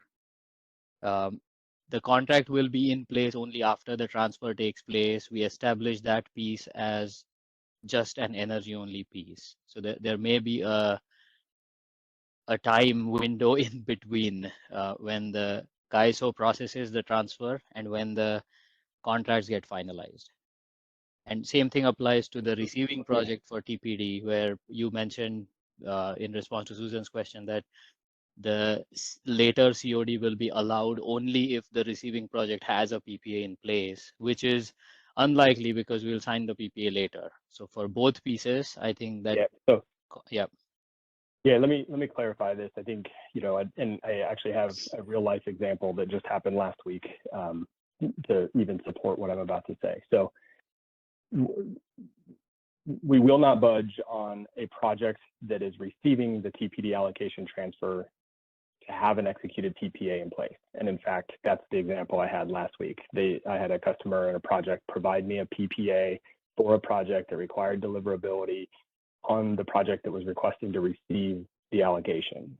We have, my knowledge, we are processing that forward and accepting that that transfer. So I want to be clear here that we have examples here where off-takers are willing to sign PPAs, knowing that the transfers can be, and have that CAISO's confidence that the transfers can be effectuated after the PPA is completed, right? So the second element though to this is I'm not seeing why an energy only, if the project has deliverability currently and you're negotiating an energy only contract, why they would hesitate, why they would care about a TPD transfer if they know they're only getting an energy only project. That transfer should be irrelevant to an energy only off-taker. And I guess I'm not seeing a connection here why they wouldn't sign a PPA unless the TPD is transferred. Yeah, well, so a few examples we have seen. We have also seen off-takers accepting and signing PPAs without going through the entire transfer. But we have also seen off-takers who have asked for final transfer to happen before they can sign a PPA. On the energy only front, I think. So, Sushant, let me jump in here real quick, and I apologize for interrupting you, but the ISO has been very open and clear that we're happy to have conversations with these off-takers that are making claims that they won't sign PPAs ahead of time. We're happy to provide assurance. We're happy to provide emails. We can draft a letter on CAISO letterhead that says, here's confidence that we will transfer deliverability. So I've had one of those conversations in the last 3 or 4 months since we've been offering this. And so I still encourage, if you're in that position as an interconnection customer negotiating PPAs and your off-taker is saying that, please, happy to engage in those conversations. I think we can get over those humps without changing policy. Appreciate that. Yeah, any confirmation or firm response from ISO will help in that case. Going back to the energy only portion, the question there is, if it is known that there is going to be a need for some amount of energy only PPAs, kicking a project out only to be replaced by a later queued, more uncertain project, when that energy only project is really not holding anything hostage, right? It's not holding any deliverability upgrade hostage. It's not eating up any deliverability that could be made available to others. Would recommend rethinking that. And this is all in light of the need that has been acknowledged for energy only resources in the portfolio. If the portfolio were only fully deliverable resources, I think we wouldn't have thought about it. But yeah, we'll also put it in our comments. Thanks. Okay, thanks, Sushant. Carlos Gonzalez, go ahead.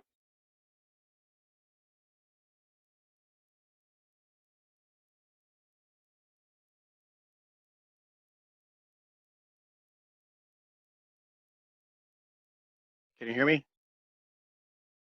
Yes. Yes. Yes. Good afternoon. This is Carlos Gonzalez, Southern California Anderson. I just have a couple clarifying questions for you, Jason. With respect to the removal of suspension rights, would that apply to any Q cluster project that has not executed an LGIA, irrespective of whether they have an engineering design and procurement letter agreement with the PTO? Yes. So to say it just slightly differently than you said, anybody that signs a GIA, an LGIA, after FERC rules on our IPE order, if I said that correctly, this would apply to. So nobody that signs a GIA after the FERC rules on our order would be Okay. able to. Okay. So irrespective if they have a EMP agreement with the utility, then That I would say yes, unless we hear some compelling argument otherwise. Okay, and then for those projects that for those projects that you withdraw when they transfer TPD, the impacts of that withdrawal, would that be studied in the impact to other projects that remain in the queue? Would that be studied under the cluster restudy? Not sure I follow your question. Are you talking about the TPD? If there's a TPD transfer? Yeah, there's a TPD transfer and you withdraw that project, right? You're saying project transfer and TPD will be withdrawn from the queue. Will the impact of that project that's withdrawn be evaluated in the next applicable cluster restudy? That's correct. Yeah, just the same as any other projects that withdrawn from the queue. Okay, so the quote unquote reassessment is now will be now known as the cluster restudy. So they're synonymous then. Just want to clarify. That's my understanding. In so many different words, yeah, that's a general way to describe that. Okay, thank you very much.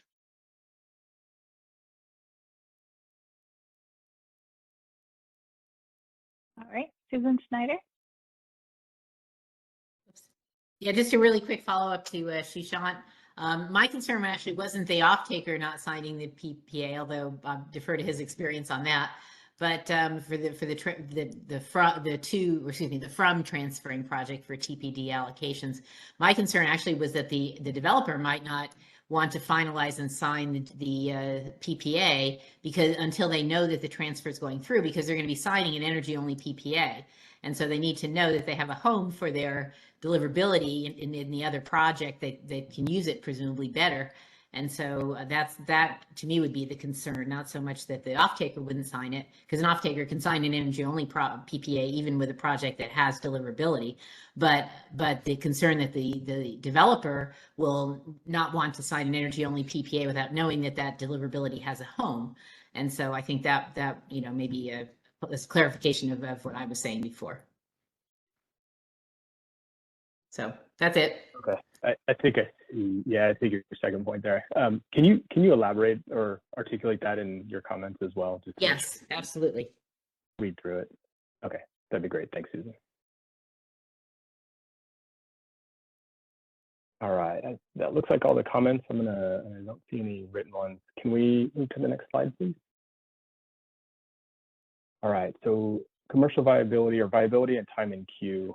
There's about 5 or 6 slides here. I'm going to get through the first few of them and then we'll pause for questions. It's quite a few to tie it all together. So this is a revised topic from what we had as viability criteria in the straw proposal. And I'll just go through here a little bit at a time. So the concept is still the same, that we would impose unavoidable time and queue requirements for all projects. And the difference here is we are going to require a set of criteria, which we would still call commercial viability criteria, to be completed by the 7th year in the queue. These criteria include providing proof of having an executed power purchase agreement, and this could be for RA or TPD and or for energy only. The second element is providing a third financial security posting, demonstrating site control, and this is largely for all existing projects in the queue because Cluster 15 and Order 2023 is going to set that differently going forward. Have an executed GIA that is in good standing, and then provide so that's the criteria to have been met. And then this last bullet here is really intended to establish a baseline for projects to make continuous progress to commercial operations. So the baseline here is provide a detailed status and demonstration of these following items to ultimately demonstrate annual progress. And that is progression of the GIA milestones. Where is the project at? What is it working on currently? List of expected permits and their current status, and then the status of engineering, design, construction activities, as well as major equipment procurement. Let's go to the next slide. And then just to highlight here what this new CVC requirement does and does not rely on. So the top bullet here, this new CVC policy does not rely on a project commercial operation date. We're no longer aligning COD with, before or after 7 years. It's now hindering on the viability of the project and its ability to move forward. It also does not rely on long lead upgrade or procurement needs, nor long lead development timelines such as offshore wind or geothermal. And it does not rely on a project TPD status. So long as you're providing viability and proceeding forward to meeting that criteria, then you can continue to develop the project. The nice thing about this policy, in our view, is that it does provide equal and reasonable time and flexibility to seek a TPD allocation, park if needed, execute the interconnection agreement, seek a power purchase agreement, and then ultimately move to design, engineering, construct the project. And then the next slide.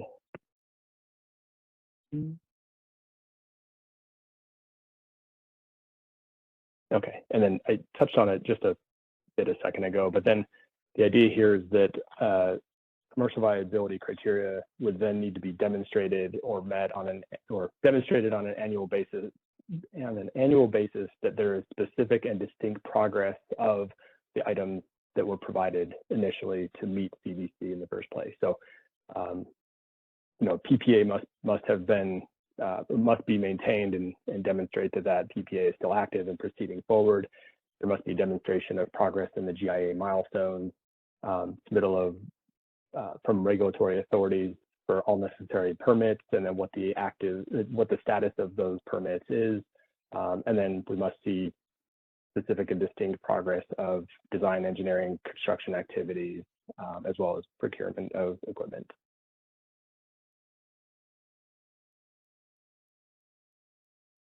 Okay, I'm going to pause here for questions. The next two slides are setting forth some timelines for projects currently in the queue. So let's go to Susan, if we could, please.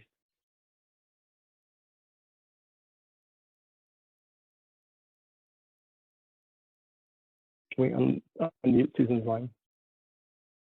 Yeah, hi, Susan Schneider, Phoenix Consulting. So this, just to be clear, if a project is not requesting a COD extension that puts it beyond 7 years, but they have been in the queue more than 7 years.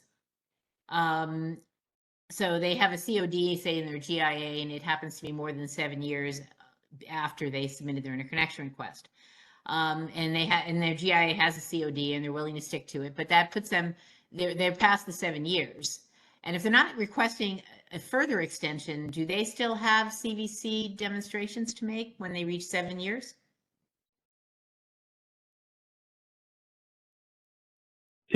I'm not sure I follow your example there, Susan. All right, let's say someone.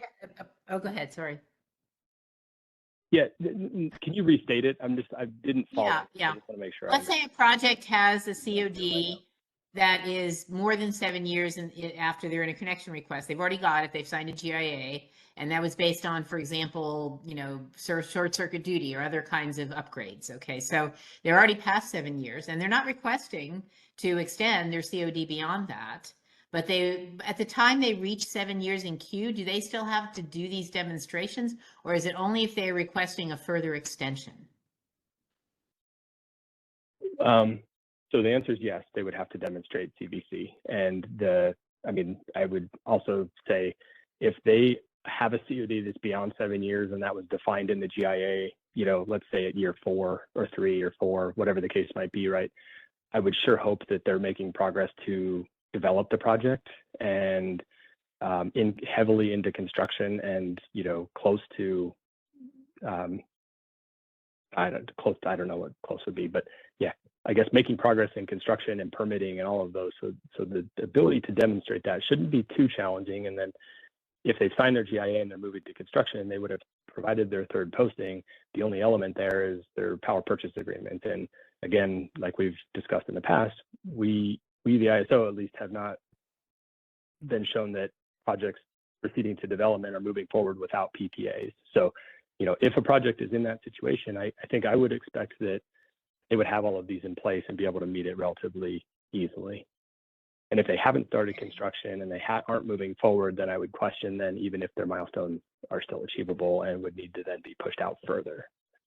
Okay, but some projects have for example, a 2030 COD. Are you expecting, so you're expecting that by 2023 or no, 7 years time in queue. Okay, so by the time they're in queue 7 years, even if their COD is far out in the future, you're still expecting they will have all of these things done by 7 years time in queue? That's correct, yeah. So we outlined an example in the paper. Right. And I'll kind of just lay it out here. I don't have it in front of me, but let me just, for the sake of verbalizing it, see if I can re-articulate it. So if a project comes out of a recent cluster and their 7-year mark in the queue is 2027, let's say, right? I'm just pulling numbers here. So they came into the queue in 2020, their 7-year time in queue is 2027, and they're building a offshore wind project that has a COD in 2035, let's say. So now we're 8 years beyond 2027. That project has a significant long lead build timeline and would, in theory, need to be procured with a PPA and start construction, ahead of the 2027 timeline, right? So even with those long lead upgrades or long lead development requirements, the construction and the PPA and the GIA and all of those things should be in place well ahead of that 7-year mark so that it can begin construction and meet that 2035 timeline.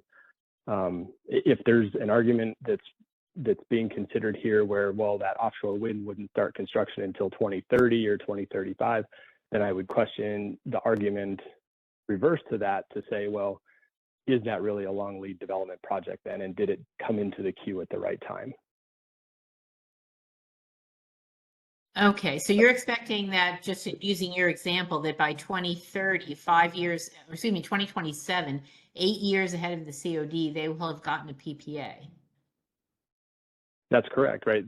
That in the example I used, the offshore wind is a 10-year build timeline, and I'm sort of making up numbers here, of course, but that's what's being presented to us is offshore wind takes 10 years to develop. That's perfect, right? That means that if it takes 10 years to develop, then the construction should start in 2025 in this case, right? Meaning that, like I mentioned earlier, projects aren't proceeding without PPAs, so the procurement should have happened and a PPA should be signed in 2025 or earlier so that construction can start on that 10-year development project.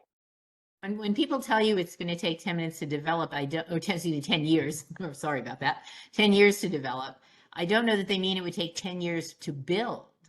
There's a lot of that is permitting and procurement and other things that it doesn't necessarily take 10 years to build it. So I think, and some of that could be driven by PTO timelines and not necessarily the project timeline. So I think we'll have some comments on this, but I think the question is, well, why is it 2035? And is it really take 10 years to build? And when is it really reasonable to have a PPA? So we'll put some comments in about that. But the other thing I want to say, and I'll just say, they'll save me. I'm sorry, go ahead. I'm interrupting you. Oh, no, I interrupted you. I said fair enough. That I was just a Okay. Okay. Sure. And then the other thing, and I'll save you another interruption later, is when we get down to the actual dates, just my earlier comment that the PTOs, when are the PTOs going to, as far as tendering GIAs and that particular deadline, when are PTOs going to actually tender these GIAs? Are there enough time in between? And does it make sense to give people 6 months after GIA to get a PPA if they've been in the queue for a while? So we'll have some questions about that as well. But I would like to see some timelines and deadlines for PTOs to tender these agreements and turnaround limitations on both sides so that the timeline between tender and execution is actually realistic and not because one or the other party has delayed and making it untenable. So, okay, thanks. Okay, and I think thanks, Susan. I think we'll touch on that here in the next slide. And then I think just a comment on 2015, on cluster 15 going forward with order 2023 in place.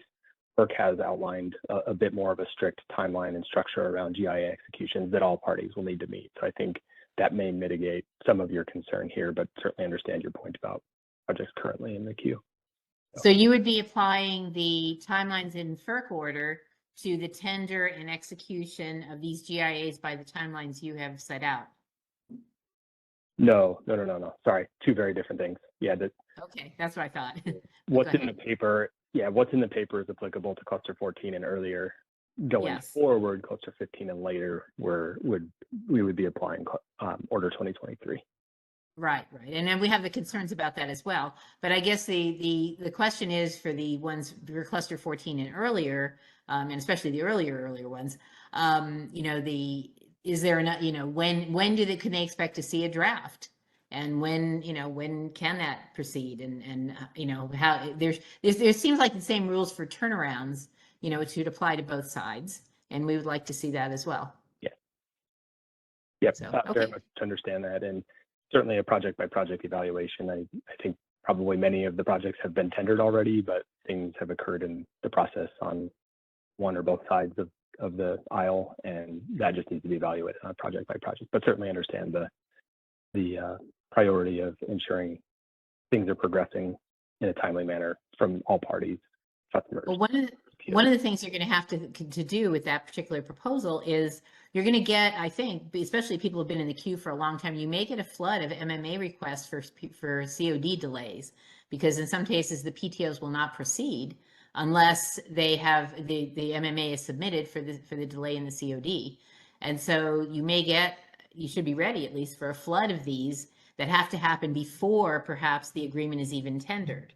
So again, put that into your timeline. All the time to process all those MMA requests, so that the GIA can be tendered, so that the deadlines can be met. Sure. Yeah, we'd consider that. Thanks for that. All right. Thanks. Thanks, Susan. Eddie Zadowski with Pars Energy. Yes. Can anyone hear me? Yes. Hey, Eddie. Yeah. Okay. All right. Hi. My question has to do with the transfer of deliverability. In light of Order 2023, would it make sense to only allow transfers of deliverability in a given zone?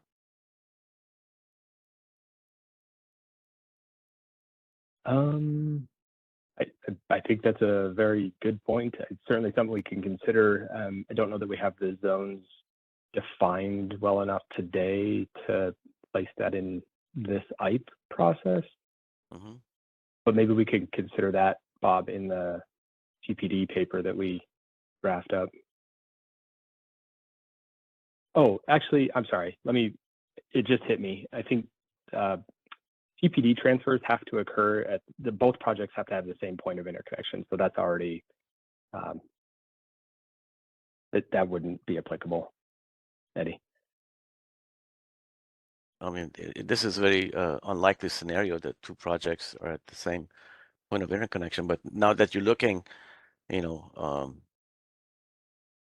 at a zone, would that make sense to allow transfer of deliverability within that zone? Oh, you're thinking about opening it up to the zone rather than Yes, yes. we'd have to step back and think about Because that. everybody is competing for deliverability in that zone. Yeah, sure. I don't. Yeah, and we'd have to hear from the engineers to understand how that deliverability would impact at different POIs based on the system. Here's where I'm at. I would say include that in your written comments, and we can evaluate it either as part of this IPE initiative or part of this paper that Bob mentioned earlier, where we're talking about TPD allocation, and we could include that there for further evaluation. Okay. One more question.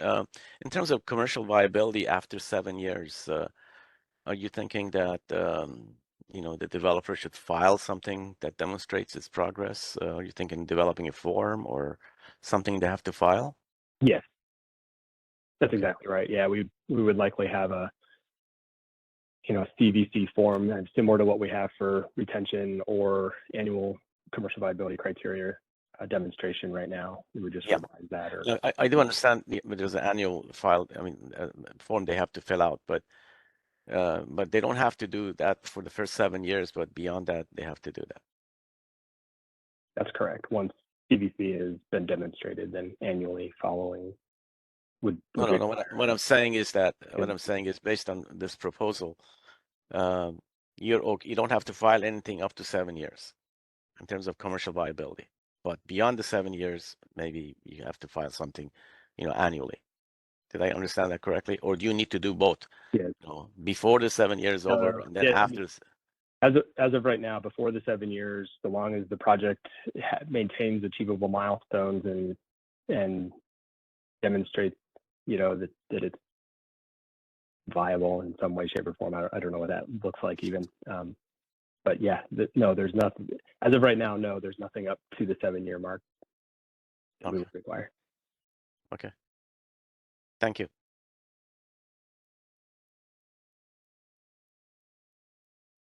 All right, let's move to Kathleen Colbert.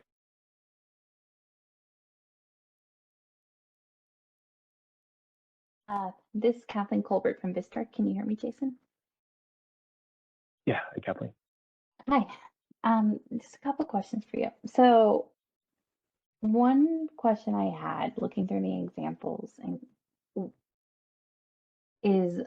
I heard what you said about like the cluster 15 kind of putting it to the side on the deadline for the GIA execution.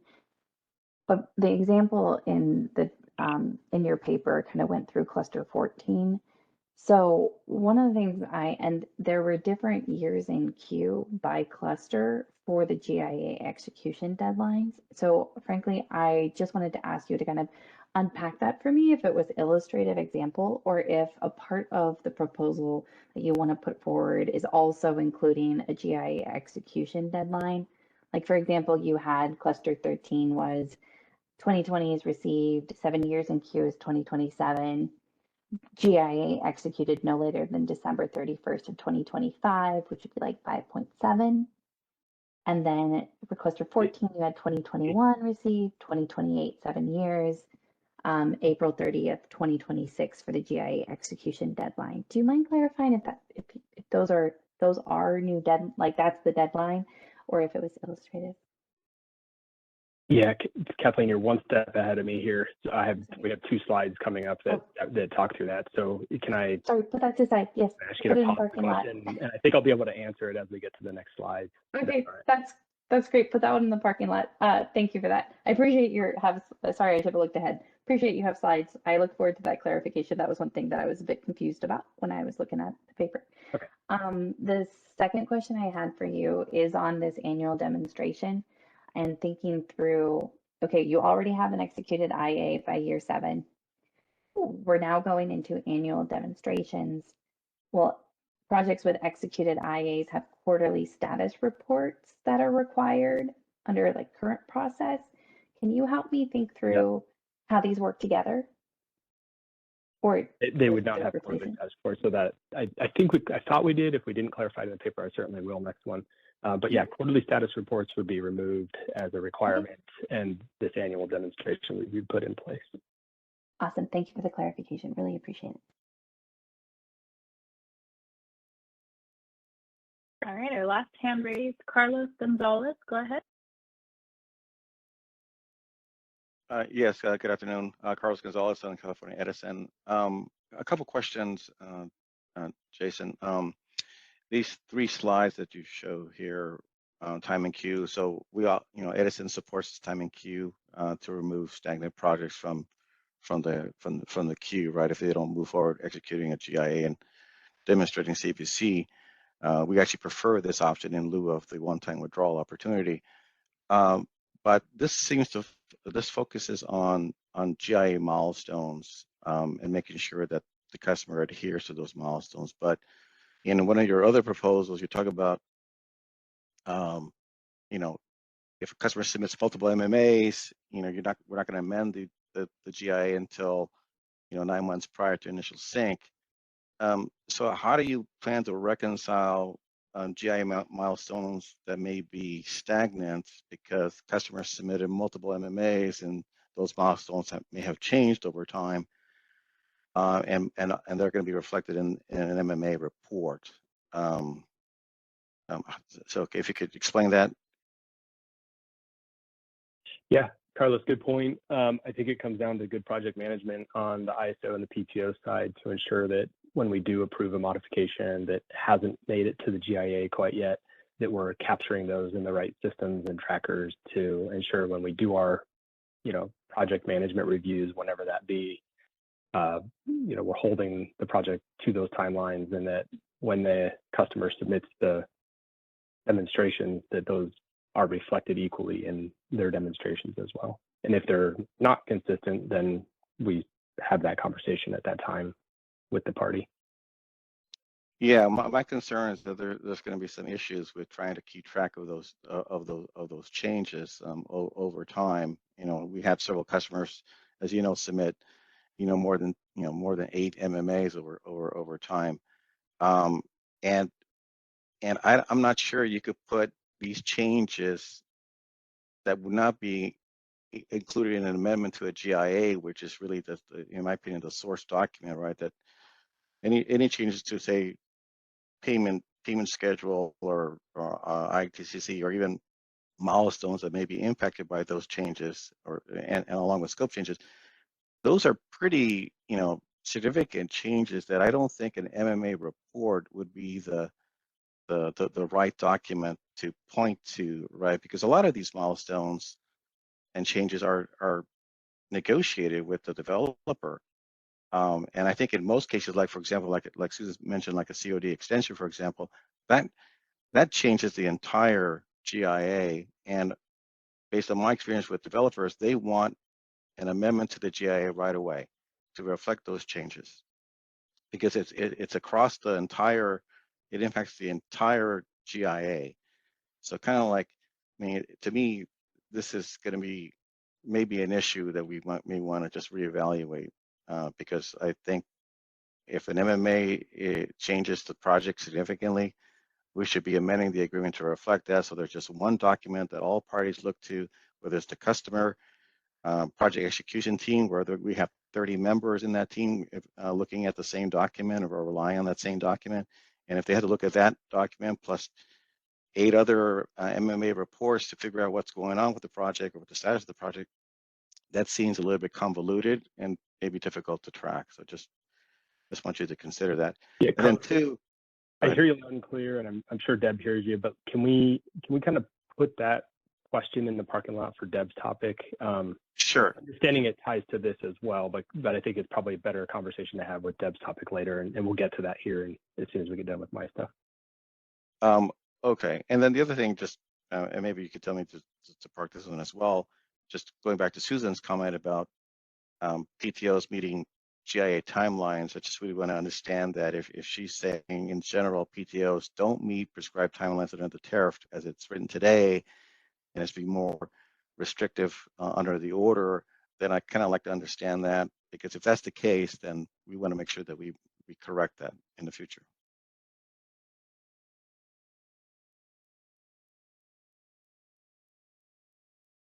Thank you.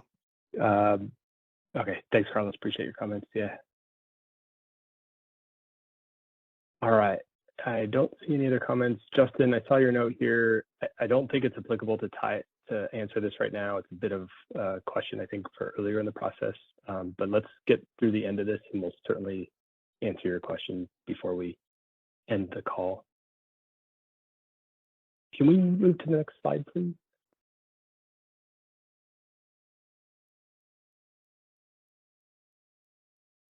Okay, so here's a slide that Kathleen was referring to a moment ago. So this is, in the paper, we defined a unavoidable time in queue for all projects that are currently in the queue to execute the GIA. And you know, we understand that there's tariff language that exists today that says we are shooting for X number of days to execute and tender and whatever the case might be. Given the inconsistencies there, we're just placing this unavoidable time in queue. So let me just walk through, you know, I'll walk through cluster 8 and prior row just so that we all understand what we're looking at. So the number of projects with unexecuted GIAs is 1. So there's 1 project without an executed GIA up through cluster 8.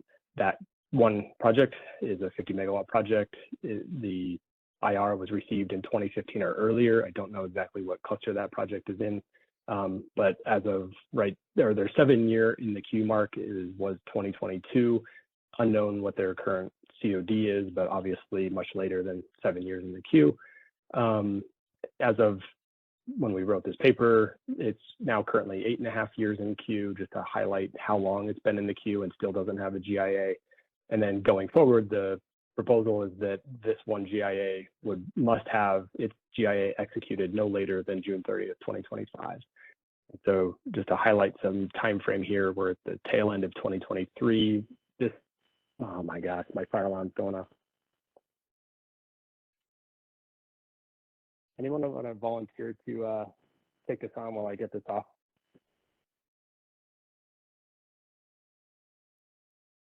Deb, are you able to jump in? Yes. Oh, it just went off. Deb, I can get it. It just went off. Sorry about that, guys. All right. So my daughter's baking downstairs and something went wrong, I guess. Anyhow, sorry. So then the last column here, 10.2 years in queue. You know, at June 30th, 2025 is approximately 10.2 years in queue. Again, highlighting the requirement that this project has been in the queue for over 10 years if it signs on June 30th, 2025, with a COD that is something in the future, right? So the concept behind this clearly defining when a GIA must be executed is really established to ensure that projects are proceeding forward. And if they're not, then we need to respectfully find a way to help them out of the queue. And this is the way to do so. So want to recall a little bit of what Susan mentioned, you know, as far as the ISO being prepared for modification requests for MMAs of CODs and making them achievable when they're signing their GIA. Something for us to consider and certainly think about is, you know, if we look through cluster 11, we have 12 projects that could submit MMAs. I think we can handle that up through June 30th. Those would need to submit relatively quickly to keep moving. And in fact, they would have at this point plenty of time to do so. Cluster 12, we'd only have 13 potential MMAs, and then cluster 13 and 14, of course, we would have significant consideration here on modifications, but we have additional time to consider and think about that as well. So I am going to jump to the next slide really quick, and I'll explain that one, and then we can pause again for questions. If we could, yep, thank you.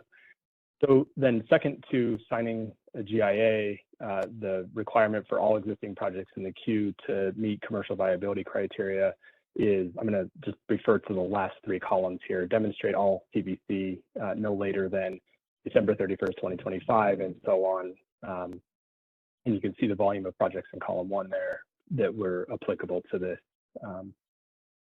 how long they've been in the queue. So as of December 31st, 2025, it's highlighting that that project has already then been in the queue for 10.7 years. And they've, it's just again highlighting that they would have 6 months after they sign their GIA to meet that commercial viability criteria. And provided that, you know, the top 3 columns have been in the queue for 10, 9, and 8.7 years respectively, we feel like that's plenty of time to have made a decision. If the project's not viable and not able to move forward, then the question is it viable and should it be remaining in the queue? And I think the answer here is no, and this is the way to demonstrate that. All right, I'm going to pause here, see if there's any questions, comments on this. And let's open up Susan's line.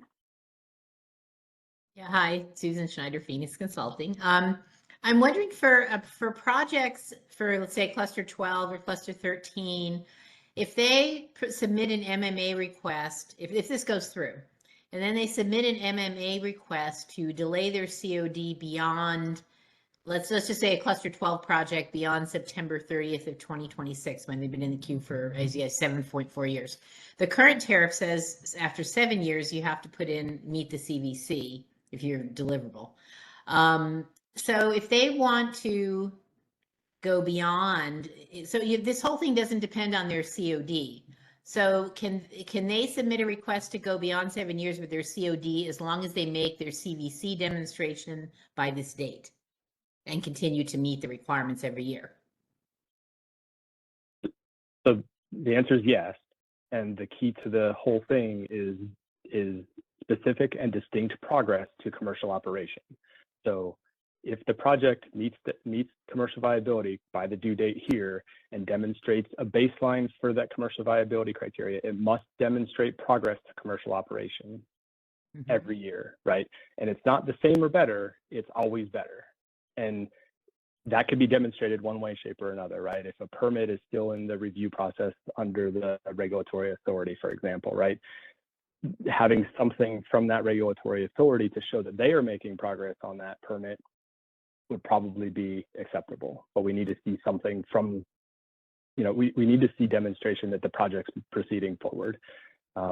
We don't want to see, what we're trying to avoid here, to be open and frank about it, is projects meeting CVC and then sitting in the queue longer, trying to get different PPAs or new PPAs, or, you know, then remarket their project, right? That's what we're trying to avoid. And we're trying to put things in place to say, how do we avoid that, right? And by no means are we experts on permitting or site exclusivity or all of those different things that we're asking for demonstration on, which is why we're asking for demonstration on progress towards commercial operation. And if you're not meeting that, then we, the ISO, would evaluate that based on the tariff policy and make a determination that that is or is not satisfactory. And then potentially, I mean, I guess the goal there would be, if no progress is being made, to deem the project in breach of contract for not meeting that annual demonstration. So if it's a cluster 12 project, in which would normally April of 2026 would be their 7 years, and they put in a request to delay their COD, let's just say to 2027. Okay.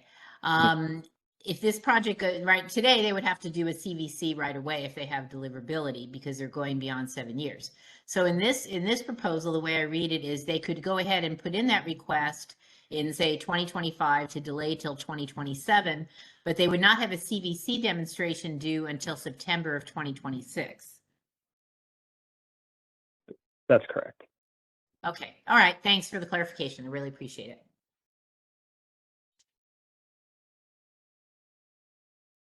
All right, let's open up Carlos Gonzalez's line. Yes, Carlos Gonzalez, Southern California. Jason, could you go to slide 45? Yeah. Can we slide up one slide, please? Thank you. Carlos, go ahead.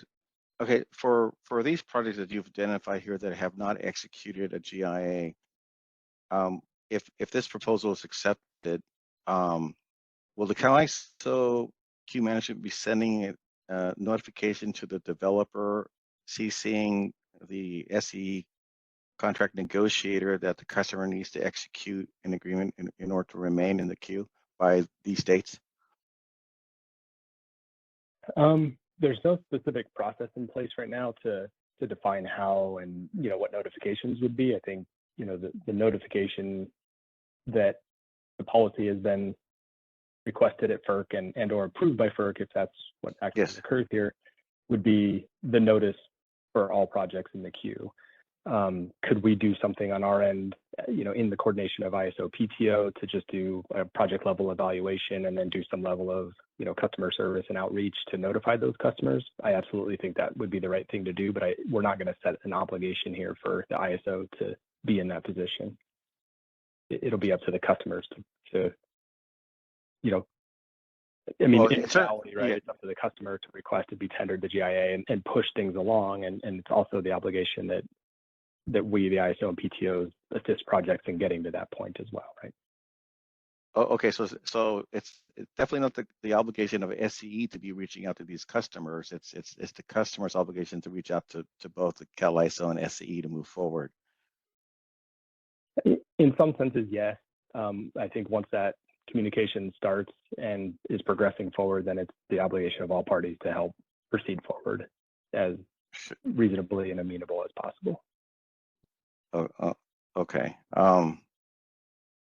Okay. And so these dates then here are if accepted by FERC, these are the drop dead dates then.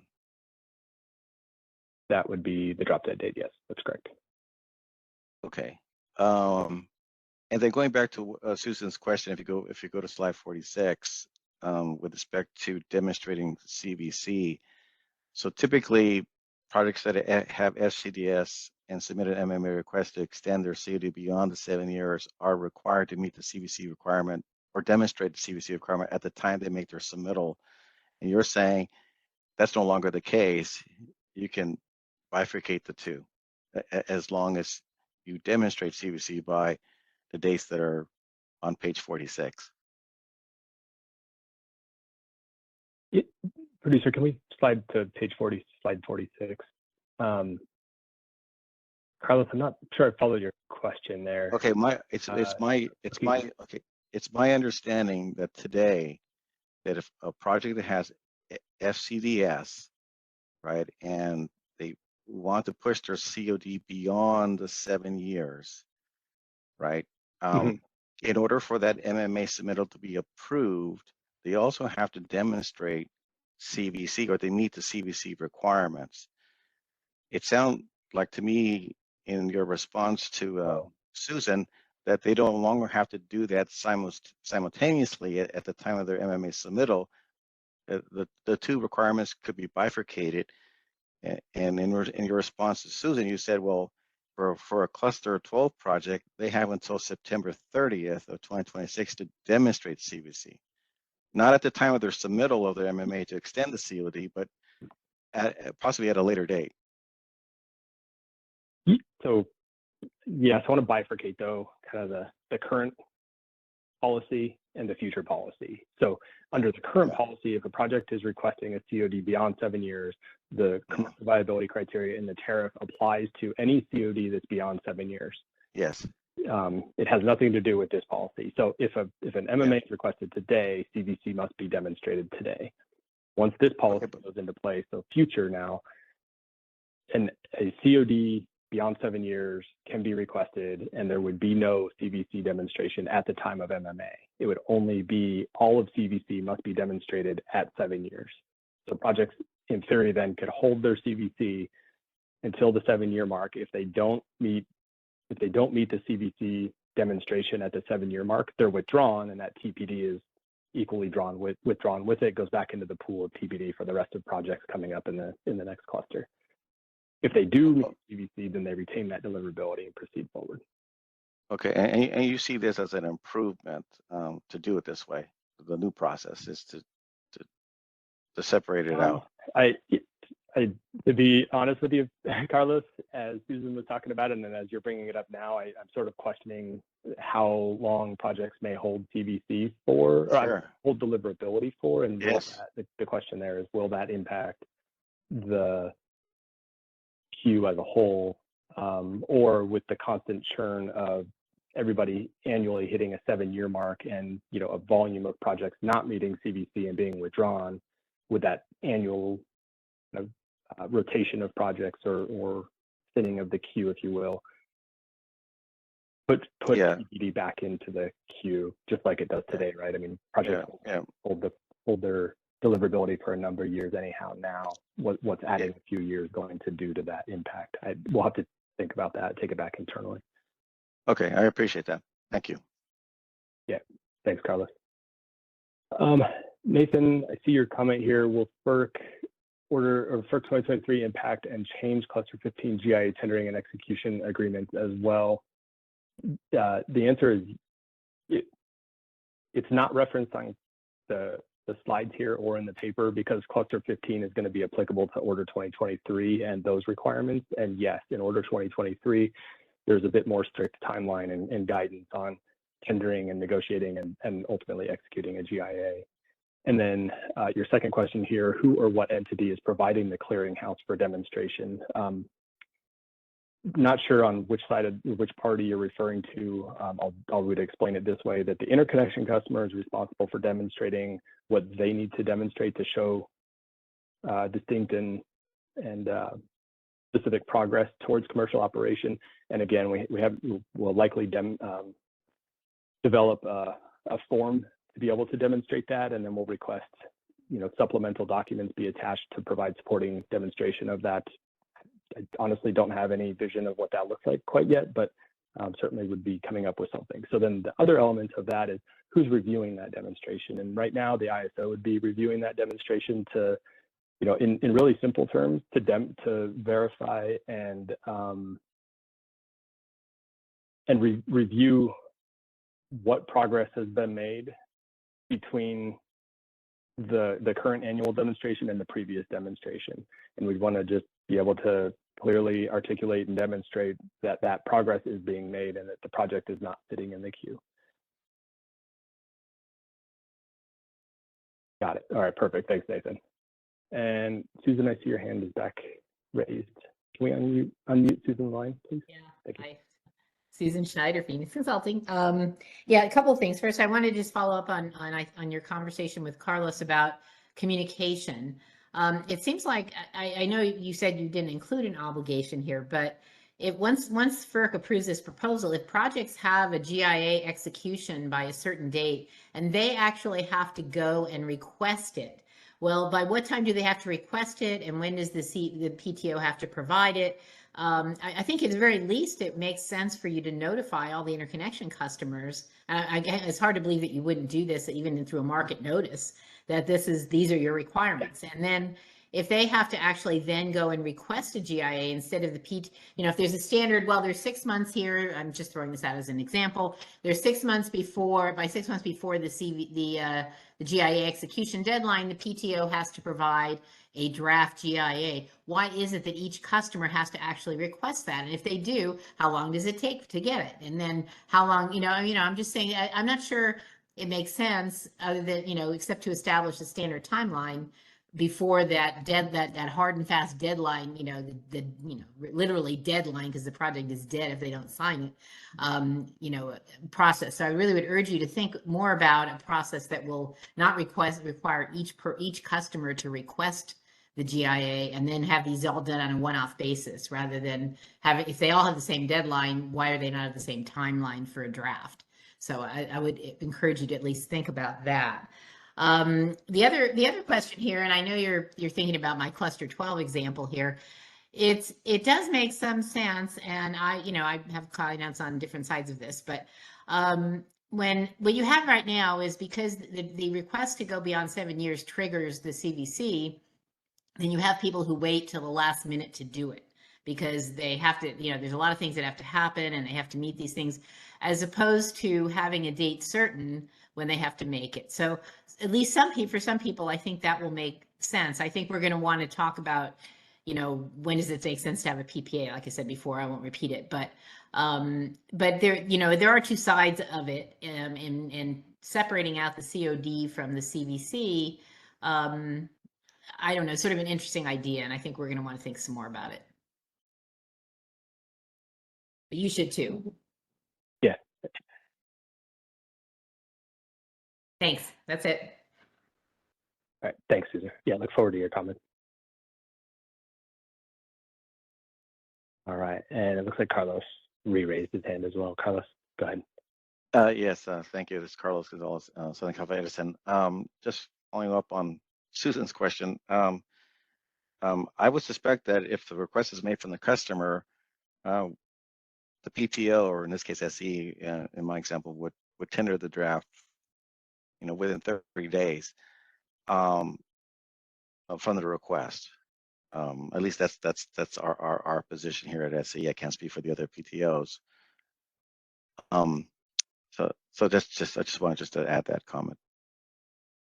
Yeah, thanks, Carlos. And I think I would even add to that just on a very general basis, right?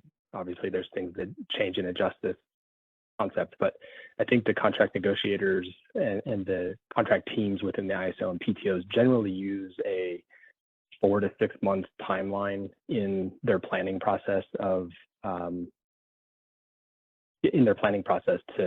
allocate to tendering and negotiating and executing a GIA. So again, for it to be June of 2025 is theoretically a year after FERC approves this order. Roughly, we don't know exactly when we're going to get that order, but 9 to 12 months after that is more than enough time to be tendered, negotiate, and execute a GIA, and that should, for the I don't have it in front of me, but for the dozen or less of projects that need to be done by June 30th, 2025, I don't see that as any concern or workload issue on our end, considering the 4 to 6 month timeline to tender, negotiate, and execute. I totally agree with that. I see no reason why we can't meet these dates at all. Thank you. All right, perfect. That's good to hear, Carlos. Thanks for the feedback. Okay, is that it? Oh, Alan, just scroll down. Can we unmute Alan's line, please? Yeah, hi, this is Alan Combs, just a brief question. So just to be clear, these dates, this proposal there's no adjustment for PTO delay, like you were a 5-year project, but the only reason you became a 8-year project was due to PTO delay. You still have to start showing CVC and a PPA on this schedule here? As of right now, yes. The concept that we put into the paper where there's a PTO delay or PTO extension that's applicable would be if a PPA is lost relative to a PTO triggered or PTO ISO triggered pause. And in that case, the project would have an additional 12-month period to market itself and obtain another executed PPA. Right, but I mean, half the cluster 14 studies I got had 2030 CODs. So you're saying I still have to show a PPA in 2028? By the seventh year in queue, if you have a 2030 COD, I would sure hope that you're well into construction and have an offtake agreement. And yeah, but all right, in that example, maybe there's enough overlap, but you can see the example where the PTO delay clearly materially adjusts your need to have a PPA by the time 7 years is up. I'll put that out there. Okay, yeah, maybe put your example in your written comment. Okay, thank you. Got it. Yeah, thanks.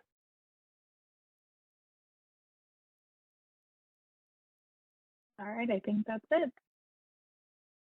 Great. If we can move to the next slide, next topic. All right, and then modification requests. Only one small item here changed, it's highlighted in blue, but just to reiterate, we heard all of the stakeholder comments. There was a number of comments about, how to apply a smaller deposit for less impactful requests and a larger deposit for more technical or complex requests. We also had considerations of a fee-based process similar to our permissible technological advancement process. At the end of the day, we resolved to really simplifying that the deposit would be $30,000. This would cover be obviously ample enough to cover any COD extension requests, but also enough to cover highly technical applications as well, or requests as well.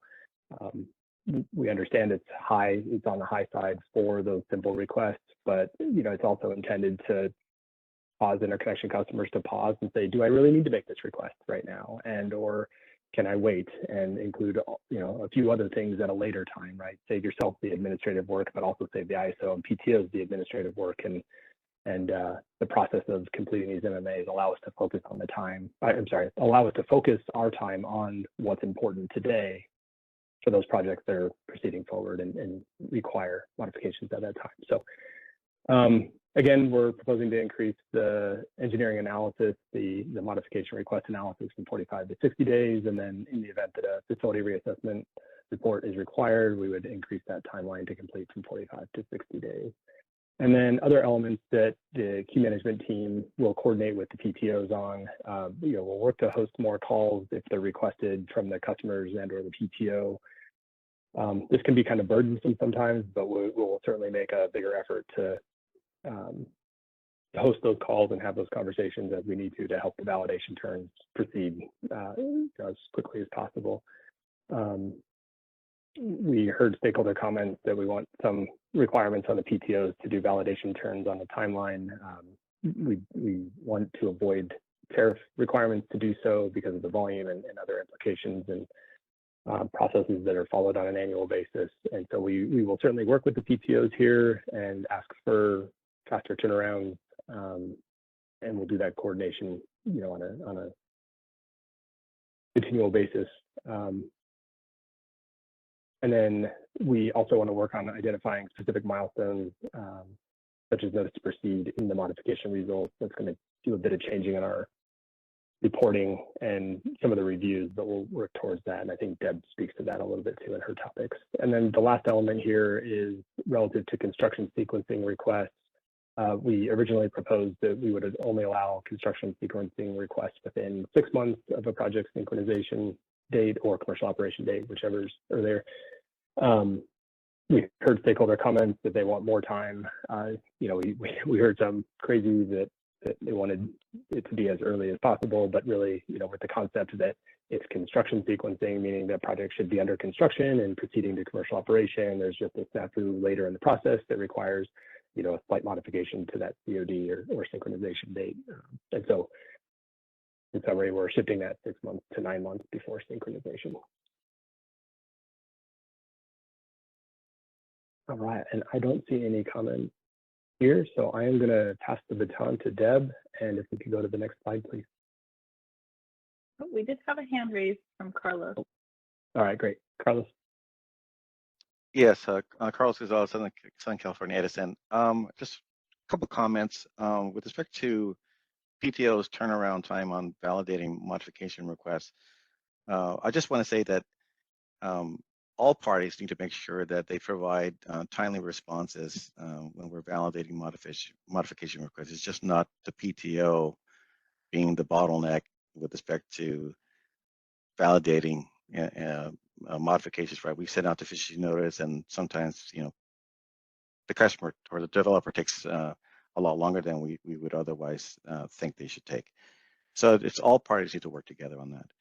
Now, with respect to the FRR and increasing it from 45 to 60, based on the next topic, I'm not sure that 60 days would be ample time if we're going to need to include changes that we're not going to be including in a GIA amendment into an MMA report, because like I said, some of those items require some discussion or negotiation with the IC. So just want to throw that out there. Thank you. Okay. Yep, understood. And let's hear Deb's topic, and then we can bring that up if we need to on that one.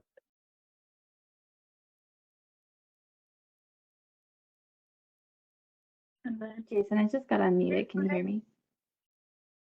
Yes. Hey, Kathleen, go ahead. I'm sorry. I think I had one question before you moved on. I was just looking at the tariff section of this tariff section, and I was getting a bit confused about the part that's referring to if there is So just trying to match these words to kind of what I'm seeing on paper. If the modification request identifies a change to the interconnection facility or the network upgrade, it can take up to 90 calendar days under current tariff. Where does that scenario fit in here?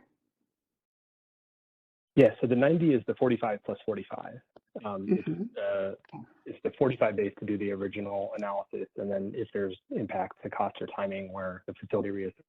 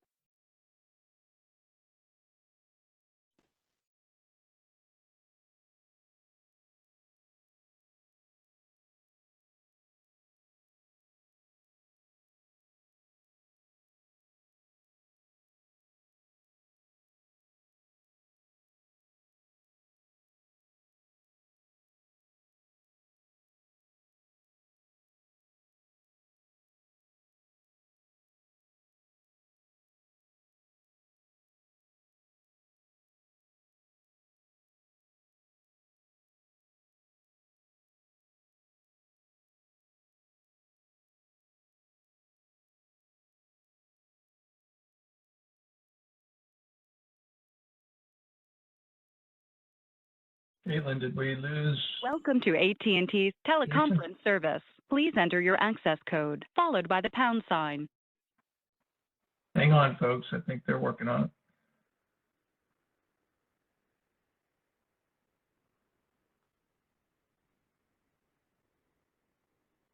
To join the conference as the host, press star. You are joining your conference as a participant. For a menu of available commands, press star pound. Your connection is now in listen-only mode. This conference is being recorded. Only the main conference is recorded. Your line is now unmuted.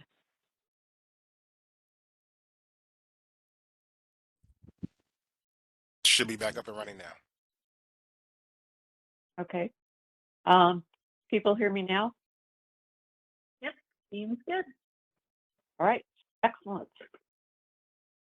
So there was a concern raised regarding shared upgrades not getting started when the first project is ready to move forward. Oh, I'm getting an echo.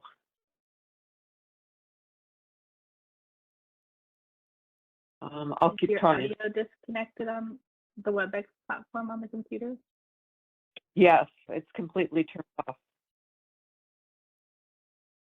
Okay. Keep trying, and then we'll have the event producer troubleshoot also as you're talking. Okay, thank you.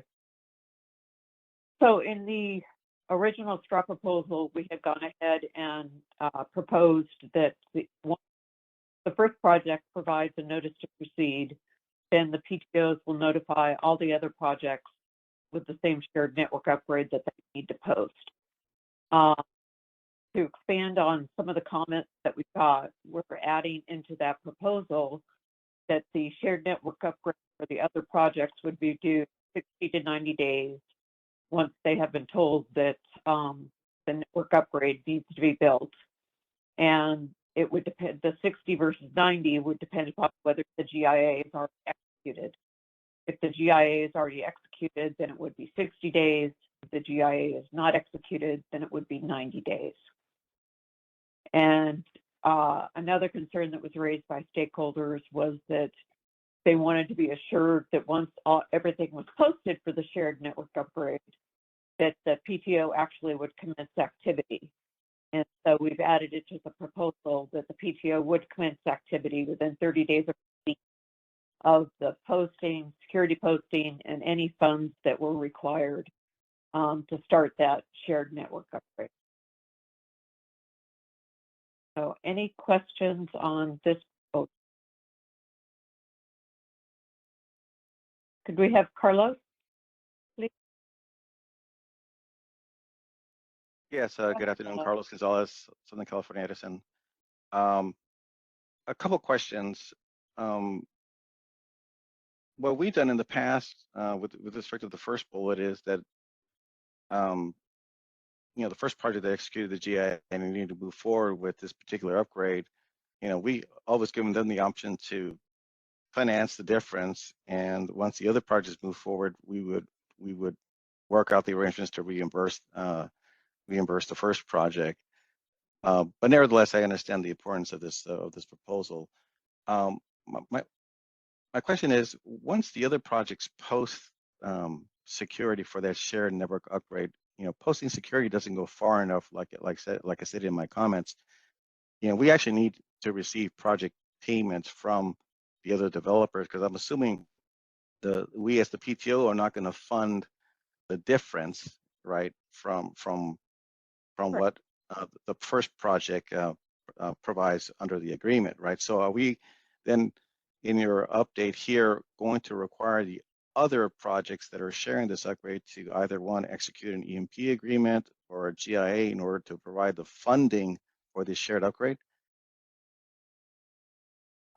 They'll be required to execute the GIA, and the last bullet says that you would go ahead and commence activity 30 days after receipt of the posting and sorry, I call them funds, but if you call them payments, you'd start activity after receipt of the posting and the payment. Okay, but the funds from the first customer or all customers that share the upgrade? Okay, but in order for and forgive me, in order for the other projects that are sharing the upgrade, in order for them to provide funds, they have to have an agreement in place. So it could be either an EMP agreement or a GIA. Is that the case?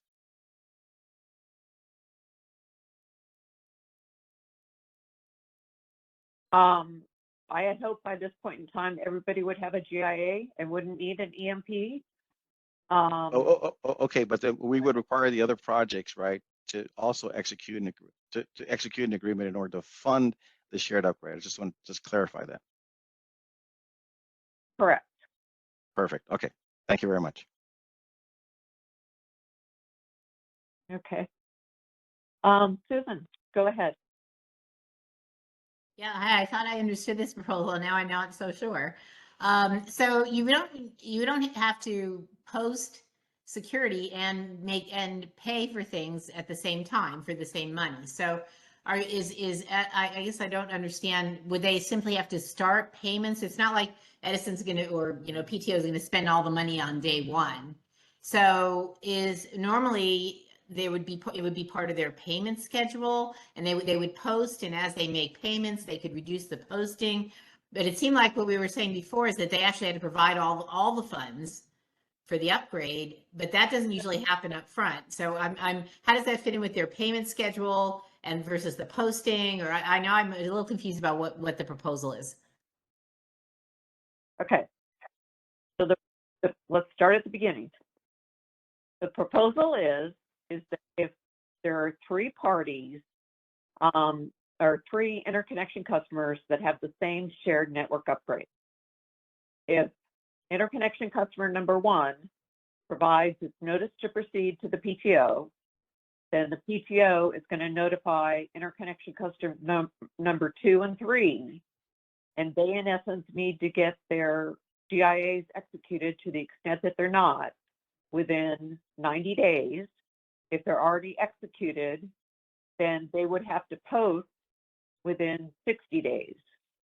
And then in addition to that, Southern California Edison does it differently than the way that PG&E and San Diego do their payments. And Edison actually has a payment schedule in there. And so the expectation would be is that all three interconnection customers would have to post and provide the funds or payments for the shared network upgrade that is now being constructed, because interconnection customer number 1 is set to proceed. Okay, so their payment schedule, they wouldn't necessarily have to provide a posting for 100% of the cost and payment for 100% of the cost. They would provide the posting to increase their posting up to 100%, less what they have already paid, of course, up to that point if they had a GIA. Then they would have a payment schedule for that upgrade so that Edison would receive the funds on a monthly basis, as they do with you know, on a forecast basis. That's how they do it, I know. So they would start making payments for that upgrade, and make the third posting, which they then could reduce as the payments go. But they would start a stream of payments. So when you say Edison has the funds, they will begin collecting the funds as they normally would on a monthly basis for that upgrade, right? Correct. Okay, all right, that makes sense, because it sounded a little bit like you're saying they had to make the third posting and then they had to provide all the funds, but not all the funds, just the normal monthly payments, the way those things normally work for that particular upgrade. For that upgrade, correct. Okay, so somehow Edison would have to know, either included in the GIA, which probably at your point, like you said, probably would have been executed by now because at least one project's reached the NTP stage. Hopefully they've all had GIAs. But anyway, in the payment stream in a GIA, even if it has already been executed, you would have to include the payment stream for that particular upgrade, even though it was the timing of it was stimulated by the first project. It could be, I'm saying it could be a little messy or complicated for that, is what it sounds like for that element. If you're asking for payments and posting's pretty straightforward. But if you're asking for payments to start at the same time, there has to be a separate payment schedule for that upgrade. And that could happen, but I'm just saying that would need to be part of the proposal. That is part of the proposal, yeah. Okay, good. Well, thank you for the clarification. I appreciate it. Sure, no problem. Until Carlos corrects me in a second. Go ahead, Carlos. Yes, Carlos Gonzalez, Southern California Edison. In response to Susan's question, to simplify things, I would think we would create a second table, well, a second payment schedule table for that particular upgrade. That's what my thought was also, but I didn't want to speak for the PTO. Thank you. All right. Oh, Susan's back. Sorry, I'm back. No, really, just a quick one. So yeah, no, I think that makes sense, to have a separate payment schedule. And I assume for the other PTOs who bill in arrears, they would simply start including those costs in their monthly bills to the customer, and the customer would simply pay them as they're incurred. Is that right? Yeah. Okay, great. Thank you. So in the chat, we just had Darren from PG&E. So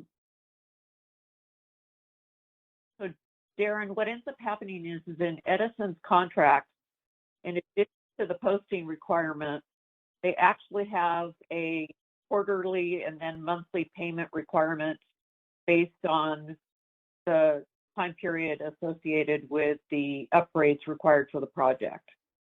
So in your instance, what PG&E would do is that you have the posting in there, but not the payment schedule. So you'd establish a payment schedule for the shared network upgrade that's being requested by Interconnection Customer 1, and they would only have to, Interconnection Customer 2 and 3 would only have to pay for that,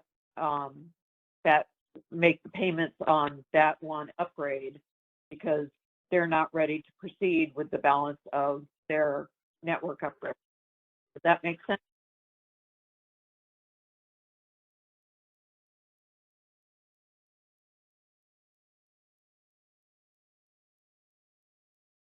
You want to stick it in the chat, that's fine.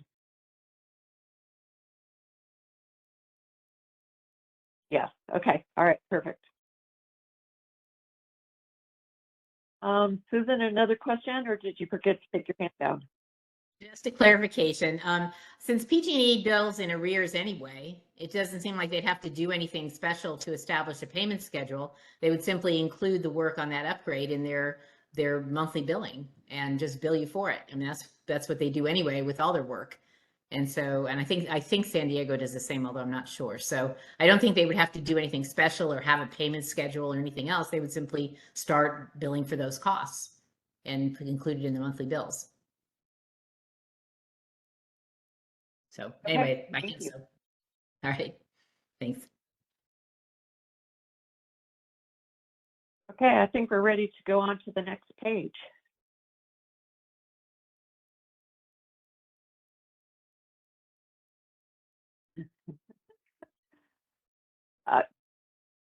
Darren, we'll take your chat comments offline. So this is the one, Carlos, that you were commenting on earlier. The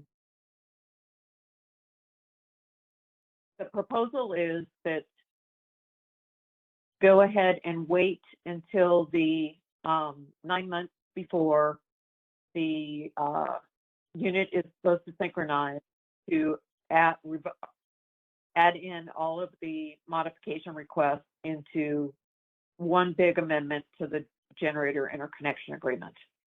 And part of that is because of twofold. One, the number of material modifications that we have. And then second, the insufficient staff at the ISO and PTO to keep up with the number of actual agreements that have to be executed along with amendments.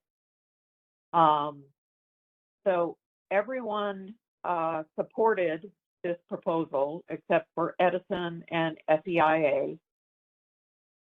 And a number of stakeholders requested some clarification. So the clarifications that we'd like to add, I've added in blue. So the MMA report that is done in 120 days at this point would be the controlling document for change to the GIA. And if you're changing the GIA for a material modification that includes the change in scope, schedule, and payments, I think the big concern would be the time associated with coming up with the payments. Because if you're changing the scope or the schedule, that doesn't even require a facility reassessment to be done. The only time a facility reassessment is done is when a something is happening to the network upgrades. Additional network upgrades are required because the battery is being added or the interconnection facilities are being revised. So it's only in those few cases where you would actually have to go ahead and add in additional payments and a payment schedule. But what we are proposing is that we would incorporate into the MMA report the scope, schedule, and payments, if applicable. We would go ahead and once the MMA is published, then the work could begin based on that change. We're keeping the 9 months at this point in time. People didn't seem to have concerns with that. But we are going to go ahead and align the modification of the GIA with the NRI process. And NRI, which is the new resource interconnection process, requires the updated GIA or the effective GIA to be provided pretty early on when you start into the NRI process. So we'll align the 9-month amendment to the GIA to incorporate all of the modifications. We'll align that with the requirement to provide an updated GIA in the NRI process. So any questions on that?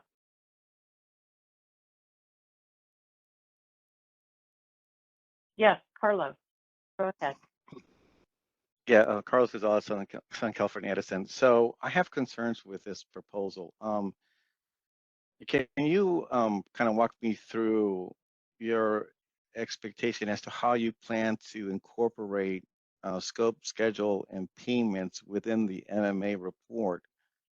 Because I could tell you, for example, like I said in my prior comments earlier today, some of these elements do require a conversation, negotiation with the interconnection customer, especially schedule, maybe even payments, right? Because if they have an executed GIA and they've been making payments under that existing LGIA, the the way we structure the payments is it could be somewhat, you know, there could be changes that would require having a conversation with the customer as to how we start and we end and begin the new payment stream and how that might impact you know, financial security or ITCC.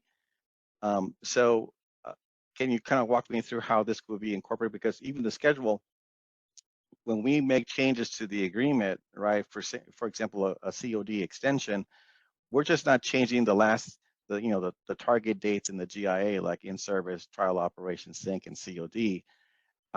Right. We actually end up changing all the other milestones that are in the table, right? So if it's not going to be reflected in the GIA, all these changes, are we going to incorporate some of the provisions and the table, the milestone table, into the MMA report, a payment schedule in the MMA report?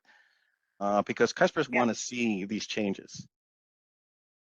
Yeah, yeah, and they will be incorporated into the MMA report. And also remember that part of the MMA report is a draft of the final goes to the customer in advance of it actually being finalized. So to the extent that a negotiation to be had regarding the payment, that process could go on at that time. Well, here's my concern. I mean, if I'm going to be negotiating scope, schedule, payments with the customer, you know, dropping in provisions that we typically find in a GIA into an MMA report, which I don't think the MMA report today, at least the templates that I've seen, would really accommodate this. Even under an FRR scenario, wouldn't necessarily accommodate these type of changes. I'd rather spend my time amending the GIA, which in my case, it's a lot easier to do it there and negotiate with the customer than it is to do it in an MMA report and negotiate with the customer. I'm still going to go through the same effort. It's still going to take as long, right? If you're saying 45 days for an FRR, just, I mean, I go from 45 to 60 days for an FRR. There may be situations where if I'm working with the customer to incorporate these add-ons, it's going to take just as long for me to do it in an MMA report than it's going to take me in a GIA. I might as well just amend the GIA. So at your shop, Edison is situated differently than the other PTOs are concerned. Different people are involved in modification requests than are involved in the GIA. So Edison does it differently than others. And from the ISO's perspective, I have a different team that does the GIA versus the team, Jason's team, that does the material modification assessment. The other IOUs are similar to that. So I just don't see why we want to convolute the MMA process with GIA provisions and tables and so forth when it's just easier to amend an agreement. And the reason why I want to go that route, or propose that we go that route, is because from our perspective, especially from the major project organizations group, right, like I said, we have 30 people looking at and relying on this one particular source document, which is the GIA, right? And all the other topics that we talked about this morning point back to the GIA. It doesn't point back to the GIA plus MMA reports. It points back to GIA milestones. It's just easier for us to rely on the existing source document that we actually utilize to issue the notice to proceed, the authorization to proceed under the MP organization. It's just easier just to look at one document as opposed to 10, especially then since we have 30 individuals assigned to a particular project looking at that one source document. Now they're going to have to look at the original GIA plus X number of MMA reports to figure out what's going on. And the other question I have is, would this, if this proposal moves forward, would it preclude the IC from asking the PTO for an amendment to the GIA? Are we going to tell the customer, no, we're not gonna do that because, you know, we're gonna amend your agreement 9 months prior to initial sync? To me, I just think this is gonna wreak havoc with respect to keeping track of scope, schedule, milestones and payments. So as stated in the revised draw proposal, to the extent that an IC wants an updated GIA, predominantly for financing was the reason that was given in the comments, they could request the PTO and the ISO to put together an amendment to the GIA based on the modifications that have been done to that point in time. But if you could go ahead and include any other comments that you have in your written response, that would be great. Okay. Thank you. Thank you. Okay, moving on to the next slide. All right. This is commencing network upgrades with when the first notice to proceed is provided to the PTO. So consistent with what you just saw 2 slides ago, the ICs are concerned that they give notice to proceed to the PTO, but work doesn't begin, which then ends up resulting in a delay of the upgrades and potentially jeopardizing power purchase agreements. So similar to what I said earlier, is that once the notice to proceed, the third security is received by the PTO, and I'll add in, and the payment has been made. The PTO is we're proposing the PTO notifies the IC and the ISO that activity has begun within 30 days of receiving the posting, and I'll add in the payment to ensure that the upgrades are started on time.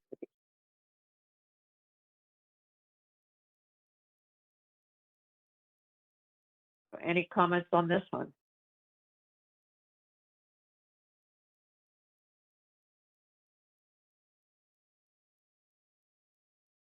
Go ahead, Carlos. Yes, Carlos Gonzalez, Southern California Edison. Okay, so begin within 30 days of notice to proceed and security posting. In order for our major project organization to move forward with the upgrade, we also need to receive payment. I corrected myself and said I would add and payment. Oh, sorry, I didn't hear that. Oh, okay. Okay. Thank you very much. You're welcome. Okay, any other comments? We did get a question in the chat from Nathan Hightower. Is this time frame 120 days depending on GIA? Well, it's whenever the interconnection customer provides the notice to proceed to the PTO. It has nothing to do with the GIA.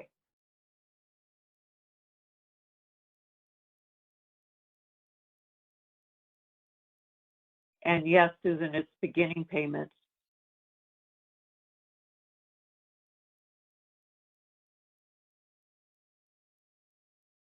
Okay, Nathan says okay. Susan, are you okay?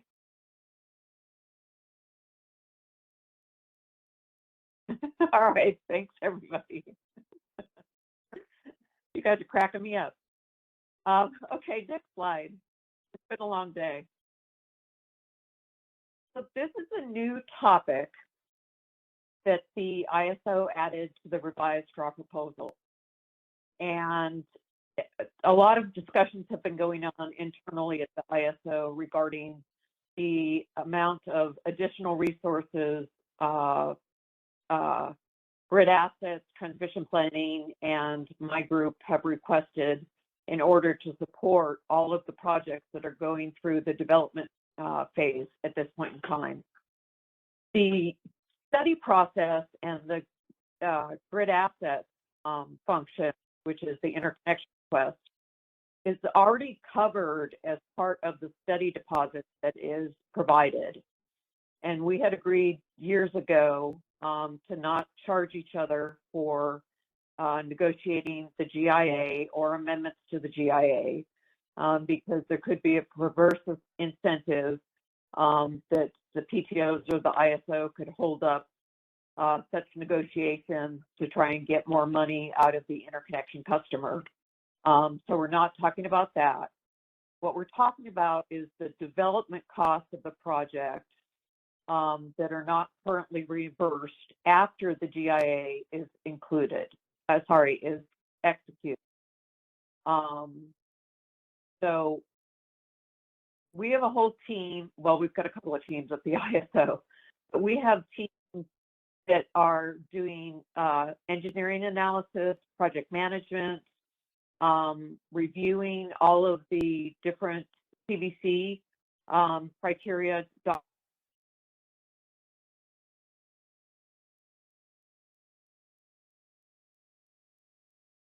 about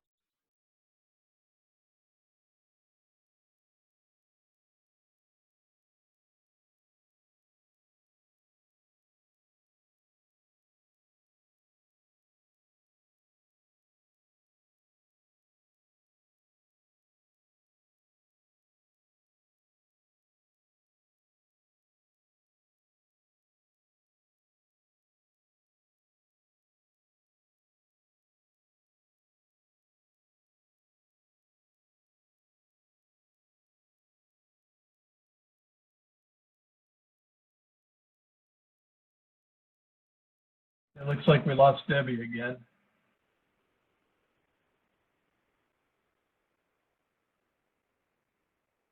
yeah, it's the computer audio. Now I can hear you.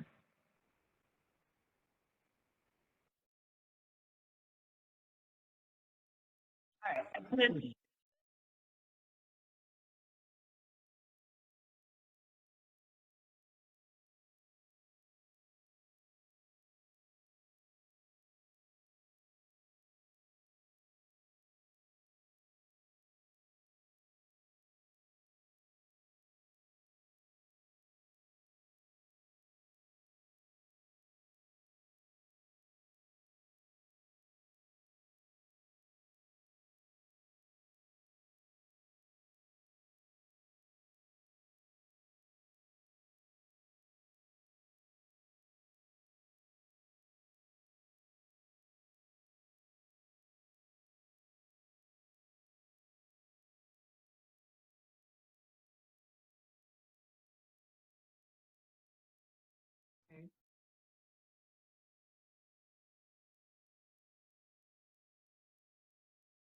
Okay, so Nathan, can you hear me now? Or Susan? Okay, looks like Nathan's saying yes. Susan, you were the one that said you couldn't hear me. Yep, okay, all right, we're back.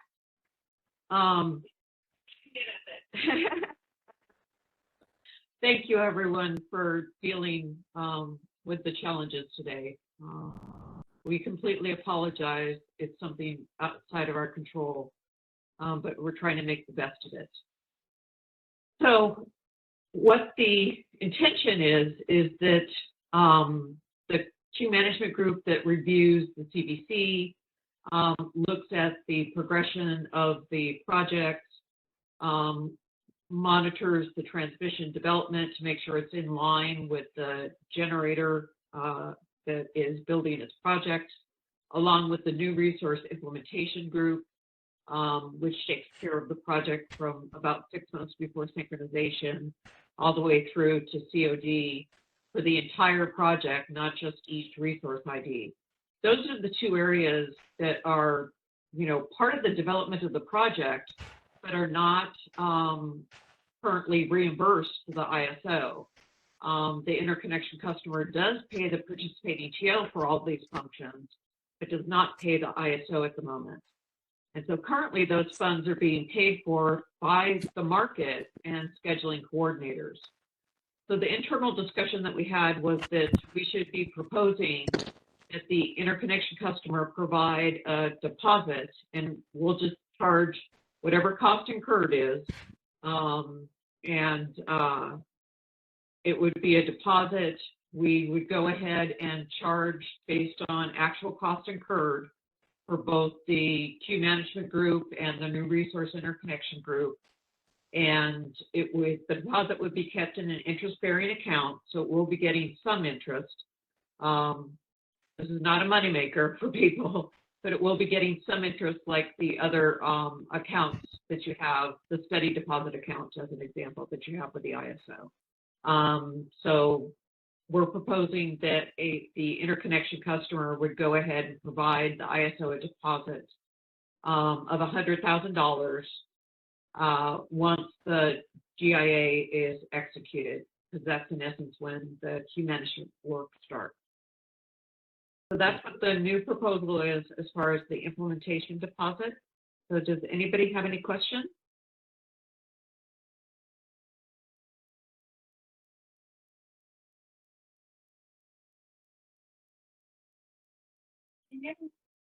All right, next slide, please.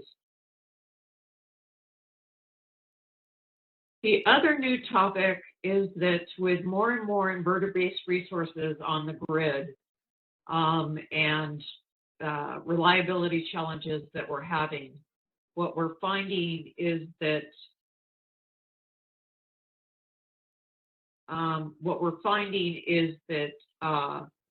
the GIA currently has 30 samples per second for phase angle measuring units, PMUs, and that granularity is insufficient in order to actually do the analysis of the fault.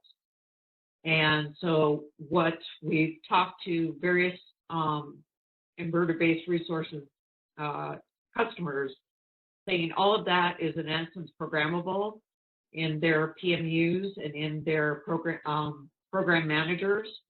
And so what we'd like to do is change that resolution to 16 samples per second instead of 30 samples per second.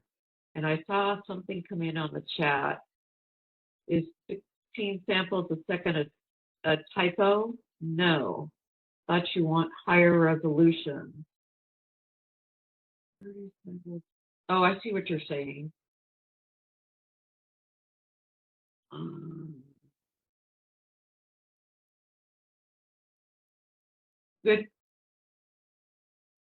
Good question. Livy, I got 60, 30, 16. Actually, I had the engineer who requested this review it, and he was fine. We'll go ahead and put out a meeting notice on this.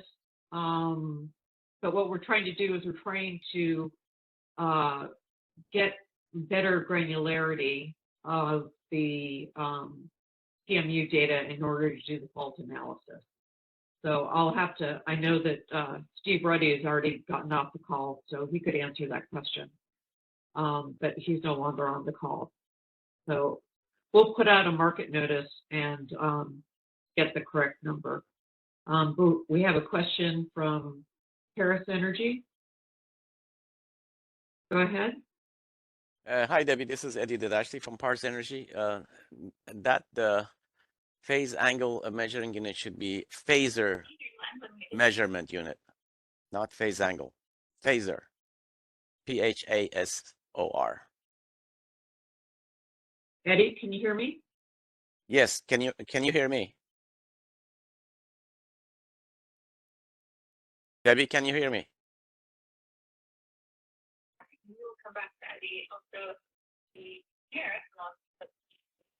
Can you guys hear me? We can hear you loud and clear. Oh, okay. Okay. Caitlin is just that device is called phaser measurement unit, PMU. Susan can hear Eddie, but I can't hear Eddie. Okay. So Eddie, can you just type that into the chat real quick? I did. I did. I sent it to event. Steve, are you still here? Steve Ruddy? Yeah, I'm here.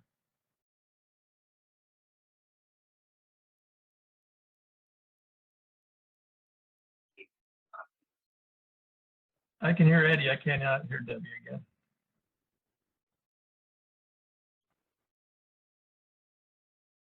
Yes, there is a difference in phase angle measurement versus phaser.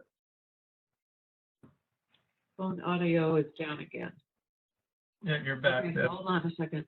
Debbie, you're back. I can hear you. This is Eddie.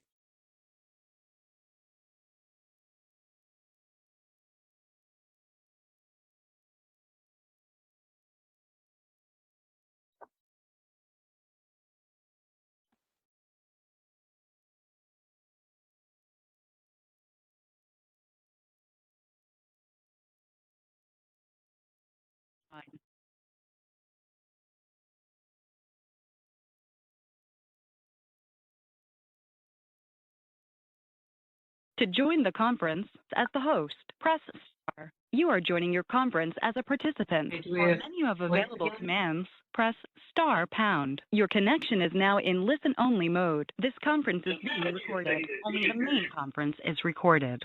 Okay, I just can't hear you. Is now unmuted. Yeah. Yeah. Yeah, and I saw Steve was talking also. So I think one of the systems is down again, and we are trying to reboot. So we can hear you. Why Debbie kept going out, so I just canceled the line and got back in. This is Eddie. We experience this sometimes. We're back. So I think the best thing is for are we back? Yes, we should be back.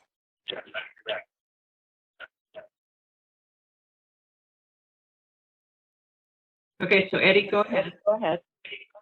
As I indicated earlier, a phase angle measurement unit should be phaser measurement unit. So it collects multiple information, not just phase angle. So, Steve, ready? Are you ready? Are you online? Yes, I'm here. Yes, I'm here. Okay. Can we please have everyone that's not speaking muted so we won't have any echoes?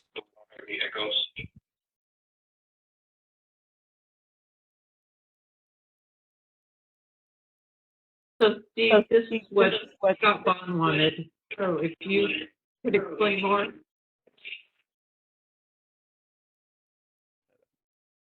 Are you asking me to explain it more? No, Eddie, I got your point. We'll get that corrected. Okay.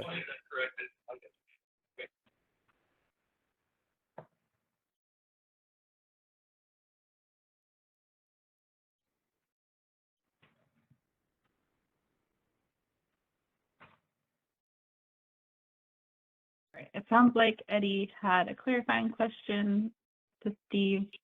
So maybe we'll move on. Yeah. Yeah, and the clarification.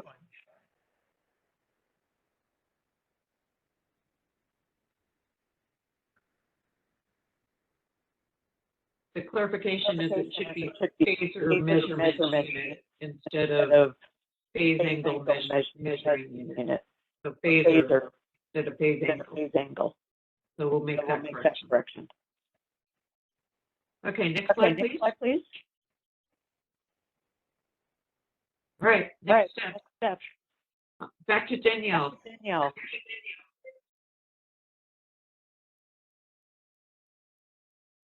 All right, let me get myself off of mute.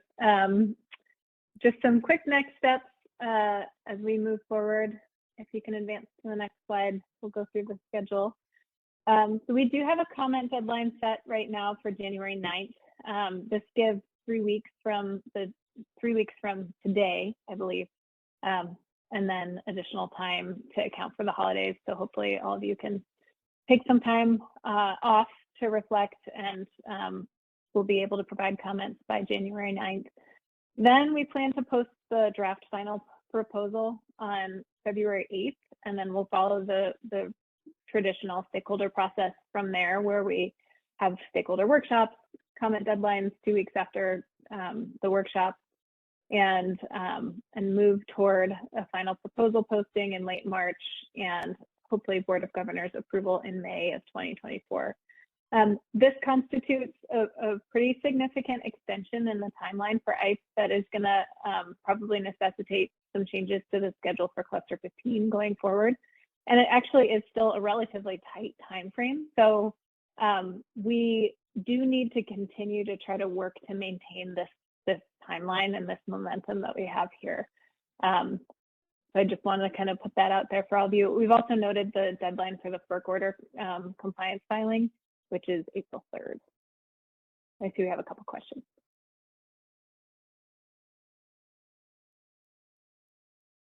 Yeah, we do have a hand raised from Bridget Sparks. Go ahead.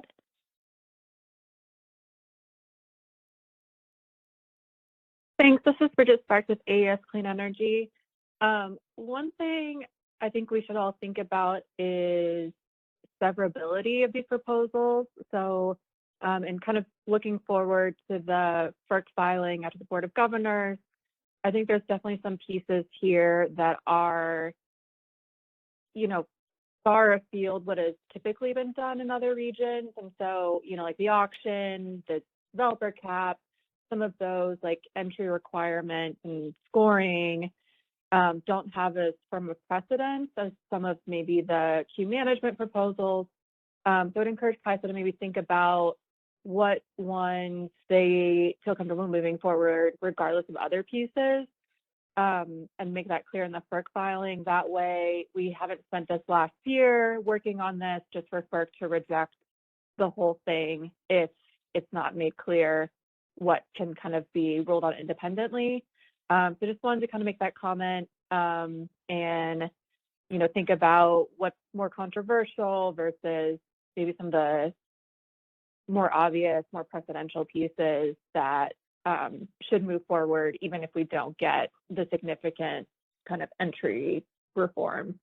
And so I think that would be beneficial and make sure that like all the stakeholder processes last year, you know, isn't tanked by one or two more controversial proposals. Thank you. Thanks, Bridget. Maybe the Josh, go ahead. Yes, this comment is for Bob Emmerich. I've been thinking about this issue of 150%. So one thought that I have, which I want to leave that with you, and I don't even know if it's been already discussed, is when you exceed the 150% of the capacity of the zone, it may be possible that you advise, you know, all the interconnection customers to reduce the output of the resource pro rata.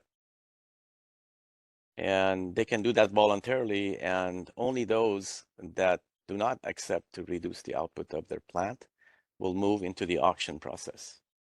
So I want to hear Bob's thoughts on this. Well, frankly, Eddie, that's not something I would see as being very workable. We have dealt with situations where projects, if everybody agreed, a network upgrade would go away, and everybody wouldn't necessarily agree to that, even though it would seem to be to everybody's advantage. And that would take additional time to actually implement that type of thing. And I think the projects that had the highest scores would say, well, I'm not going to change my size of my project. So I just don't see that as a very workable proposal. But I don't know, think about it some more. And if you feel like putting it into your comments with a little bit more, you know, thinking about it, that's maybe something I'm missing, feel free. Okay, will do. Thank you.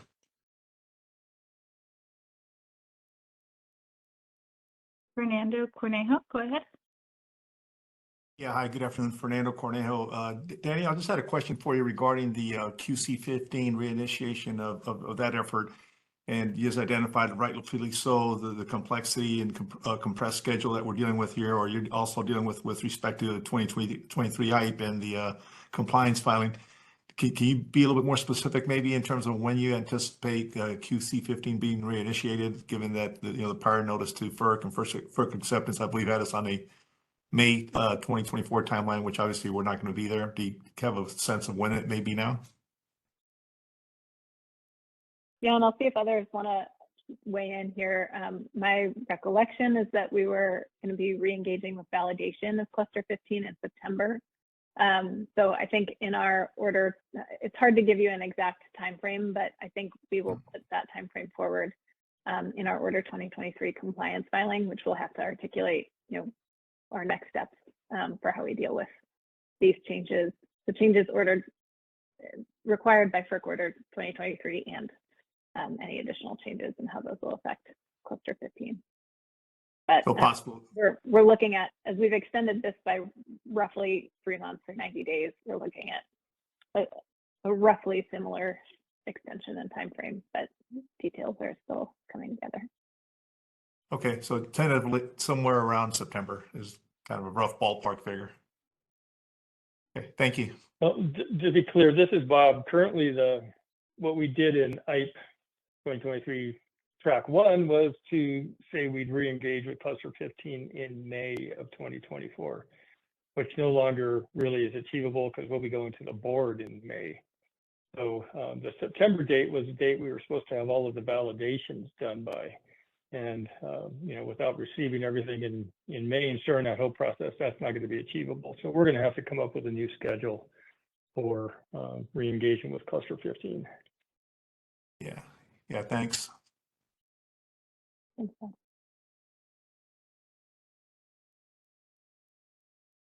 All right, I think that's all we have for questions. Okay, and I just want to also thank Caitlin and the event producer for dealing with all of the audio issues today. And thanks to all the stakeholders. I know it's frustrating to be on the line and not be able to hear and not be sure if your question's being heard. So we did our best and are happy to follow up if there is any clarification that you need after the discussion today, but really do apologize for all the technical issues. All right, well, thank you, everyone. Thank you for all of our speakers today. And again, thank you for everyone's patience. Again, comments are due by end of day, January 9th. The comment template will be posted to the initiative webpage.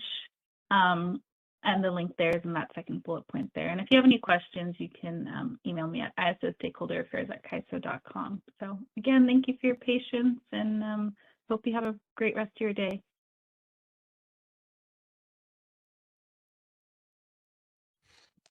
Thank you, and that concludes our event. You may now disconnect.